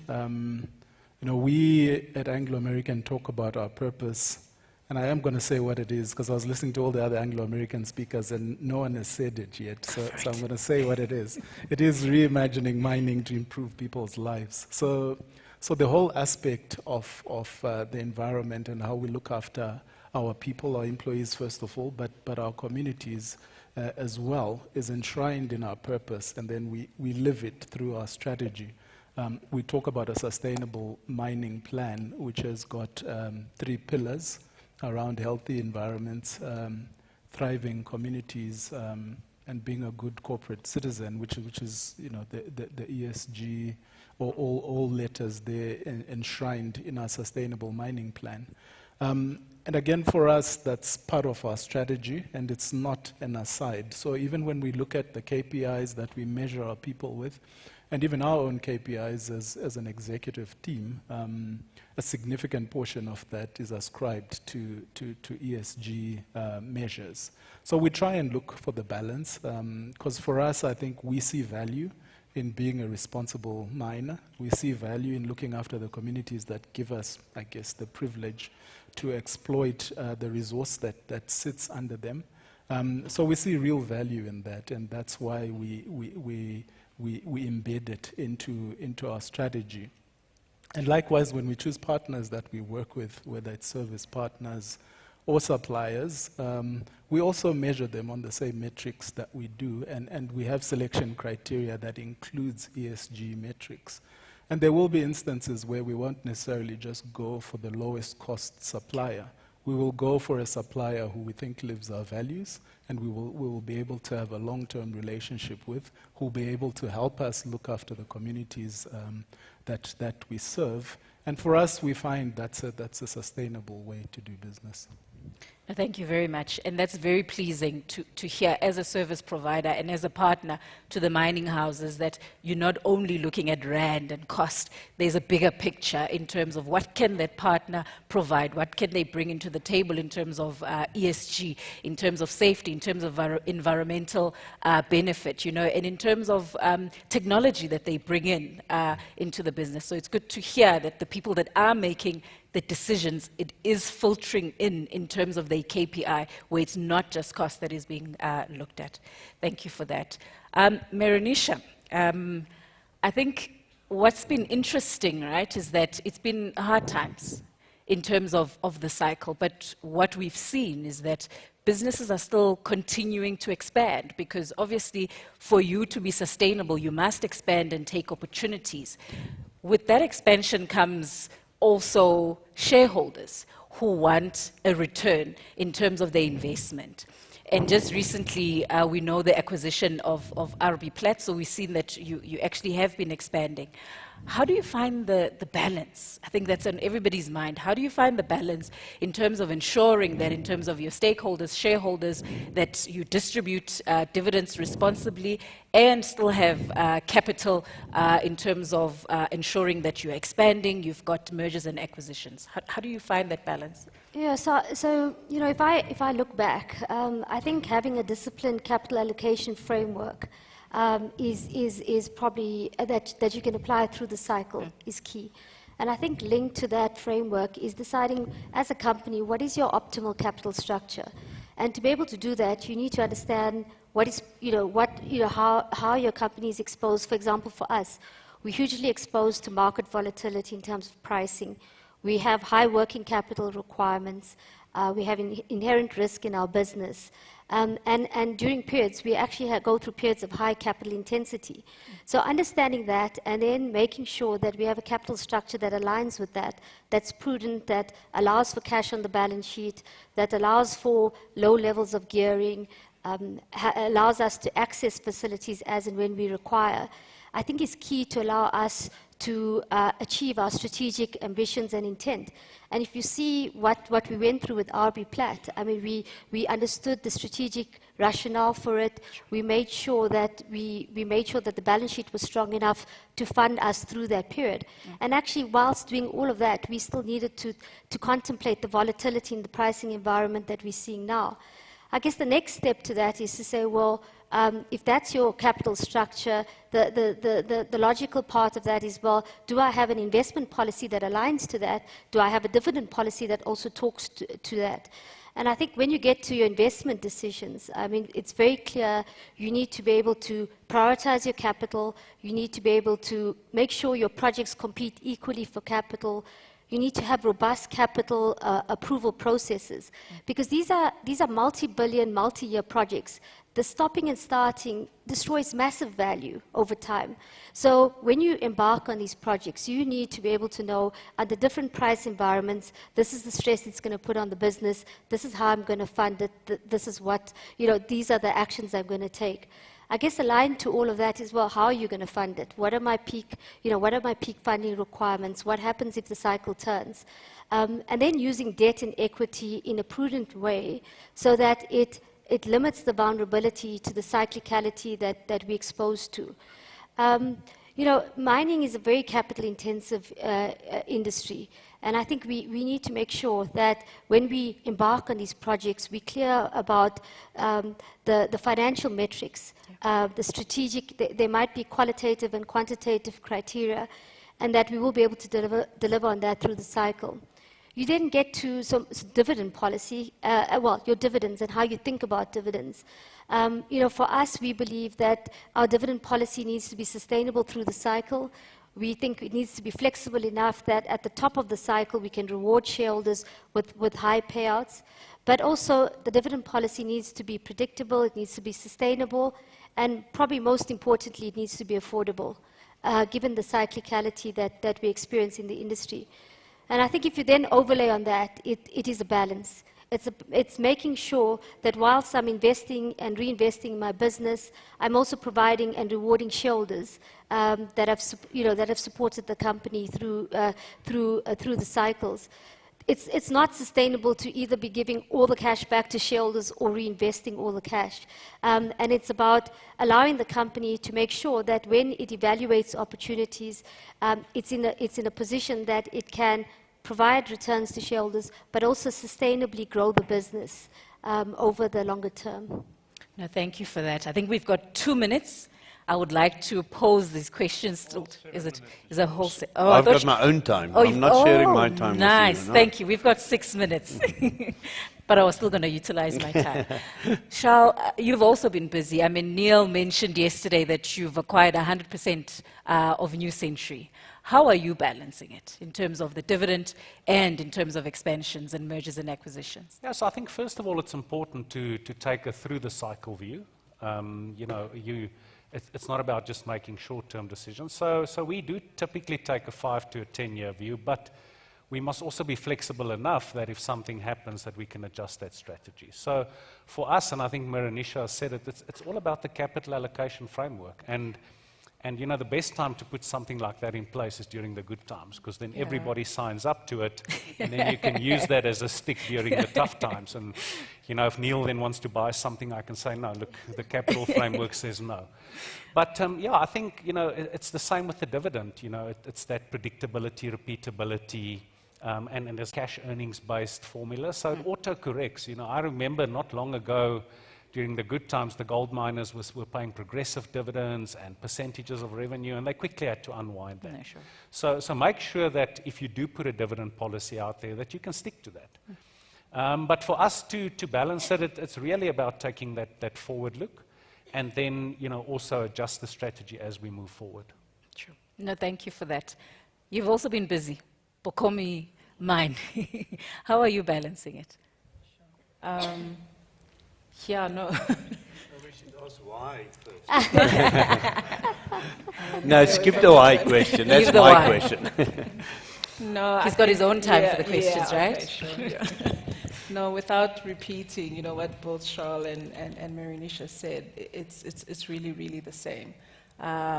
We are aware and we're very cognizant of, you know, the requirement to balance, returning money to shareholders while we pursue value accretive growth opportunities. We cannot do, you know, one and just, you know, ignore the other. Because, I mean, the fact of the matter is that we are in an industry where we're mining a finite resource. And you need to replace that resource, otherwise you're out of business.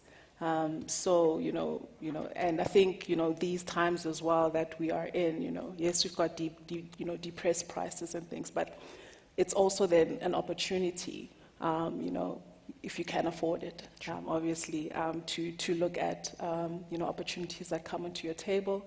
Again, goes through the entire, you know, rigmarole, all the hurdle rates and, you know, criteria that, you know, your investment committee would require for management to meet. So that's really how we look at it. But we are committed to paying dividends, but at the same time, pursuing those opportunities as they come. No, thank you. Thank you for that. And lastly, Bothwell, any different? Do you have a different matrix to what everybody else has said on the panel in terms of how you balance it? He still makes cash. So you're eating into my time. I would probably say exactly the same things around capital allocation through the cycle and so on. But I think for us as an industry, I think what we're not good at is discipline, right? We talked about the cycles. Yeah. We're very good at sitting up here when you know the cycle is on a downturn and talk about cost discipline and what it is that we need to do, but we don't maintain that discipline when the price ticks up. So for me, I think that's the operative word, is even when the price ticks up, to still see through the cycle and understand that the price is going to come down. And when the shareholders are putting you under pressure to keep paying them more dividend, again, to have the discipline as a management team to resist that temptation, to think short term, and still have, you know, take care of your obligation to look through the cycle and protect the business for the long term. So for me, if there's anything that we as a mining industry need to get, it's that discipline through the cycle. Sure. Thank you very much for all the information that you've provided us today. It's been an absolute pleasure to sit and chair this panel. And in fact, we've saved 2 minutes. Oh. You were worried that if you've got accountants here, we may go on. We are precise, to the point, and we give you exactly what you need. Thank you very much, everyone. There's such groupthink here that you guys, I don't know why I invite 4 of you. I could have invited any one of you, eh?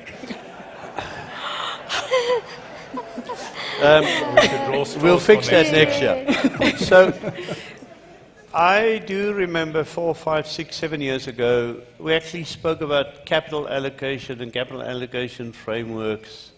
And we don't know more because it's in place. And I think that is fantastic. And not because of the platform, but because as an industry, we realized, to do that. And yet, I think Bothwell's criticism is still true. We still let go a little bit in good times. Our first excuse is, well, we need to catch up a little bit with the stay in business capital. We never announced that we aren't doing it, but now that we've got money, we have to do it. And it's not only helicopters, it is also sometimes equipment for underground. And don't feel guilty when I look at Sebanya now. So I want to give everyone a chance to just build on both those comments. Why will it be different this time? So what are we really putting in place that will prevent us from next time find good excuses for the cash other than perhaps the ore body or the shareholders? So you raised the point. Yeah. What is different? You are still making a bit of money, I think. Yeah, we are still making a little bit of money. And our shareholders are still putting us under pressure to give them bumper dividends. And I guess we've spoiled them, right? I was with Sipho and Kosi yesterday. He's still looking for dividends. It's just one shareholder. But these old retired people need more money. Yeah. But I think, one of the things we do when we go on a cost-cutting drive or looking at cost discipline, I think we do forget to put in place and we call it hardwiring the systems and processes that will make sure that you don't get the cost creep back. So for me, I think it's absolutely important that you think through any process that you go through to optimize costs. You've got to think through how are you going to hardwire in the system such that the costs don't come back. And then the other thing is it's like I said, it's a discipline and a culture thing. I think, miners, when the times are good, we want to chase volume because volume is what's going to give you more top line.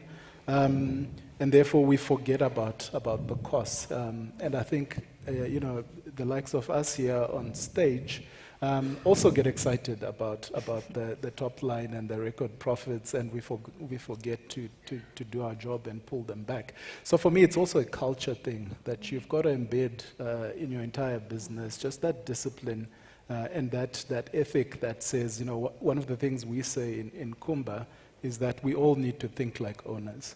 Of the business, that it's as much the company's money as it is your money. Because if you don't look after it, it's also going to impact you, whether it's through your bonuses or through your share option schemes. So it's instilling that culture and almost an education across the organization, and especially the people who actually spend the money, who tend to be the operators on the ground. These are definitely all very good points, but I'm not sure it's so different from the last time and the previous time and the previous time. So I'm still digging. But that's because it's not brain surgery. Yeah, but so Marenisha, so that you guys don't do this group thing with me. So what role does incentives play in this? It's on the way up. The share prices go up, we feel good, the more we buy, the bigger the share price goes. Or is it the goal-face bonuses, or is incentives part of the embedded problem with this amplifying the cycles? So Bernard, I don't think the incentives are part of the problem. Okay, that's enough from you. Wrong answer. Can we move on now? I think it's the KPIs that we use to incentivize people. Yep. I mean, so I do have some sympathy for the production teams. I mean, when times are tough, they are forced to cut costs to the bone. They make do with things they don't have, etc. When the cycle turns, there has to be the opportunity to recapitalize our mines, to reinvest in them, to give them the face length they need, to give them the infrastructure they need. So I think it is about creating a balance, but it's also accountability that comes with it. So you're getting the additional capital, how are you using it, and are you using it responsibly? I guess maybe what I see as slightly different for this cycle is that you haven't seen, so whilst we've announced projects around our processing and some additional ounces coming to the market. You haven't seen big projects being announced, because that probably is when the cycle turns and you have this oversupply of metal to the market. I mean, all of us are not going to put up our hands to cut supply, because it's a volume. We all understand it's economies of scale. It's a volume game. So if I just have to look back at the cycle and I'll say, you know, times were good. Yes, we did recapitalize businesses. But I'm not sure, and we've strengthened balance sheets, that's absolutely sure. But I don't think we've been irresponsible about bringing big projects on. So the good news for you bean counters is this is not for you, the other three. This is typically where the mining guys gets fired and the CFOs become CEOs. Wow. Typically. And then we see that's a mistake and then we reverse it. And then so imagine for a moment that you are the CEO of your company. What is the one cost lever that you would think is not adequately being pulled? So let's stick with the cost or the, and it could, so what's the one thing, your first day as the CEO of ARM? Yeah. Or any other company? All right. Operating costs or capital costs? Operating costs? Yeah, but just, yeah? Yeah. Just expand a little bit. Okay. I would say on the operating cost, probably labor. So you are going to fire the people? Not at all. Not at all. They've learned nothing, Not these at people. all. No, but no, Bernard, I think it is, you know, I think with most of our business, it is our largest, you know, cost element in the business. 40 or 50% in some. So, I mean, you know, yes, you know, you don't want to touch it, it's sensitive and stuff, but it is something that requires a looking at to say, you know, are we perhaps bloated in some areas? Head office in terms or of other crew areas, numbers. Across.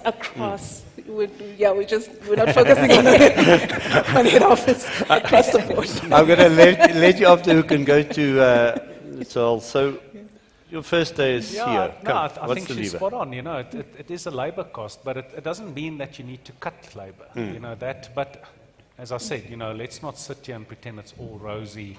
There comes a point where you do have to, you know, you might have a shaft that comes to the end of its life or whatever. But there's other ways and there's new thinking. You know, it's how do you augment the human? You know, I mean, we've for so long spoken about productivity. And you know, there's very few mining companies that can sit back and say, well, you know, we've solved the productivity issue. But I think we're on the cusp, you know, with technology to really make inroads into that space. So when I say labor, it's how do we get the labor to be more productive, you know, by looking at what is available there. So yeah, you know, there's, Bernard, as I said at the start, there's not a lot of levers you can pull. And so the next question from Zoe Williams, which we have now disclosed before, is an Australian consultant. Do they come any worse than that? But so she's asking this question, Australian and consultant. What is it going to take for the leaders of mining to permanently alter their mindset and beliefs to create a sustainable culture of operational efficiency? I mean, it is a fair chart. Bothwell, you want to perhaps take that on? How do we, as an industry, accept that we must have operational efficiency? Because it is more than just people, it is system efficiency. Look, Bernard, when you actually asked the question around levers, I was actually going to say the biggest lever you can pull is having safe, stable, and efficient operations. I think we find you can cut around the edges in terms of costs. You can cut here and cut to the bone. But if your operations are not stable and they're not efficient, you're always going to have a cost problem. So I think for me, it's really about putting the accountability where it should be and making sure the business understands the key cost drivers that you're pushing. And for me, that efficient, stable operations is by far the biggest lever you can pull in terms of getting your costs right. And then the other thing is, you know, a lot of our businesses also look to the people who have financial or finance or accountant in their title to look after the costs. When the costs have blown up, People look at the accountants or the finance people and say, what happened? But we're not the ones spending the money. The people spending the money... So what do you do then? Another question. The people spending the money are the people who are at the operations, at the coalface. But if they don't understand the value of what they're doing or what their cost drivers are, and if we don't hold them accountable, then we're forever going to have that problem that they chase the wrong KPIs, especially during the good times, and we lose that discipline. Yeah. So there are at least two very old people in this room, the minister and I. He's older than me, but he can announce his retirement later today. I'm not yet to do that.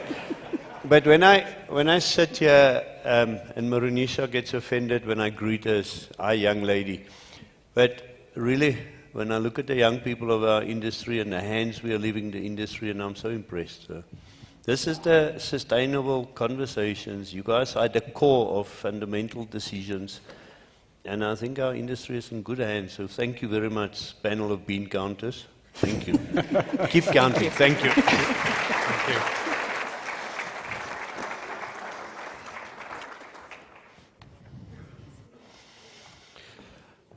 Dividends.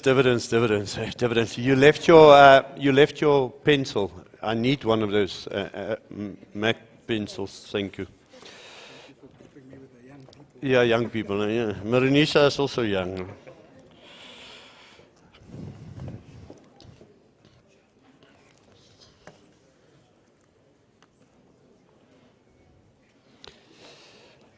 There's no way to describe the next panel.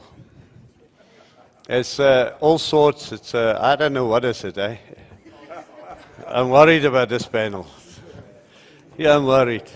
Billy, stop sucking up to the minister. Come do your job. Jeez. Yeah, no, protocol observed. Sit down and take your panel away. Yeah, just. He thinks he's still an Anglo. Eh? You're not an Anglo. All protocol observed. So we try to be a platform which isn't only us talking about ourselves, and we often try to invite people from different stakeholder groupings, and we're not often that successful because people like to talk about us, not necessarily with us in some instances. But then on the odd occasion, we do get the right platform for the right people. We run short of chair people, so Billy got to chair it. But Billy, you and your panel, take the conversation where it should go. That is your timer, so you can use all of that time, and then there is time for questions after that. Then I give it back to you. Thanks, thanks, Bernard. Good afternoon, ladies and gentlemen. I think we're very fortunate, Bernard, to be following that bean counters because they've made it clear that there is money to be spent. Ooh. And coming from where we're coming, we need to share that money with the communities, right? So were you paying attention? That's not what I heard. At least to that part, Bernard, because from a perspective of the community, I mean, part of the conversation is how do we share the value with the mines, right? With the communities, with the employees. So with us on the panel, we've got Kolile Mankai, who's the social licensing manager from Kenyan Coal. We've got Thabo Masike, Chief Corporate and Community Relations Officer, Seriti. We've got John Capel, who's the Executive Director for Institute for Social Dialogue.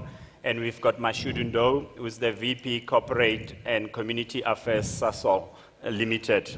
So maybe let's start with you, Mashudu, because you guys are out there and you're doing a lot of great things, seeing that you're sitting next to your brand there.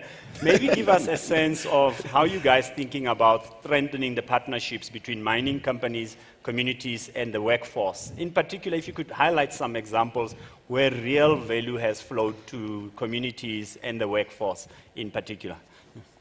Thank you, and I'm glad that I'm just next to my brand. And good afternoon, ministers. Good to see you again. I think we just first need to start about the evolving of communities. Yeah. The community have evolved, and I think it's important as an industry that we need to acknowledge that evolvement. That it means that as much as an industry, as Sasol, we are doing so many things in the community.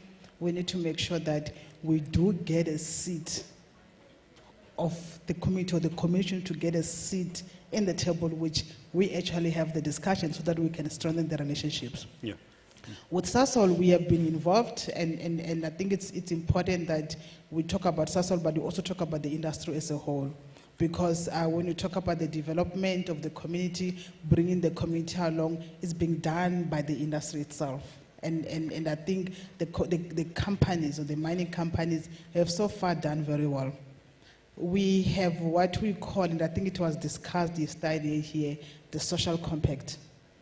The true meaning of social compact, it means that you're bringing the critical stakeholder on board and understand their needs and understand what needs to be done to ensure that you can be able to create what you said, the shared value. The shared value cannot be in isolation, it cannot be in isolation, it needs to be the real cost value while we are doing that, working with the communities.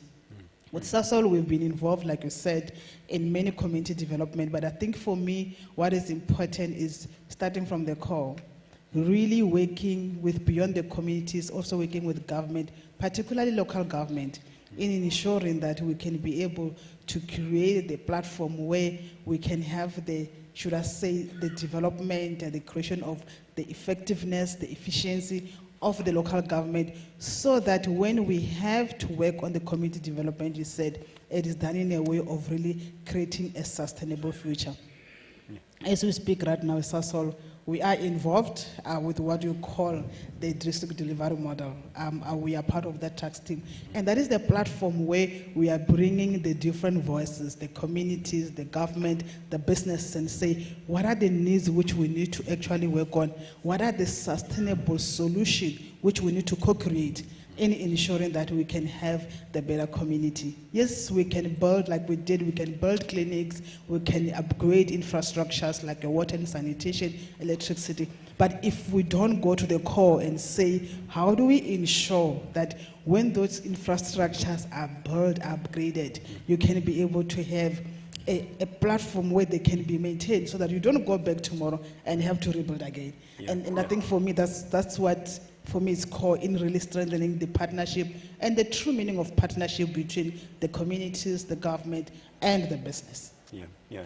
No, thanks, Mashud. I mean, I'm interested that you use the word social compact, right? It sort of talks about how you bring other people, but it also sounds like you still see them as us and them, right? So you did speak a bit to what the industry is doing, but I'll come to you, Tolile, just to understand, I mean, is the view that the communities and the workforce are equal partners? Are we still operating in an environment where capital, in particular white monopoly capital, sort of dictates to communities and employees in this social compact context that we talk about?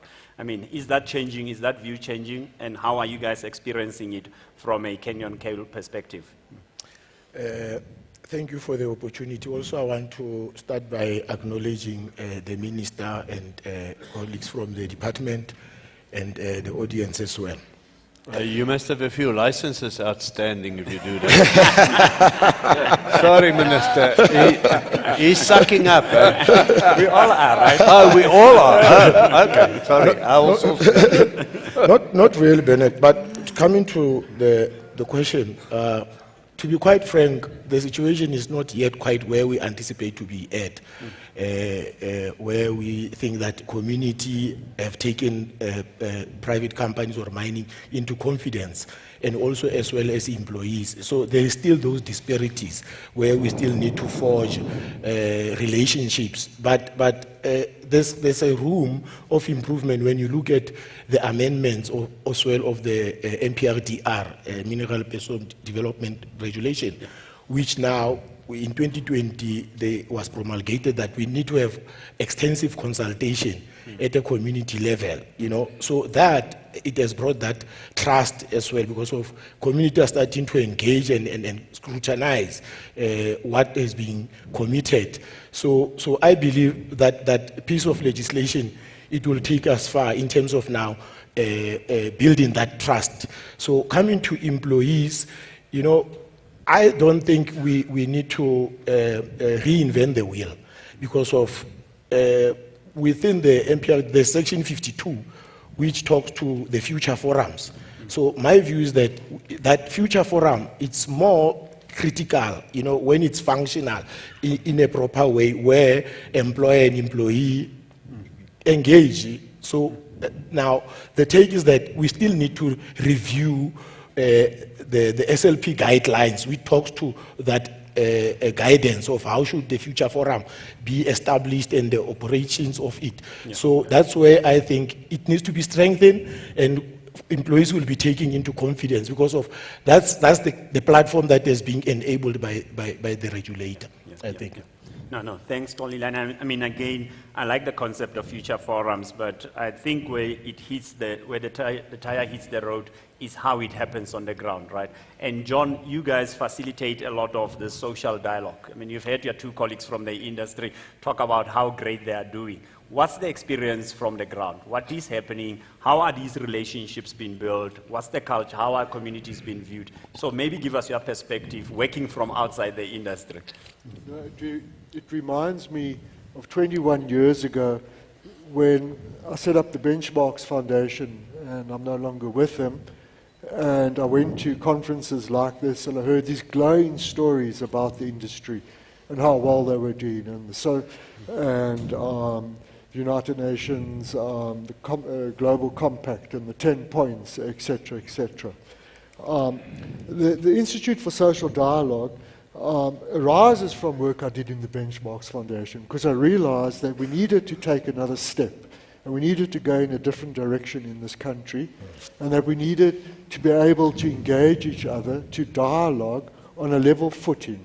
Now, often the voices that are heard in communities are the loudest voices, and maybe the women's group is not heard, the environmental group is not heard, maybe the youth and the unemployed group is not heard, and there's a whole range of voices that are not heard.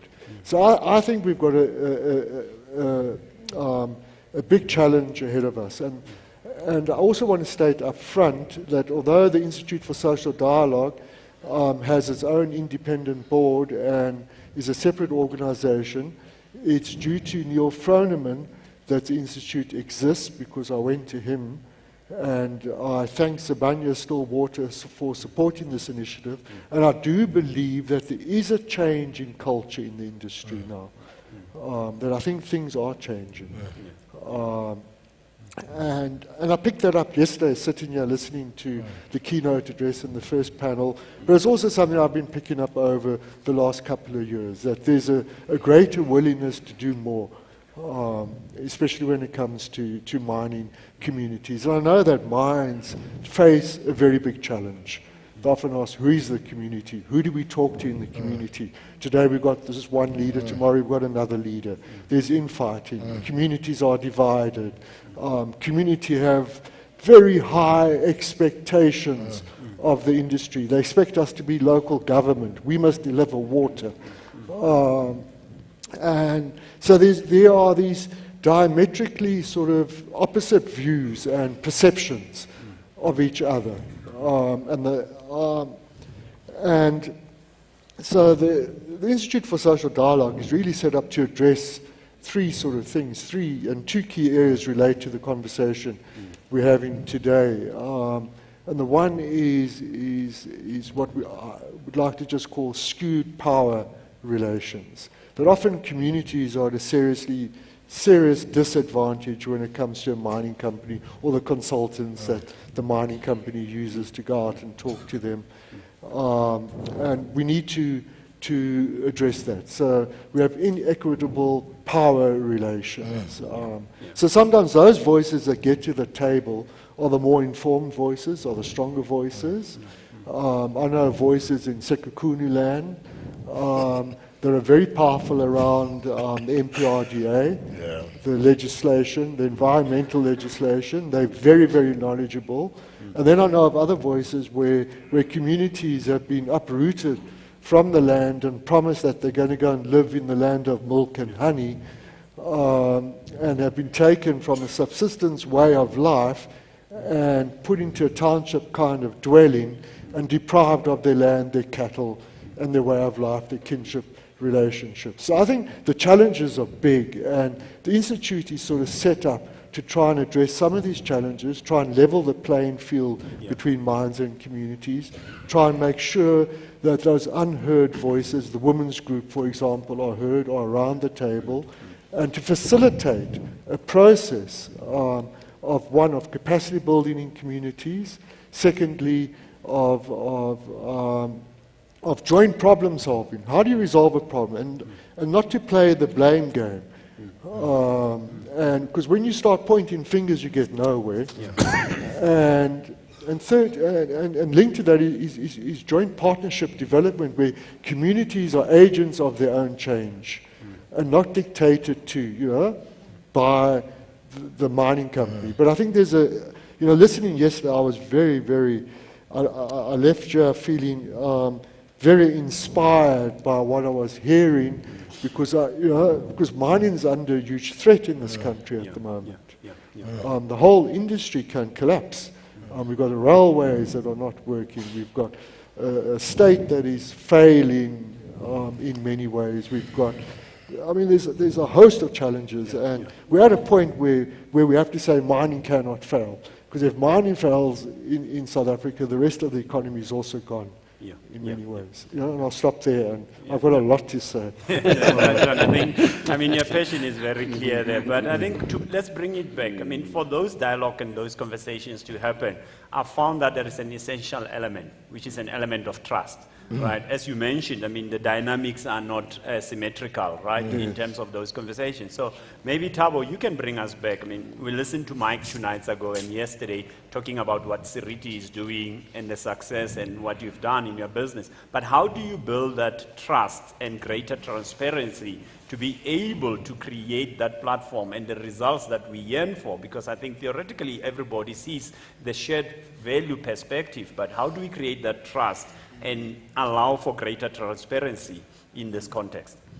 Thank you very much, Billy, just on that. I think if you look at where we are, I think there's a lot of work that still needs to be done, of course, and there's also big pockets of excellence that the industry has made in terms of the strides.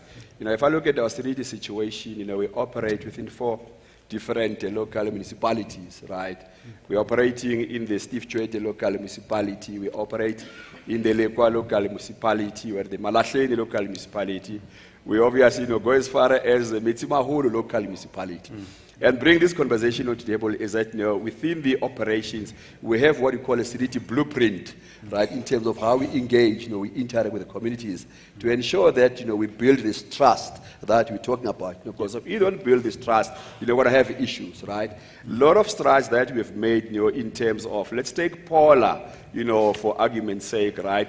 Most of our mines, right, are centered around the Paula or his surrounding farming area.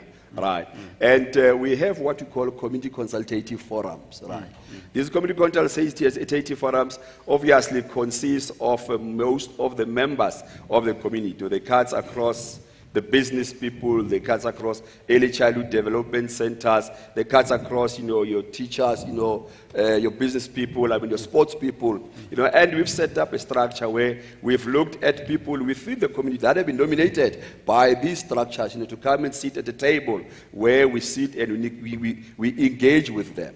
This is basically where we see that there's also a question of mining has been here for quite some time, and mining has never played that role where we've been transparent, right? Now we're trying to be transparent now, and it's quite a difficult situation. I can remember when we took over the South 32 assets, and we started engaging the community. We were told that, Pratabo, you come here, tell us that, you guys are different. You're all the same. The only thing that's different is the logo on your shirt, So this is basically what the community knows us to be. And I guess they are right, because we've done that. But however, now we need to change the thinking, right? And we can do that. Number one, we're looking at, we've established what we call community trust. Right, an example, right? Now the community trust, there's X amount of money that had flown through into those trusts, right? And we have community trustees that are managing now this kitty.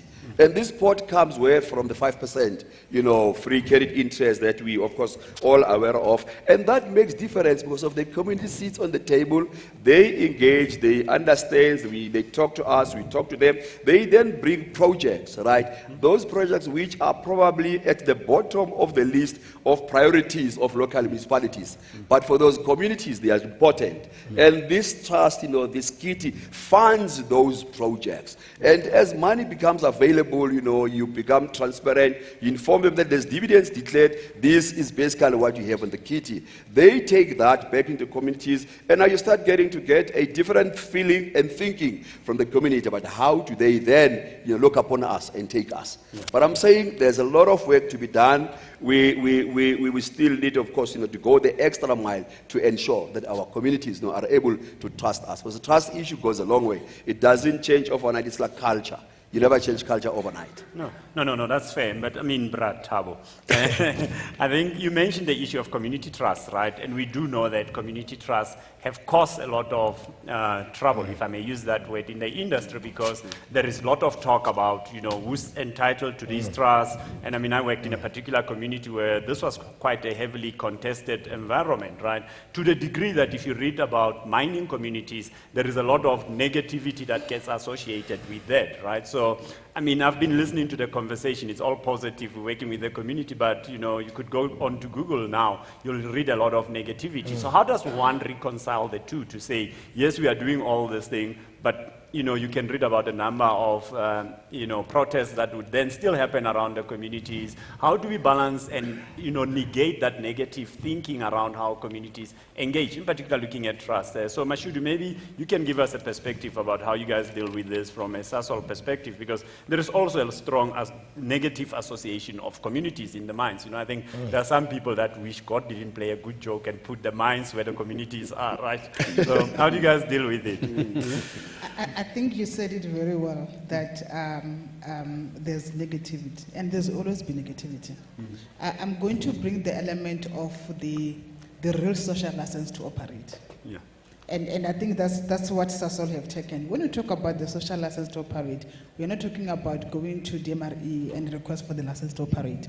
We are talking about getting the license from the community so that we can operate. And I think for me, that's what is very important. We don't have the community trust, as they've said, but we do have what you call, similar to yours, the multi-stakeholder forum. Yeah. That's where all the stakeholders, we bring them together, as you have said, but then from the different angles of the businesses and the communities, and then they come with what needs to be done. But what's important for me with this multi-stakeholder forum, I believe that's where you actually get the sense of what the communities want and what needs to be done. And I'm going to make a typical example for Sasol. During the supposed to be the national shutdown, which was sponsored by some political parties in March, and I always use that example, it was amazing that from the social license to operate perspective, we were getting the insights from the communities. And the communities, they were the one who were actually calling us to say, this is what is going to happen, this is what we are going to do to make sure that we don't disrupt the operations. And I think for me, that is the social license to operate. Or arriving at a situation where the communities, the stakeholders, really become what I call the business vision bearer. Yeah. Of your business. Yeah. So you don't run the business alone. You run the business with the communities and with the stakeholders, because they understand the impact of what might happen with the protest. They understand the impact of what might happen with even the community projects. You've got community project, and I think it's known that usually when you've got a community project, you will have what you call the mafias, where they will want to come and they disrupt the programs. The moment you get the community be the one who stayed and say, you are not going to do it here, that's for me the social license to operate. Yeah. And I think I must say that most of the mining companies, they're doing pretty well. We should not be too hard on ourselves. Because the negative part, there will be communities where indeed they will complain. And sometimes where the complaints come from, there's also a vacuum of leadership from the community perspective. Yeah. Yes. Where everyone becomes a leader. And when everyone becomes a leader, you will never satisfy everyone. But what's important with creating the platform or the multi-stakeholder forum, you really define what needs to be done in the community, by the community, for the community.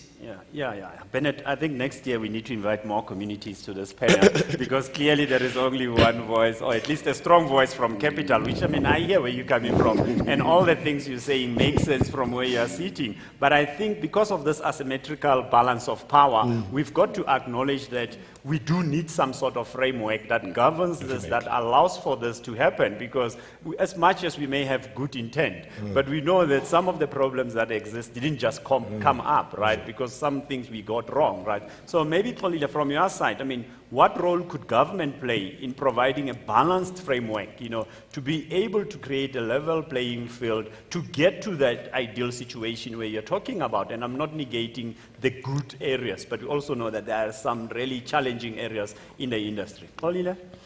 Thank you. It's key what you're asking because of, as my colleagues have indicated, currently we are operating tailor-made. Seriti, they are doing their own thing, Sasol is doing their own thing, Canyon Coal, various companies. We sort of find ourselves a solution because of we are challenged. Communities despondent because of previous, legacy. So that's how we manage this community consultative stakeholders. So what the government needs to assist the industry, there's a vacuum that is being allowed, where we operate in a vacuum. Then that's where we found people that are claiming to be community leaders taking the space through these forums that are emerging and mushrooming. And when you look at it, it's not only from the regulator's point of view. It takes all the spheres of government, from national to provincial to local. Because of when you look at the Municipal System Act, it advocates for establishment of LED forums, which doesn't happen countrywide. Municipalities are challenged. So government is operating in silos as well. There's no synergy. And when we try, to advocate for that, you encounter challenges at a local level. And locality is where the community belongs to, because you need to consult the municipality before you could do anything or public meeting whatsoever. So it's key for government to create a multiple stakeholder, platform where would gather and share our experience and acumen in terms of how should we frame this stakeholder relations management, because of, as we speak, from where we are operating in Bronkhorstspruit, we've got two prominent companies that are operating there.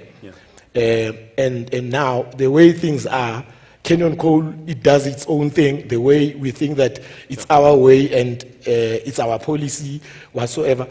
Our neighbors are doing their own thing. And when you look at the community level, they start to benchmark. For instance, to make an example, our neighbors are paying stipend for community leaders. So that has created already a precedence. Now, from where we're coming from, we just embarked on a public participation the month of July for the reviewing of the SLP. Then we started, because of there, it is a very toxic environment, Bronkhorstspruit, where possibly from 2019, 20 to 25 youth have been shot because of mining opportunities. So you could just analyze the situation, how toxic it is. So we embarked on the public participation, which is informed by the MPRDR, saying consult extensively.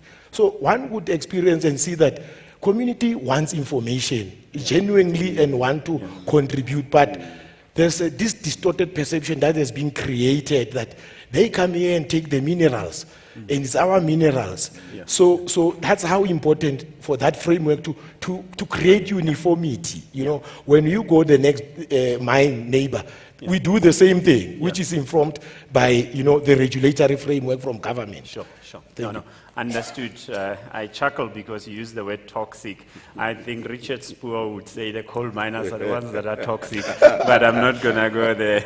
I think, John, if I come back to you, we've heard about all the challenges, we've heard about the good things. I think there is an acknowledgement that there is a gap or an improvement, areas of improvement. So I'm just curious from your perspective. I mean, you've been working with this from outside. You've been looking at it. You've done lots of studies. You've created a platform for dialogue. What does the ideal situation look like, right? What's the perfect situation look like? And would you share that? I mean, maybe let's engage a bit with that, yeah. So I want to focus particularly on mining-affected communities. So I think when you have a multi-stakeholder forum, and you bring these communities into a multi-stakeholder forum and you've got the business interests sitting there, maybe you've got local government, it's like putting me with Biden and Putin and Elon Musk and Bill Gates in one room, and I'm going to be at a serious disadvantage. Probably I'm not going to be heard. So I think that and I understand the whole issue of communities believing that the minerals belong to them, that they should benefit from the minerals, and I think that is something that the industry needs to look at. But I think that the industry needs to engage with particularly organized groups in communities that are organized. Now I know that there are challenges, and the challenges are around scarce resources.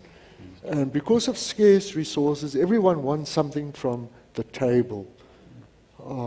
So the challenges are big. The answers are not easy. I wish I had an easy answer for that. But I think the approach that is needed is like what I would call like facilitated sort of dialogue, where you bring in someone who's able, let's say there's 10 groups in that community, and maybe they're all at war with each other, or maybe they're not, but they've got divergent views. Now, first of all, you want to bring in a facilitator to help get some sort of coherence, some sort of social cohesion amongst these different groups in the community. You've got the anti-mining groups as well, and they're only sort of anti-mining because they don't get jobs or whatever. But I mean, if mining, sorry, let me just end that point, but if mining moves on or closes, then those same groups are protesting against the closure of the mine. So the thing is to find a way to level the playing field between mines and communities and not mix up communities with a whole lot of other stakeholders. I think that's the first mistake. I think you've got to separate them off. And you've got to dialogue with them separately. And you've got to make sure that their views, their aspirations are somehow aligned with the mining companies' views and aspirations, which is not an easy task. But I think that is key. And secondly, that you raise the whole issue of trust, because this is also around trust. And is that if commitments are made at a meeting at a table, that minutes are kept. I remember years ago looking at one particular mining company and the community, and there was no minutes ever kept. And decisions were being made but not followed through. And I think the other thing is to follow through on decisions, to maybe have a flatter hierarchy within the mining companies where decisions can be made faster and quicker and acted upon. I think that's a challenge for the industry.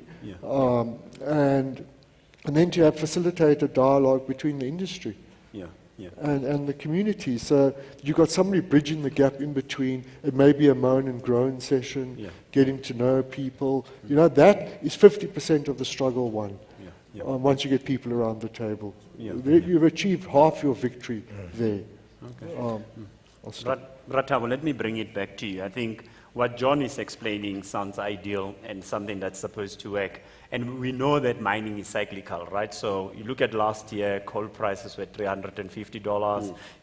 Every road was painted, is it gold or coal? And now that has come back. I mean, how do you have a conversation that John is talking about in the context of the cyclicity, right? That the fact that, some years are very good summers and other years are very cold winters. How do you engage and take what John is explaining into reality that we live with as miners? I think how we put that into real practice and ensure that, obviously we get value out of this the engagement is key in this whole process. We can never stop engaging. You know, the multi-party, multi-stakeholder, idea we're talking about here. Probably those are platforms we should be using to engage further and be able to address these issues. You know, I'm sitting here and I'm thinking that if we don't do that, as an example, we're currently sitting with communities, right, claiming territories. Right. Now, for example, a community from Delmas, right, they cannot employ somebody from Emalahleni. Right. You go to Emalahleni, they show you the Celestine, you don't belong here, this mine belongs to us. So this is where we need to further engage now about communities and be able to inform them of this cyclical, this seasonal, environment we're operating on. That at some stage, we will make money. And when we've made money, we obviously need to make sure that we plow back to the communities that can be able to see the value of what we have done. And of course, when the season is in winter, again, we need to be honest with them to say, listen, business has not made money, exactly, and this is basically what we're facing. And as long as we continuously try to sugarcoat, whatever we are doing and not being honest and transparent, this is where we're picking up issues. We need to be honest, we need to be transparent. It's a journey. We understand, it's a journey. Wrapping up, we've got 2 minutes. You say plow back. Last year was a very good year for the coal miners. How much did you plow back as Sirit? Quite a lot. Quite a lot. Give us a number, I think. Quite a lot. Quite a lot. The platform is looking for numbers, right? Quite a lot. We have a community trust. We have a community trust. Give us numbers in millions of rands. Quite a lot. Millions. Yes. While you are thinking about it, Mashudu, how much did you guys plow back? We actually plow more than 825 million. That's transparency, that's building trust. Pauline, how much did you plow back? Millions as well, because, but these coal miners, they go very soft on the numbers. We spend time talking about transparency. Come on. No, indeed, we did spend more because of we felt that, we might never know the next year. So while we have the resources, spend as much as we can to close those commitments because of next year it might be a delay now to say, hey, we're not doing much. Let's delay this project. So rather we implement fast forward. So that's what we did last year. I think Mashudu wins this prize. She was very specific. 875 million, right, ladies and gentlemen. John, last word from your side. I mean, the two gentlemen are scared to put numbers. They must first phone their bosses at home and at work. You can see the boss, who the boss is. But from your perspective, I mean, have you seen in the communities that you operate in, when this sort of super profits happen, have you seen that direct impact? I mean, the 875 million rand impact. I can't say I have. I can't say that it doesn't happen either. Okay, so I can't say, no, there are so many mining communities, but I do believe that there are good times and bad times. It's a cyclical sort of industry. That there should be a fund set up for not for communities and also for workers. That when in good times money is allocated into this fund as a sustainability fund for the future going ahead. And I think that's one way to address it, and not to have a big rush of spend in 1 year because your share price has surged and etc. But to be more realistic about it and to have integrated projects that talk to each other. Because I think what is needed is livelihood development, food security, mass agricultural development across lands of corridors of land that are vacant, the cleaning up of land, and some mining companies, recognise that. Sibanye-Stillwater certainly recognise that and are working around this. But I think these are the challenges, and I think the industry bears a responsibility, like everyone else bears a responsibility in this country, to help fix up the country and to steady it out, and and to make sure that the youth have a future. No, thanks. We are out of time. Thank you very much, colleagues. I think what I summarized out of this is about building that trust through strong, transparent engagement so that we can all make impact. And we do know that the mining industry makes a lot of impact. So thank you very much, colleagues. Bernard? Thank you. So the transparency includes exact numbers. You guys have learned from the big corporates. Huh? So, John, at some stage I thought you were sort of going to say, and the solution is me, just hire me. Are you exclusively working for Sibanye? So Banya you have given us the seed funding. Yes, you said. We are looking to expand across the mining industry. And I do have my business card available. And we are looking for further donations and support, to making sure that this initiative is successful. So we're still on the building blocks, but I'm still traumatized. I got invited to be the ugly face of mining at the Benchmarks Foundation. There at that ANC conference facility in Boksburg, Benoni, you know? Oh, yes. Yeah. My wife went with me. She sat at the nearest door. She decided if this gets ugly, she will just leave me behind. So I'm a bit traumatized, and we need to work this out before I can promote you any further in this industry. I do think perhaps your specific case is you do a certain thing, and as you do it, the same thing from a slightly different perspective, your own view moves. I mean, I would argue, understand, it's not easy for the mining industry. I think our challenge also is to know it's not easy for a community, to even be a community, to know who the stakeholders, who the leaders are, and so on. And I find this whole journey so interesting. But I do have questions. I don't know why I'm talking such nonsense here from the stage. That's trauma, Bernard. Yeah, it's that trauma. I'm still traumatized. I have to open that wound. Instead of having a separate community initiative team, this is an anonymous question, is it not better to include community as a BBBE shareholder so they can reap the dividends too? So I think this is a stupid idea, but I would like to hear your idea. So should we cross this line between community and shareholders? Will that solve all the problems? Can I start with you, John, and then quick answers from you? I don't have the answer. I used to think that community should be the preferred broad-based black economic empowerment sort of partner. But I think that the needs of communities are so much bigger. There's so many issues going on. And just for instance, water, or access to water, or water quality, or it's a big issue. And so I don't have the answer there. And shareholding and mining is inherently volatile. Yeah, and I think one has to be very strategic in terms of investments in communities where communities can uplift themselves.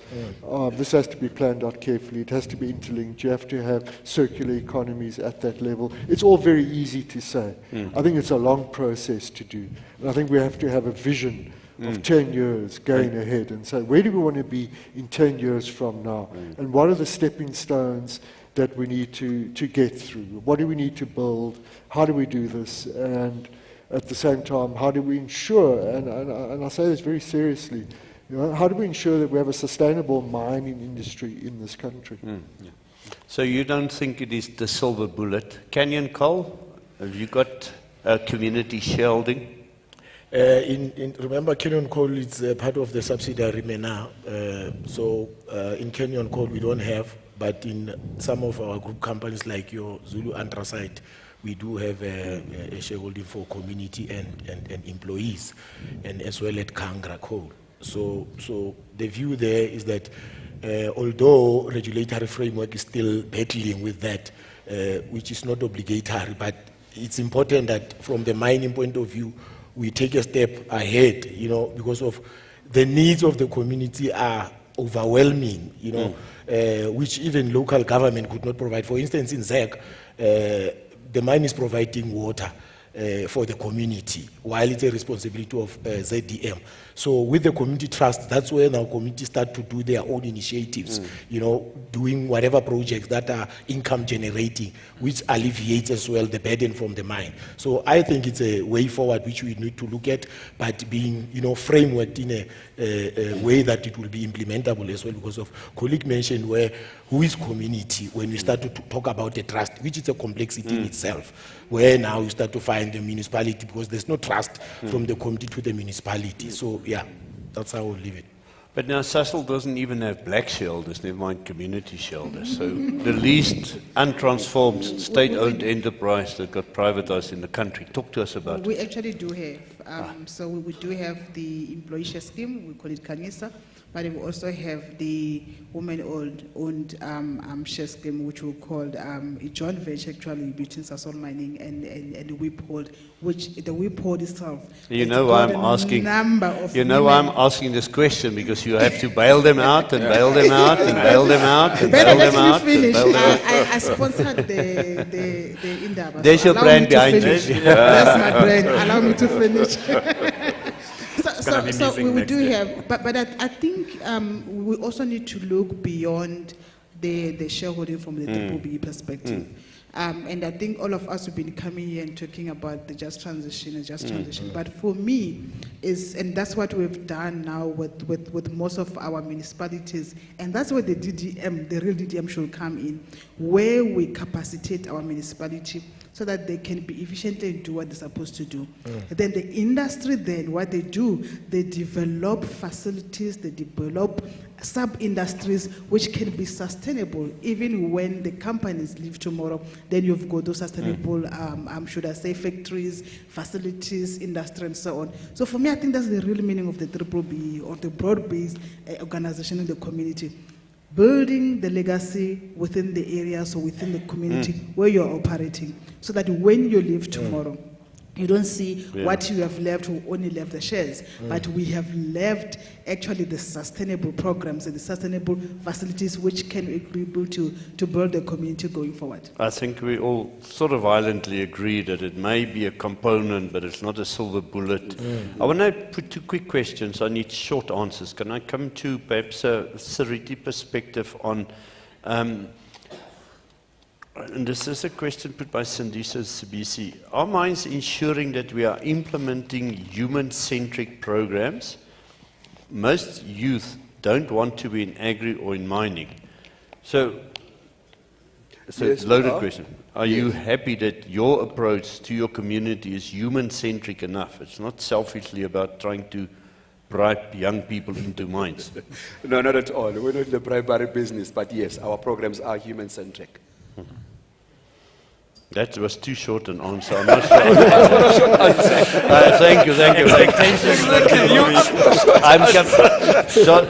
I'm coming back to John from a Burton Meyer. Infighting within communities is problematic. Is it possible for the industry to play a role in the resolution of disputes? If so, what can they play? Is it really our space? Community rivalry, is that our space? No? Yes, I mean, I think that it is a space where issues can be dealt with. You know, that it is possible to go in there and to get people around the table and start a process of talking. It's not easy, but it can be done. I've seen it done. You know, and so and it's just a bit of a process, and it needs support from the industry. But your business card's available. Yeah, I've got my business card. Ben, if I may add as well from what John is saying, is that as business, we cannot ignore it. Yeah. Because of its impacts on us. Yeah. Exactly. So I want to do one quick poll. Take your QR code, point your camera at it, go to the link. It's a yes or no question. The question is, do you think we should all go for coffee now? Thank you, panel. It is a brave, challenging world out there. Thank you. Thank you. Thank you, everybody.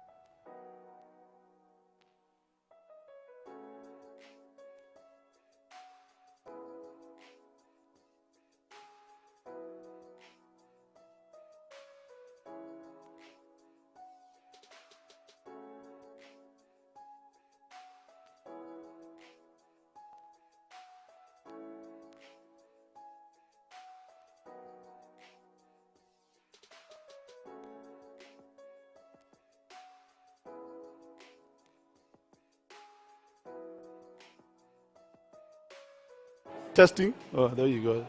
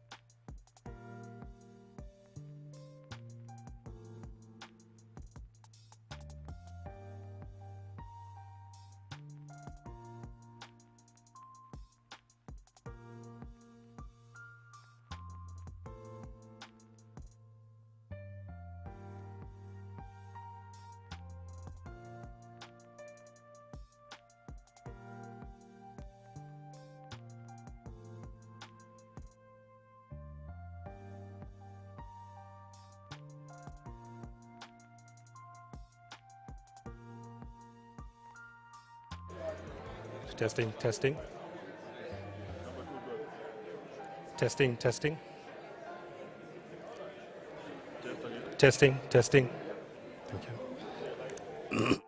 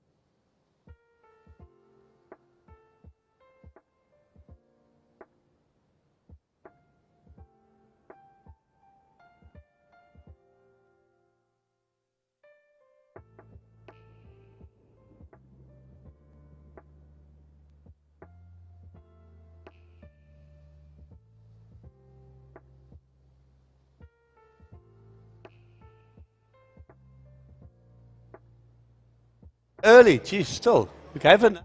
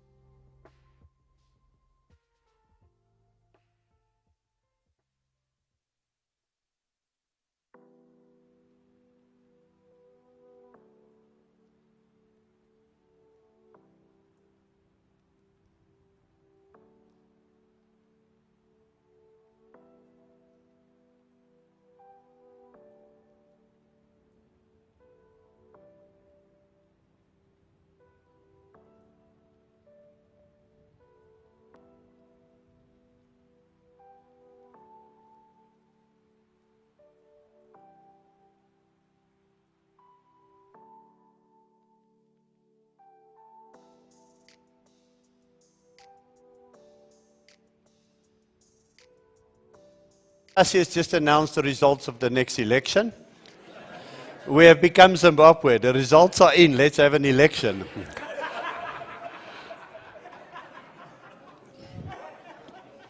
Apparently, James Lorimer is still shadow minister after the election, and Gwede Mantashe is still minister. Now that we've established that, we can save the country a lot of effort and noise and money. Huh?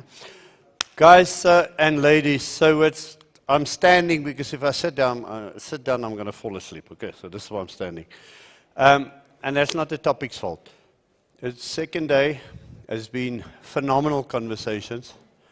I think differently about quite a few things, which is always how I measure whether we're having a good conversation.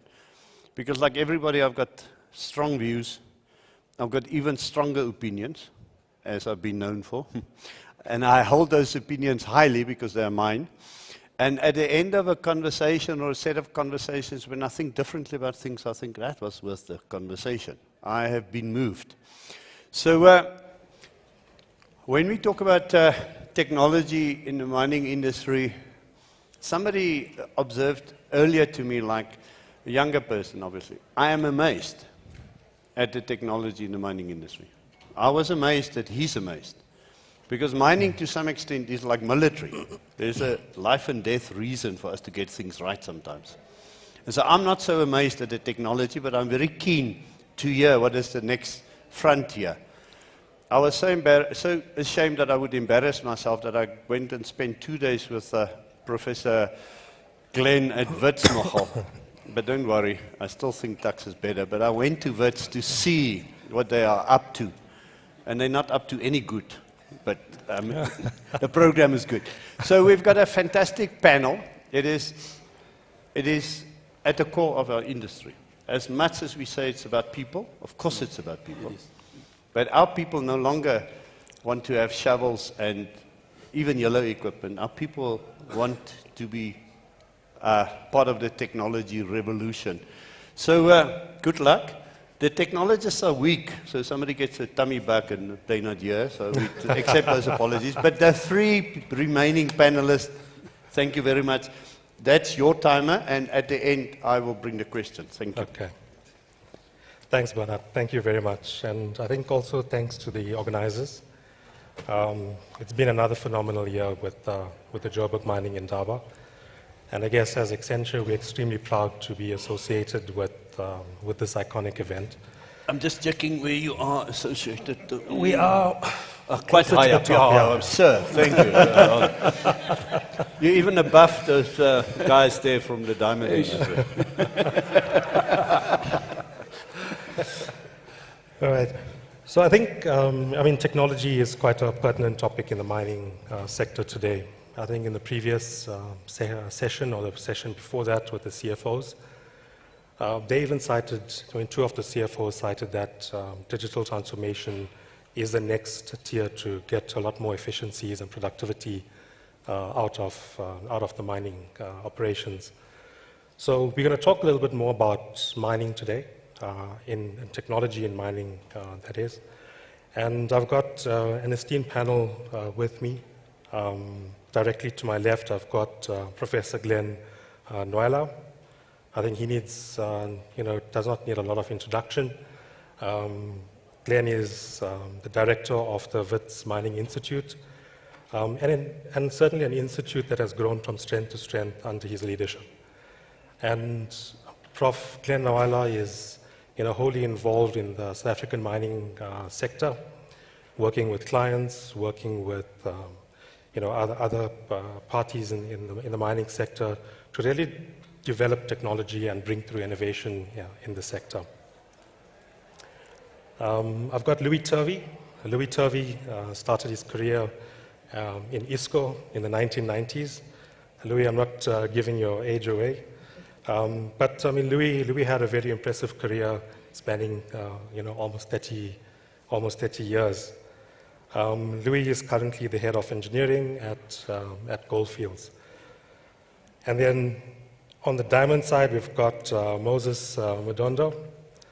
Moses actually is very much in the precious metals and precious stones. Moses started his career at AGA, which is Anglo Gold Ashanti, and he's played various executive roles throughout his impressive career. More recently, Moses joined De Beers as the managing director of managed operations, covering operations in Africa and North America. I think one interesting fact that over this past couple of days I learned about Moses is, and it's something that very few people in the mining world, in fact, can gloat about. Moses is one of few people that have managed 3 of the deepest level mines in the world. So Moses was actually telling me when you get further down towards 4 kilometers, even the rock starts to behave like plastic. Yeah. All right, but I think we had a very interesting set of conversations over the duration of the conference so far. And from the discussions we've been hearing that the mining industry still faces quite a lot of challenges.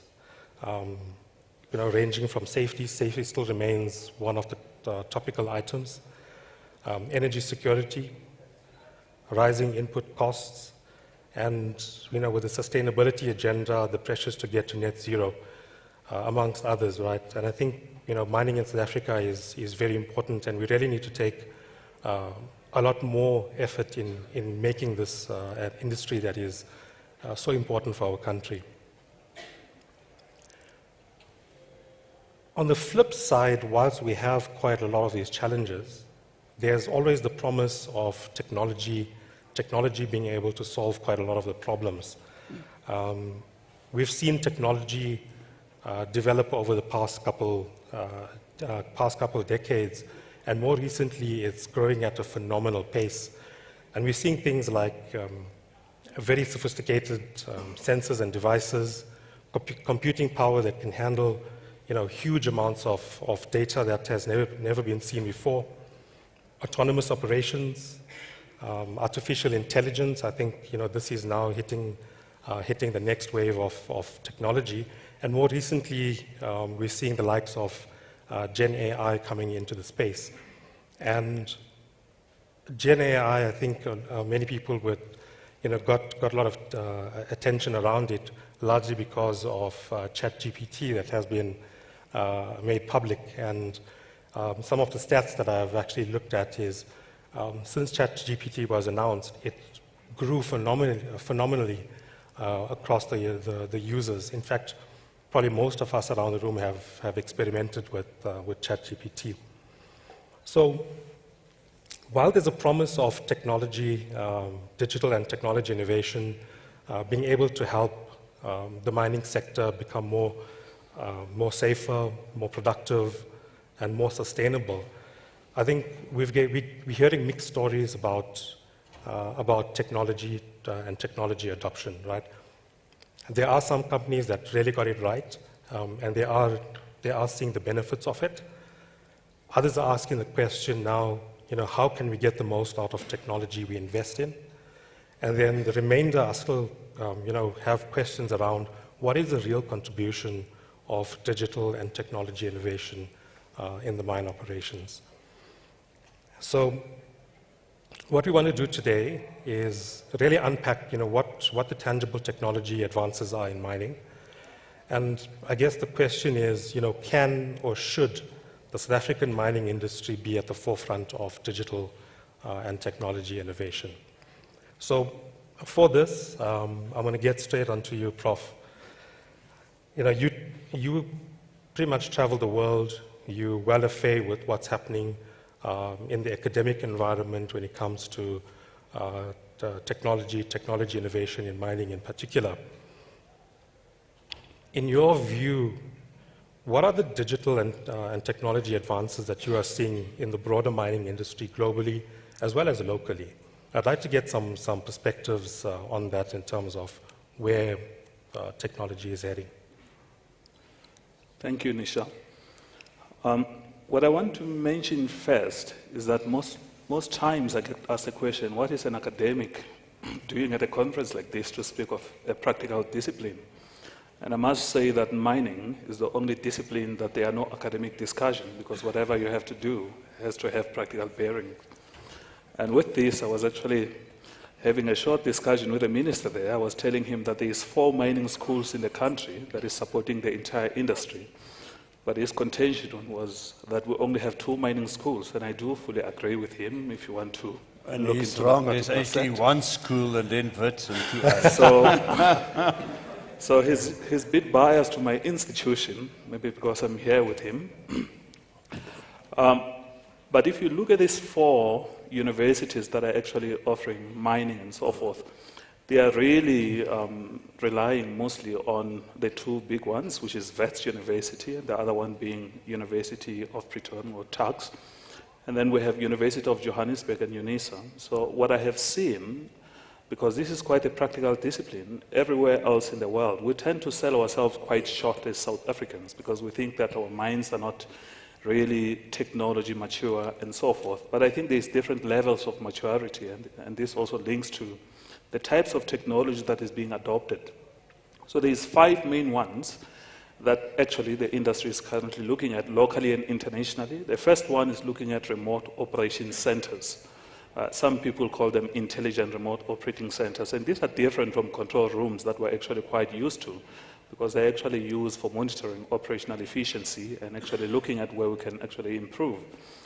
The second one is mainly looking at hybrid communication systems. Anyone who has ever worked in an operation, you will know how difficult it is sometimes to communicate at different levels, especially the further down that you go. I used to work for the gold mines and spent more than 12 years underground at Harmony for some reason. and Sibanye Stillwater.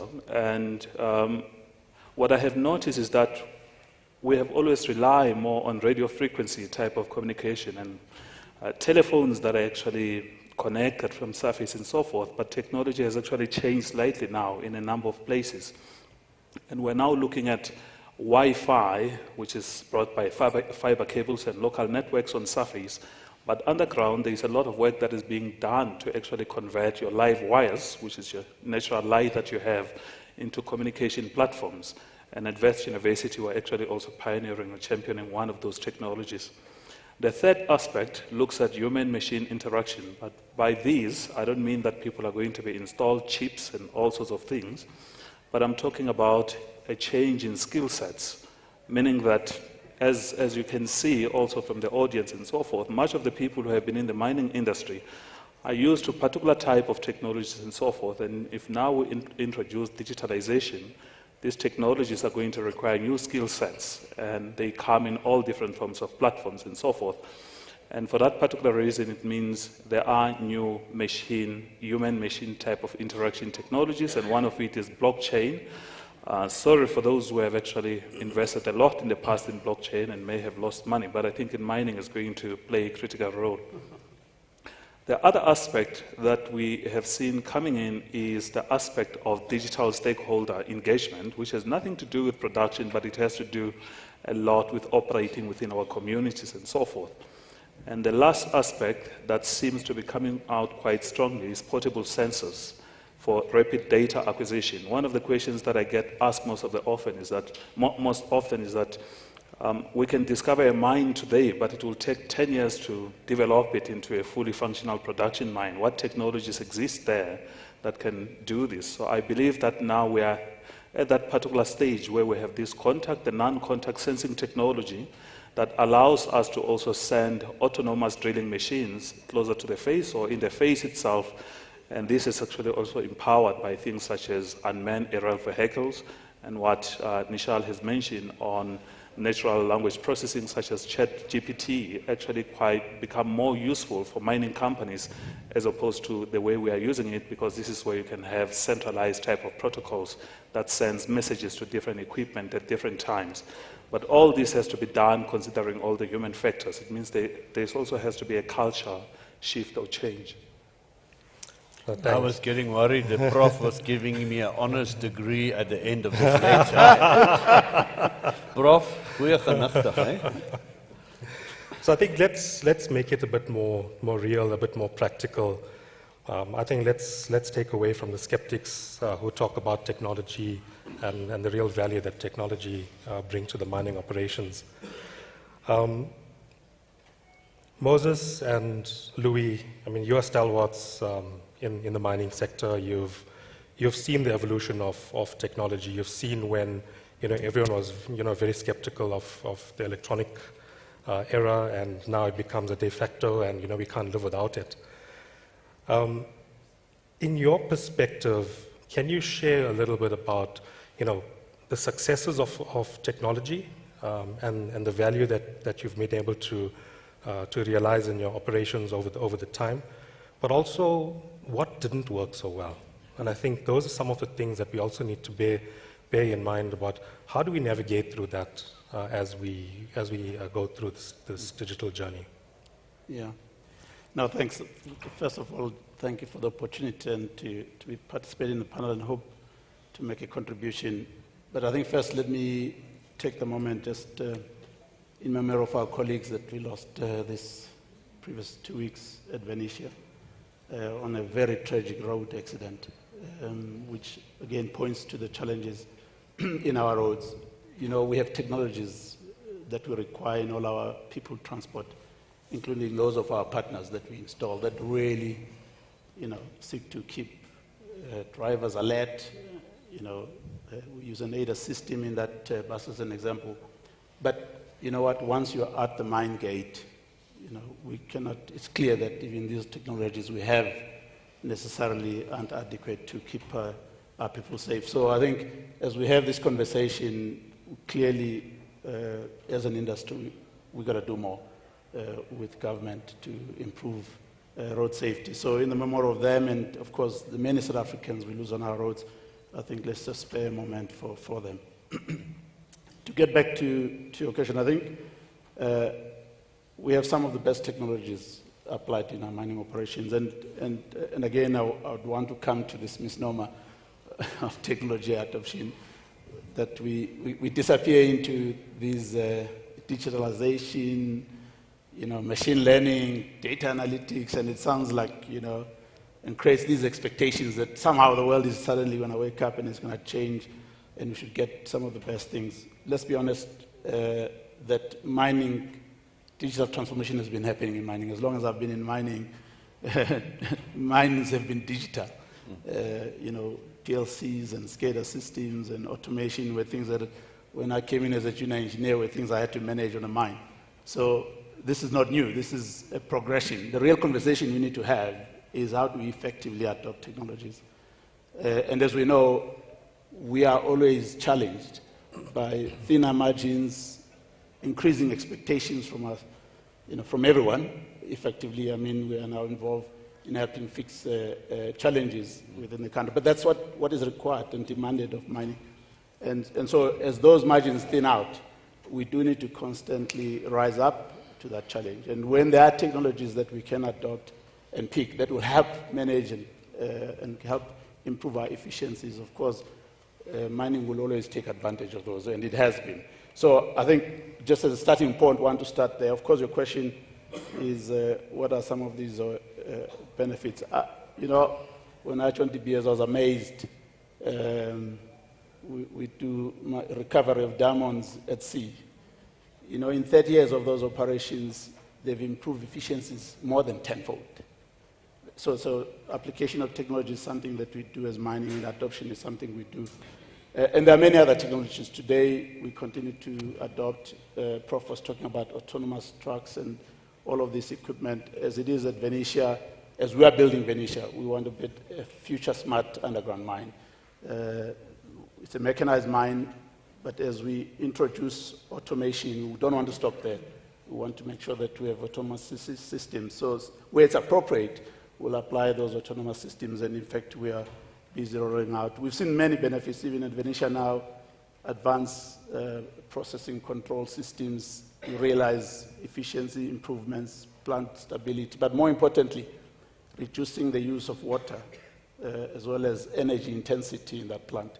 So we are already delivering on our future smart mining objectives, just in some of those basic technologies that we are adopting. Of course, there are many others that most of you are familiar with DPS, as we take advantage of machine learning. I mean, in exploration these days, our targeting time has been shortened effectively because of that improved sensing, data analytics, and machine learning, literally. We can prioritize in a shorter time frame some of those targets. Let me stop. I'm sure there's many other options and opportunities where the rest of the colleagues have seen value. Thanks, Moses. I mean, Louis, you now at Goldfields, some of the projects that you're busy with right now are, quite interesting. Maybe let's get some perspectives on you. What are some of the technologies, some of the benefits? Also, I think, what didn't work very well? Thank you, Michelle, for the opportunity. Yeah, I think our digital journey really focused on three aspects.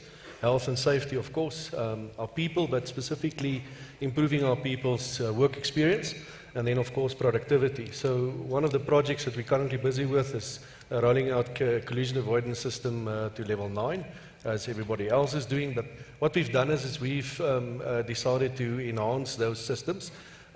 We've expanded our network underground, and we've now also incorporated in the lamp a button where a person, if that person is in distress, can actually push the button and people can come and help that person. Also, if the person is not moving for a period, there will be a distress signal sent to the nerve center, and people actually can come and find this person. We've also went and made sure that we use the system also to extract information from the machine, and that will go through to the nerve center where we can actually do analytics. We've actually enhanced some of our trucks also putting extra equipment on, like automated brake system testers. So the operator doesn't have to get somebody to test his brakes. He can do it himself when he starts the truck. And that actually gives more power to the operator and enhances his experience. And then, of course, from the engineering guys, we want impact sensors, brake sensors, oil sensors, the gear data from the machines to make sure that those machines are actually indeed operated within its design parameters. So nerve center for that matter, I think that's one of our biggest levers. So as much as collision avoidance is going to sort us out in terms of our safety, in terms of interaction, the nerve center and that connectivity and making the machine visible is going to mean a lot for us in terms of controlling those interactions, but also improving our productivity throughout. Another project that we've deployed actually quite a long time now is our tele-remote systems, where we have chairs on surface with operators on surface operating machines underground. Our impact breakers or rock breakers on the tips, all operated from surface. The advantage, of course, of that is take the person out of that dusty, noisy area, and his whole life has changed because he sits in the nerve center itself. And then, of course, the advantage for us is we're not locked into blasting times or, for that matter, shift changes, because the person is on surface and he can continue to operate. We've rolled the tele-remote out to our LHDs, and again, within a change of shift, there's a lot of value that we actually experience from that. We're currently busy exploring automated trucks also in our underground environment, and we hope that by Q2 of next year we will have 4 trucks running in that environment. And then I think the other aspect in terms of people is a huge scarcity of skills, and that's across the world. And we need to think different about getting people, for that matter, skilled up quickly. So we've been investing extensively in virtual reality and simulators and so forth, which has been working extremely well for us. But we actually want to take that technology down onto the machine itself underground. So one example of it is an artisan that is now new to the machine, gets the schematic, but he doesn't know where to find the equipment. So you actually overlay the schematic on top of a digital twin, and as he picks the schematic or the part on the schematic, it actually shows him where it's on the machine and actually shows how it functions. What we want to do is also put in some sensors that will talk to this tablet, and then from that data, the tablet will actually give the individual a bit of guidance in terms of fault finding reasons or issues that it picks up. So it'll actually excel the way that we actually deploy people underground. We've deployed smart devices all over. So if an artisan is not under the failure with the machine, he can actually call somebody in another corridor and ask him to help him do the fault finding. And that is working quite well for us. Also, it's improved our communication throughout. Something else that we've picked up recently, Accenture actually assisted us in engaging with CSIR and was quite enthused with the technology they are designing. For instance, they've designed a 3D printer that you can print pump impellers and all sorts of metal parts. We all know that we are battling to get spares, especially hydraulic spares, and this is a unique opportunity. They will actually have such a unit commercially available to sell by the end of next year, and that's certainly something we will be looking at. Another technology they've developed is laser welding, which is basically a very unique welding process which actually do not damage your material, and you can then actually weld up cracks. And so where we actually had to replace a winder drum, we'd probably not have to do that because we could actually get access to this technology. So I think there's a lot of opportunities out there in terms of technology that works well.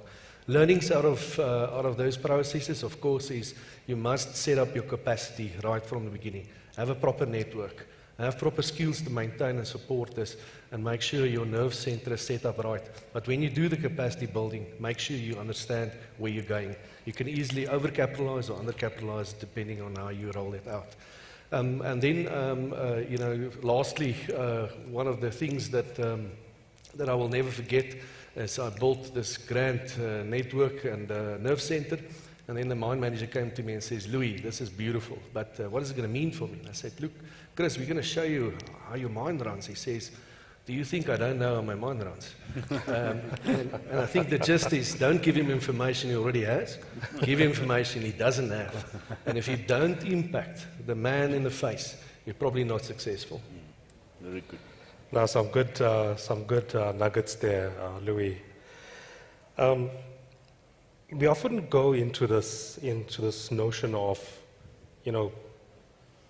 international companies or outside of South Africa are doing a lot better than South Africa. Moses, you've been, working in global organizations throughout your career. You've had the opportunity to experience what's happening, on the far east side, far west side, up north. What's your perspective in terms of how does South Africa fare in the technology adoption and technology utilization compared to those geographies? Yeah, I think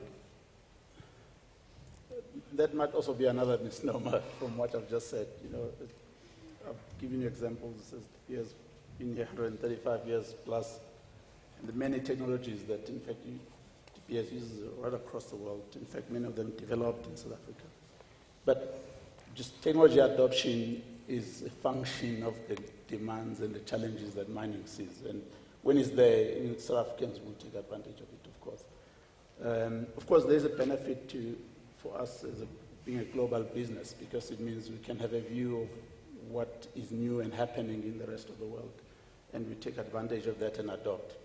In fact, in South Africa, just maybe to answer your question more directly, we literally get involved with universities, with institutions, to develop technologies that are sometimes specific, just simply because of the advancements in technology. We need specific applications developed for ourselves, and we'll do that and research and develop some of those technologies so that they're applicable in our space. So I don't think we are any different from the rest of the world. We do have had a challenge in the past 20 years. I think we could have advanced some of the deployment of technologies a lot more, but sometimes when you don't have growth in an environment, that disables your ability to take advantage of the technology that has been out there. So, of course, our mines are getting deeper, and some of them are getting less efficient, and grades are lower. We should be taking advantage of that. But when you don't have growth, it means you don't have capital. A lot of the technology needs commitment, investment. And when you do want to adopt, you need sustainability of that investment so that you can see the value. So some of the adoption may not be very successful because, I'm thinking of from our gold days, we were trying to develop technology that would have helped us mine some of the remaining underground stuff. But because of investment, we couldn't follow through with some of those developments. So the answer is, I don't think we are any different. We just need more investment. Sure. Thanks, Moses. I think maybe just I'm getting a nudge on the side here that I need to get on with time. Prof, I think there's, from what we're hearing, the likes of Moses, Louis, technology does and can play a much more significant role in becoming more safer, more productive, and more sustainable in our mining. And I think our mining sector is at that point now where we need to start extracting every bit of value that we can, and I think the reasons are well known. How do we make this happen? How do we get over this technology hurdle of people having the knee-jerk reaction of technology? What is it that we as a country, as the different constituents within the mining sector, what is it that we need to be doing differently to really make a meaningful difference in the adoption of technology? And this is for 3 marks in 1 minute. I'll try. I think what has happened recently is that many people have noticed that you don't only need a degree in mining engineering to actually build mines and work on technology. So one thing that I think is quite important is short-term programs. We used to have these one-day workshops that we offer to mining companies, for an example, at VETS. And the complaint that we always had is that 6 months later, the same company is saying that those people have forgotten what you have showed them at VET. So I'm not sure whether it was a function of us being bad teachers or we have done something wrong. But what we have changed now, which I think fits quite well with that narrative, is to actually have designated programs that looks at things such as cybersecurity, automation, autonomous machines and robotics and so forth. And this occurs in programs that you can actually do over 2 months or over 4 months. And our ultimate goal as universities is to make sure that we don't house this at VET's university, but we take it to the different operations, because that's the only way you can drive the culture. The second one is mainly on the collaboration between universities and the industry itself. So if you notice that many of the universities that are doing mining locally and internationally, they always have a center that is linked to a particular company, but it doesn't mean they service that company only. It's actually a means of collaboration, because it's so difficult to go to different people and not have one platform where all ideas and culture change can happen. So I think more investment when it comes to mining education, both by companies and the government and the university, is going to help a lot. And I think given the shortages actually of mining schools, is the right direction, that we also need to look beyond the current infrastructure that we have with the schools and build more. I've been dying to ask a people question to an engineer for years. So, Louis, this question has to be for you. Unfortunately, the question comes through anonymous, but I think it is a relevant question. Is automation not a massive risk to jobs? And then the cynical second part of the question is safety and efficiency at the cost of jobs. I don't think we need to go there. Safety and efficiency is non-negotiable. But is automation still a threat for jobs? Well, I think there's two aspects to it. The first is, if you look at how we rolled it out, the individual didn't lose his job. We actually improved his conditions and improved his job, sitting on surface and doing teleremote. Automation, specifically with regards to our trucks, the focus is very much on an environment where we want to operate within the time period where a normal operator wouldn't have been operating. So I think that's the one aspect. And then we've got an extreme skill scarcity. We can't get hold of artisans, we can't get hold of operators.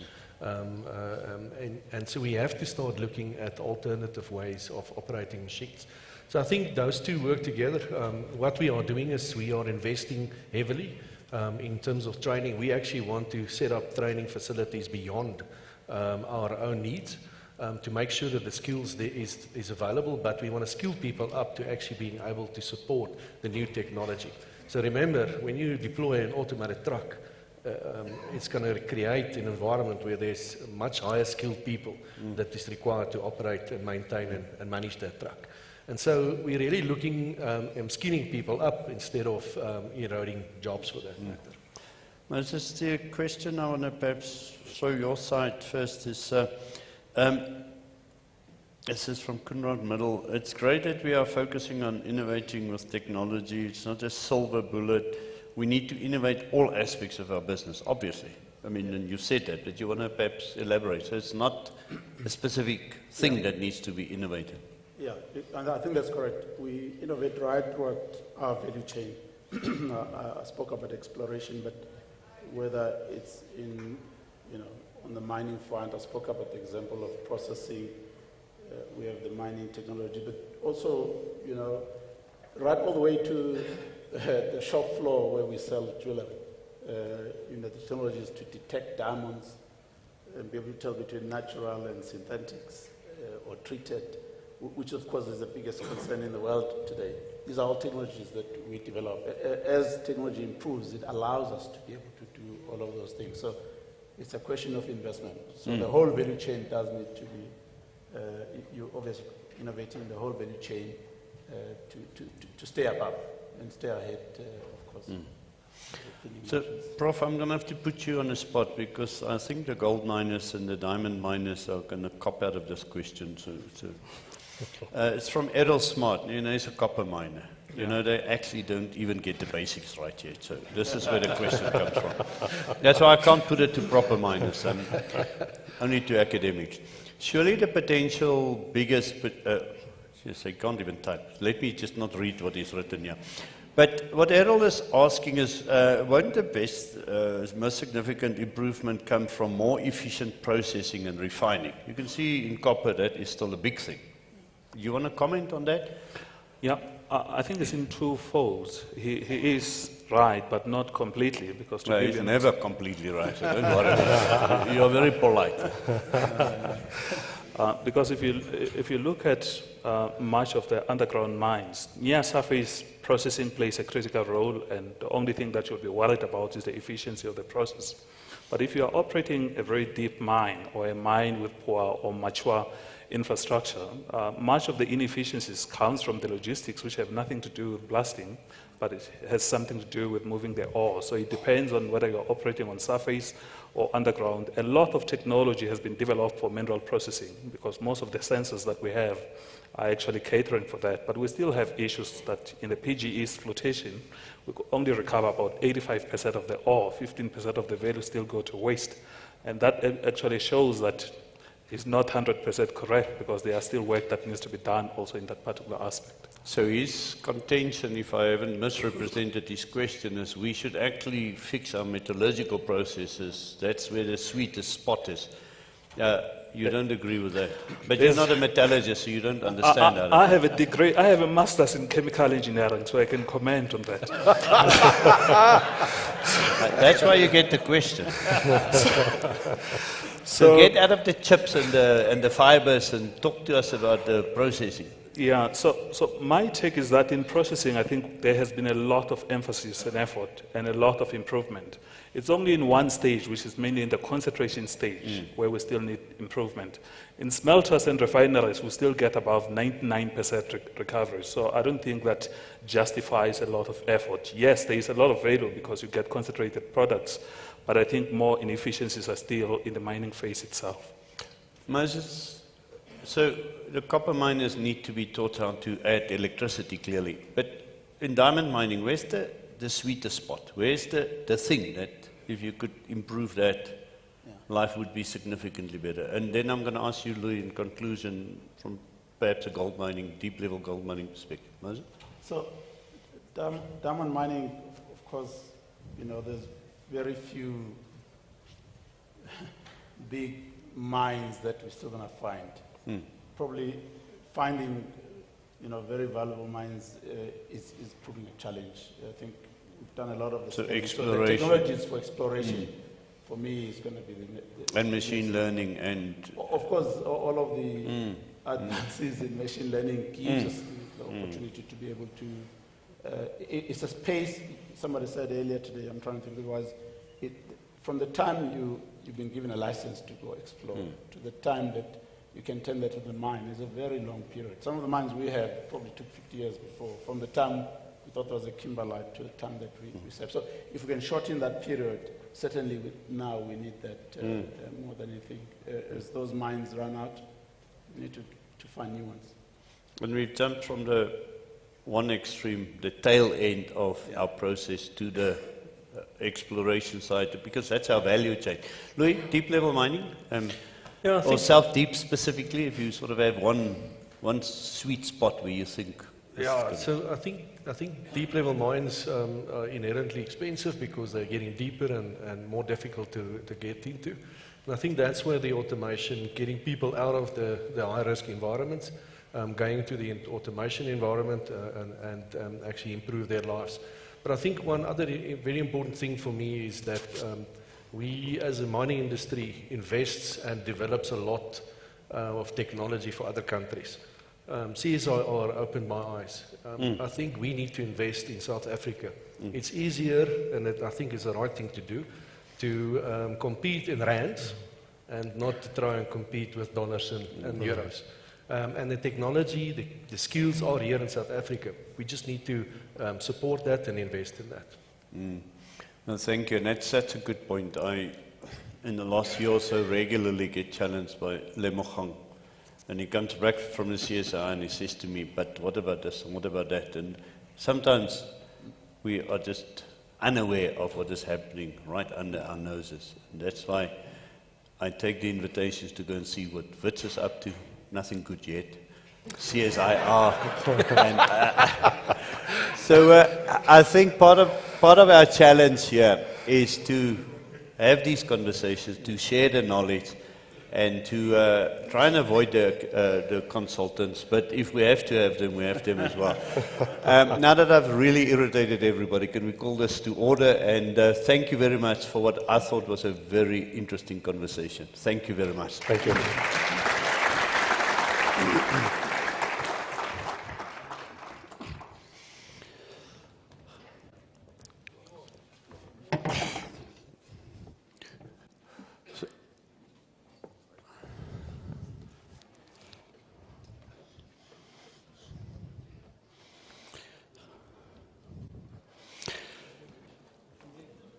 So I'm not sure whether the audience is relieved that the minister is here, or whether you're disappointed that he's here. Because we have fun in your absence when you're not here. I just want to say, we talk about you, we tweet about you, your whole team causes trouble for you and I. My wife don't sleep that night. She says, how can you and the minister be cross with each other? I missed it last year, but now this year the minister is here. So we can't talk about him, we have to listen to him. I know. Minister Mantas, thank you. I know you and your team went to a huge effort to be here today. We really appreciate it. We never want to talk about our industry without key stakeholders here. And so we truly appreciate that you are here. We agreed with your team that we will talk all the nonsense we talk. We'll even listen to the Minerals Council's stuff. And then you will come and have the final word, except for a few questions from me at the end. So now, ladies and gentlemen, in his farewell speech, because he's getting old, he takes it seriously. He's announcing his retirement. The shadow minister doesn't even have a tie yet. So let's just hear for the last time from Minister Mantas.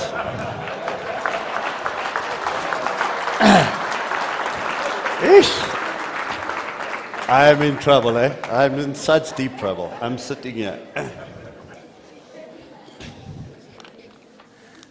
Thank you very much, Program Director. Honorable Program Director. Honorable Program Director. Honorable Chairperson of the Joburg Indaba. Both of them belong to Bernard Swanepoel.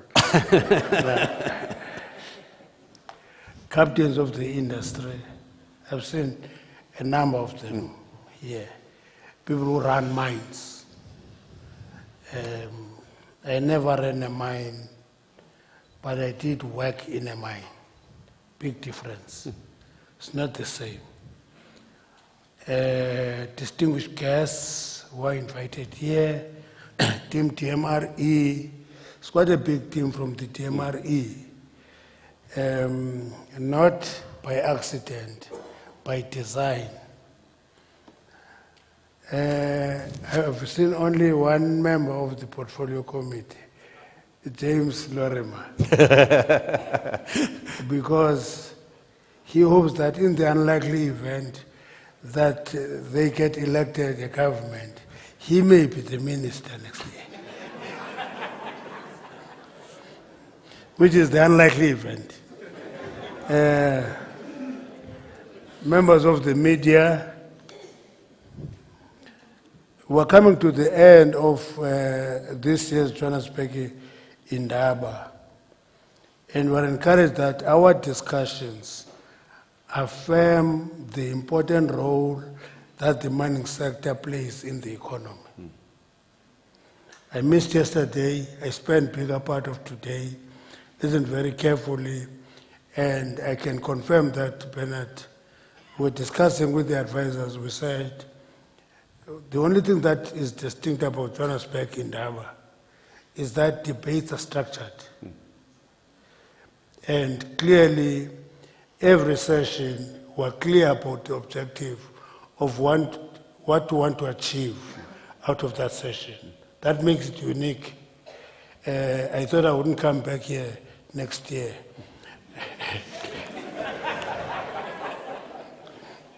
Now I'm encouraged to come back because it's a structured discussion, it's helpful, people are directed to deal with specific issues. That critical role of the sector was quite clear every time the fiscus is in trouble. I can tell you, colleagues, that when the fiscus is in trouble, always mining come to the fore and save the fiscus. Quite clear and glaring during the COVID-19, when everybody else said everything is collapsing. It is mining that drove and led the economic reconstruction and recovery. Not because we go and ask for more money in the mining industry. We took unpopular decisions during the COVID-19. Those unpopular decisions translated into a performing sector earlier in the reconstruction and recovery process. So I think we must commend the mining industry for that. And it should continue doing that. And despite the progress, our country is going through a difficult period with the rising cost of living, which aggravate poverty, unemployment, inequality. It is therefore expected that the mining industry will continue saving the fiscus and create the much needed jobs. And I want to encourage the industry to be reluctant to take decisions to retrench workers easily during a difficult period. I looked into the writings of Maxwell yesterday. I want to just take a short quotation from him, because the mining industry is used to going through turbulence from time to time. And when there's turbulence, I hear everybody in South Africa throwing hands in the air. There's turbulence, but I say, what is new? Mining normally go through these turbulences. And he says, a time of turbulence is a dangerous time, but its greatest danger is the temptation to deny reality. That is the biggest danger. That is turbulent, there are issues, there are difficult processes, and you try to deny that reality, then you are going to get into real trouble. We should not deny reality and try to sugarcoat it when we communicate. Let's not try to talk about the nice issues and hide the difficult issues. We should be upfront, the hard part of any journey we plan to take others on. That's what he says. And I think that applies to this sector in every word that is said by Maxwell. Now, it is therefore, we acknowledge that the industry is losing revenue. We had a hot discussion yesterday and today that PwC says mining industry has lost 100 billion rand. And we say we should get that report so that we should know it lost 100 billion rand, but we should also know how much did it generate. Because if it's only the picture of what you lose, and you don't see what you have generated, it's not a complete picture.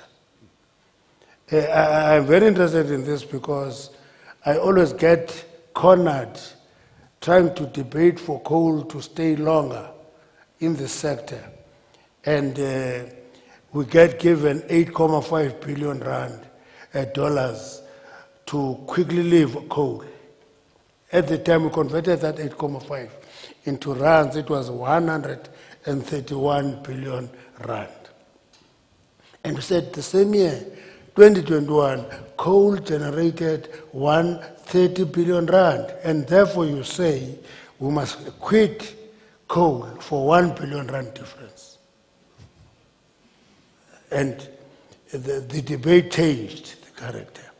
And went further to say, in 2022, coal turnover was 253 billion rand because the price was higher and the demand was higher, despite the inefficiency of the rail system. So we're raising that, therefore, we were losing revenue in the sector on reason that managers in the sector can do very little with, except interacting with other role players. What is new and difficult for a mine manager to manage is the erratic performance of both Eskom and Transnet. That is new. That's not what these managers are trained to do. But if you talk of the cyclical behavior of commodity prices and cyclical behavior of demand of individual commodities, that is what mine managers are trained to manage. They deal with that every day. It's nothing new.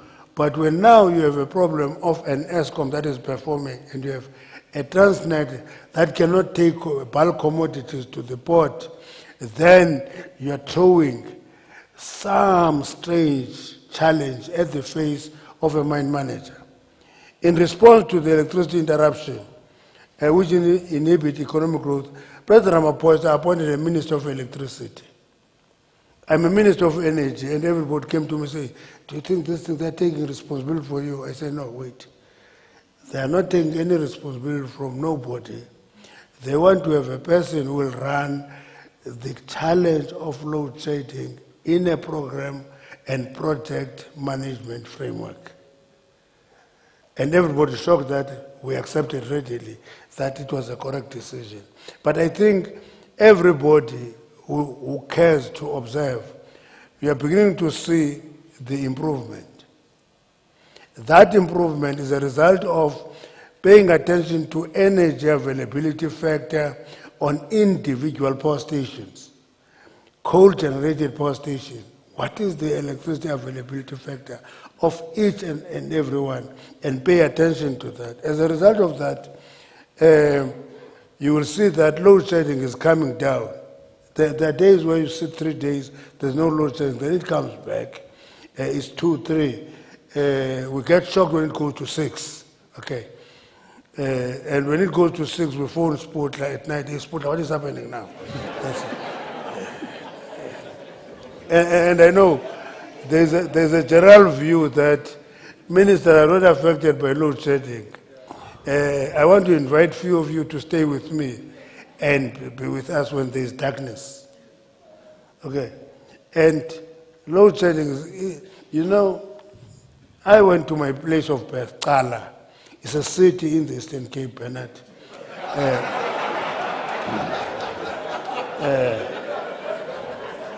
It is on the foot of the Drakensberg. It is on the snow belt, this city. And all people in that city invite me and say to me, you see, quite, you hit us with load shedding. Amabulu never hit us with load shedding. Now I say, no, sit down, sit down, sit down. And I explained to them, you wouldn't be hit by load shedding because you had no access to electricity. Load shedding is a function of access to electricity. At a point in 1994, only 34% of the citizens of this country had access to electricity. Today, 92% of citizens have access to electricity. And of course, in that process, you also admit that, listen, the development of additional generation was slow. And therefore, it's something that we must work on quick and also explain to our people that a pathway to a just energy transition is not about switching off coal and switching on renewables. It's unsustainable. You know, the Chinese, in a meeting of ministers, advisors, and I took that advice, I wrote it down. They say to us, you see, colleagues, this transition is a journey from old to new. And they say, if you take that journey, there's one thing that you must be careful about. You never unbundle the old before you test the reliability, the resilience, and the efficiency of the new. If you run to unbundle the old and the new can prove to be unreliable, having unbundled the old, so be careful. And I agree with that advice. I love that advice because thinking of things that we can switch off this and go to this is actually a misnomer. We must test the new, check its reliability, check its resilience, check its efficiency. I debate how do you mitigate the intermittent behavior of renewable energy. We have got batteries that we buy now. I can tell you, I don't know how many of you have tried those batteries. They guzzle electricity like anything. They eat it. Now, if you go to the rural areas, you put that, you sleep tonight, you're having 124 units left. You wake in the morning, you are left with 16 units. Nothing new have you done. The battery eats it. So as we go through this journey, we must actually test the efficacy of every technology that we get into and test its reliability, its resilience, and its efficiency. Now, notwithstanding these challenges, a government firmly believes that we can succeed when we work together as government, business, and labor. If we ignore one another, we're going to run into more problems. But if we work together, we're more likely to get solutions to problems. But what I always warn my colleagues about is that I don't think that a relationship between government and business, for example, is a fancy relationship. It's what we discovered, we describe as unity and struggle of the opposites. That's what that relationship is all about, is that we irritate one another from time to time, we're angry with one another from time to time, want to walk away from each other all the time, but the key is maturity to appreciate that it's a relationship that must be managed, and you manage it. And therefore, I'm appealing to business, labor, that let's work together. Trust is a function of sharing trenches with one another. If you have not gone through difficult processes together, you are not going to be able to improve your trust levels. The other thing that is important is urgent need to improve the reputation of the sector. This important sector, mining. I worked in this sector. After 14 years, I left the sector, go and work for somebody else. I was paid a retirement fund of 216 rand, 61 cents, in recognition of 14 years. That is the reputation of this sector. The only disadvantage with it is that it can be abusive, but equally it is very addictive. If you work in the mining industry, you get addicted into it, you can't separate yourself with it. It's a sector that will be attached to it, even when it abuses you. That is, now, and that reputation, we should change the reputation that mines leave holes on the ground. That's it. I don't know if people are close enough to the program of rehabilitation, where we are rehabilitating as government ownerless and derelict mines. Now, when a person says to me, never talk about apartheid, I say, no, you are being in denial. That is our history. Okay. Apartheid is our history, Bernard. Okay. When I worked in the mines, Bernard was a chief boss and a mine manager. I was supposed to call him Pas Bernard now. The good old days, eh? No. Anybody who never tasted that will tell you, forget there's nothing like apartheid. I know. I came to the mines with matric. I couldn't touch a blasting certificate because it was reserved for a scheduled person. And a scheduled person was a white person, simple. Even if that scheduled person is standard 1, he was given a blasting certificate and he becomes a miner, and I cannot be a miner even with my matric. That is where we come from. And during that time, rehabilitation has no regulations. That's why today we have discovered 6,100 holes of ownerless and derelict mines that we must seal. Now, we must seal those holes. There's no point of denying. We have an obligation to seal them. But it must go with operational mines doing concurrent rehabilitation. If we do that, the reputation of this industry is going to change forever. The question of illegal mining, my time is getting finished. Can you extend it, Bernard? Yeah, of course. I'm the boss of the timer. There's illegal mining. One of the things that we have achieved in the discussion in government is to ultimately accept that illegal mining is a criminal activity. It's not a mining activity. And therefore, if there are people who are in illegal mining, I'm not their minister. I'm a minister of mineral resources. Though their minister is Begitele,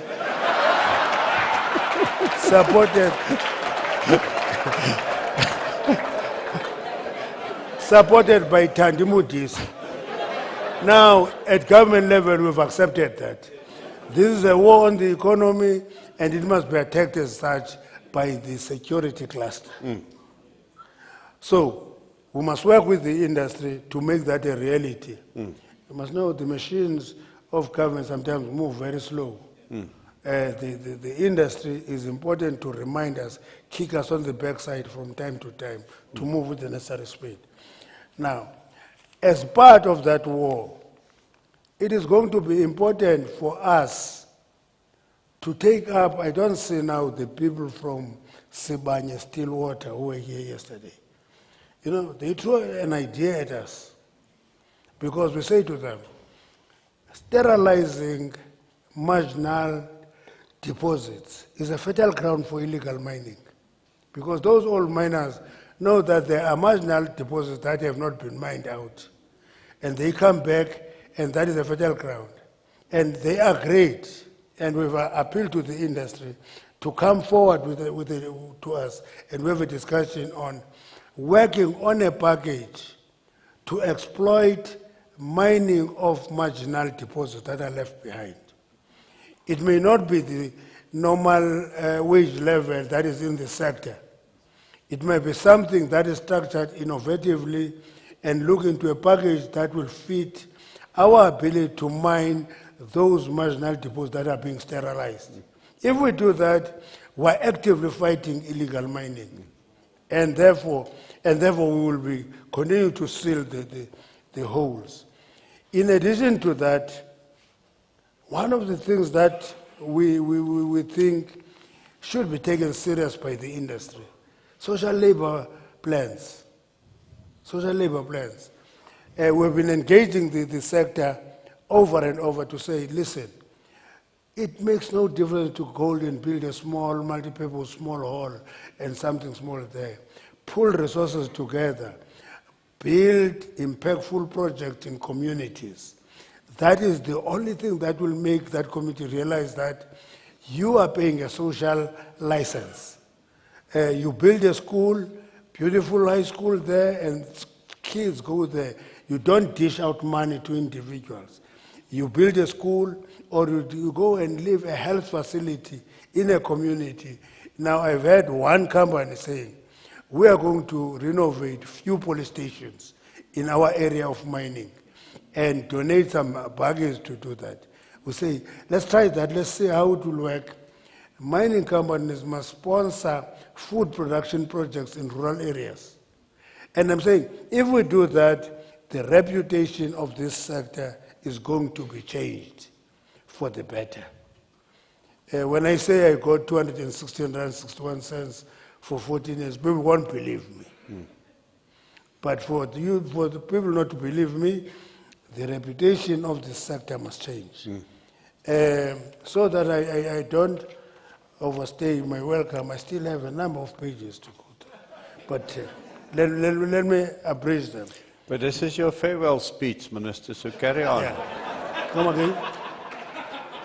No, it's not a farewell speech. It's a speech for my second last term.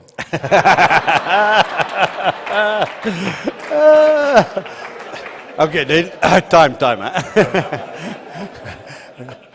I can say, James. No, it's not James here. It's just retirement. It's just retirement. Now, one sector that must move close to the mining industry is oil and gas. In general discussion on energy debate, which this sector is reluctant to enter, they are called fossil fuels. And we are told not to touch them. You go everywhere else, they are being touched. Germany is reigniting coal-generating power stations. We must switch ours off. That is the outcome of an encircled economy like ours, where you are a smaller economy, you have no space to think, bigger economies tell you what to do, or if this is the sanction you're going to get for it. And I'm convinced if we make a breakthrough on gas and oil sector, our economy is going to grow on the average by 5 to 8%. Some companies were kicked out of here. They went to Namibia, made 4 discoveries of oil, and they're drilling 10 wells of oil. The GDP of Namibia improved by 42%. The same applies where ENI was kicked out of KZN, and they ran to Cote d'Ivoire. They discovered oil, and the GDP of Cote d'Ivoire shot through the roof. So all I'm saying is that we are a developing economy. We must stop this thing of behaving as if we're a developed economy. We are not a developed economy. We're a developing economy. Our society reacts easily to negative developments around us. So that is the issue. One of the things that we are raising, I'm putting here, is that the biggest problem on oil and gas is actually the role of NGOs. NGOs take us to court all the time on this, but you find that these NGOs are foreign funded, are foreign based, they are here in their own countries, they allow exploration of gas. Here they don't allow exploration of gas. And then we want those NGOs, I'm raising it in government strongly, that they must be registered and they must declare their source of funding, as political parties do. Okay? As political parties, Bernard, we are expected to register our parties and we must declare our source of funding. NGOs must be registered and declare their source of funding. Because if that is not the case, they will get unlimited access to funding and block development. I'm leaving that as an idea. The last point I want to raise, I'm trying to be quick, is the question of critical minerals. Critical minerals are here. Africa is rich in critical minerals, but everybody else has defined critical minerals except ourselves. United Kingdom says critical minerals are minerals with high economic vulnerability and high global supply risk. That is the definition of the UK. The US defines critical minerals as non-fuel mineral and mineral material essential to the economic and national security of the US and which has a supply chain vulnerable to disruption. Australia defined them as minerals that are essential for energy, transport, aerospace, defense, medical, automotive, and telecommunication sectors, which will also be used further advanced manufacturing applications. And Canada, last one, says critical minerals are minerals that must be essential to Canada economic security, and its supply is threatened or required for its national transition to low carbon economy, or a sustainable source of highly strategic critical mineral for its partners and allies. So those are countries that do not have the deposits, but they define critical minerals on the expectation that they will walk into Africa and take those critical minerals.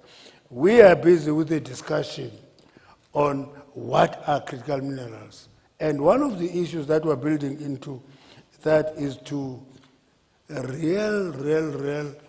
appreciate the importance and the urgency of a policy that forces us to mine critical minerals, create wealth in the countries of origin. Now, that is very difficult for Africa because Africa intellectuals, Prof, describe Africa as involved in the race to the bottom. That race to the bottom is about selling those minerals quick, and make quick buck, and buy expensive processed goods, and have a rich Africa and poor Africans. And that is what we should be working on. We're thinking through it. Let me conclude by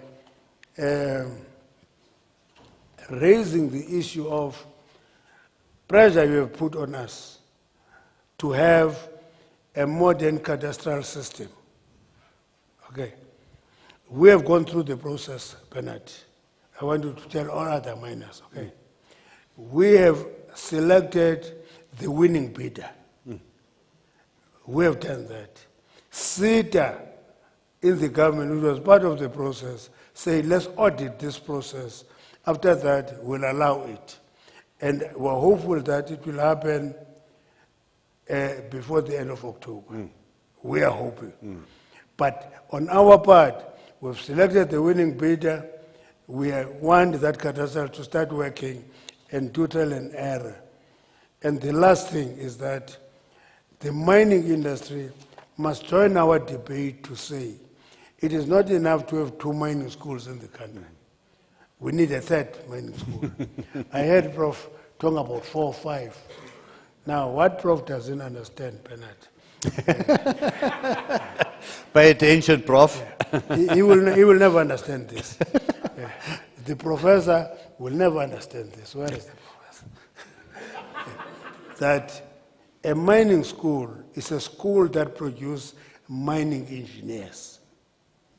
The others that he talks about produce mining technologies. Okay. When there's a shortage of mining engineers, you see it in the sector where you begin to see mining engineers not occupying the peak of the mining companies. Then mining technologies get into that space. Look back into our history. Our mining engineers are running global companies everywhere. They're not 2, they're not 3, they're not 4, they're not 5. It's a big number of South African mining engineers running global companies because of the quality of the school. So we want to open a 3rd school in the University of the Northwest and put the campus at Rustenburg. Now, the mining companies must buy into this idea, support it, we increase the output of mining engineers. Let me stop there. Thank you very much.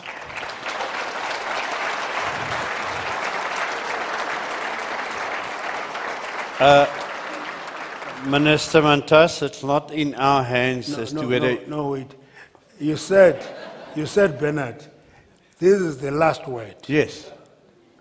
Now, you are not going to have the last word. It's not in our hands whether this is your last invitation. You will be invited either as a past inductee to the Hall of Fame before you became problematic, or as the then minister, but that's in the hands of a democratic process. Minister, the two questions that I would have had to put you was about this damn cadastre system. How difficult can it be? You've given us an update.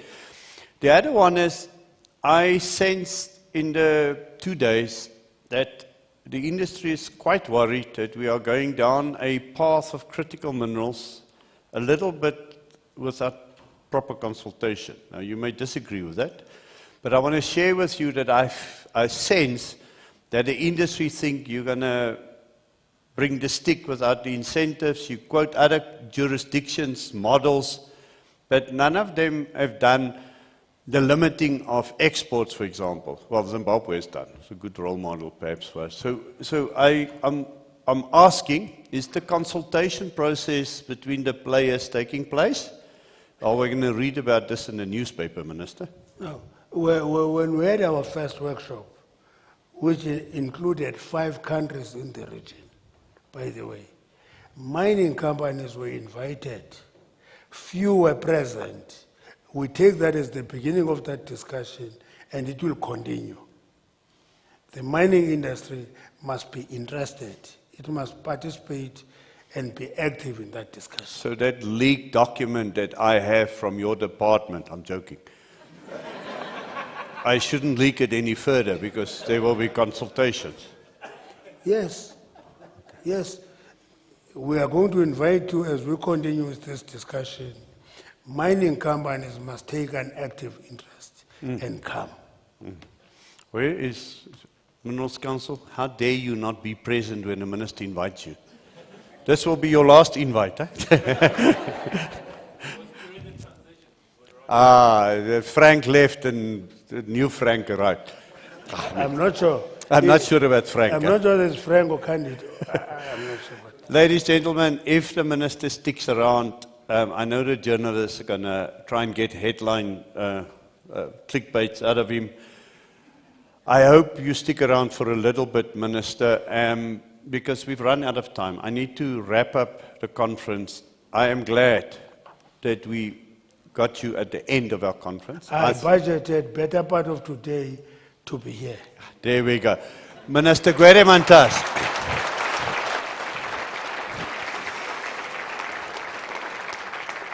So that would be a wrap, but I need to say this cannot happen unless, firstly, we've got support of all stakeholders. This damn thing costs money, as you know. The wine is expensive, as you know. And so I always have to recognize our financial supporters.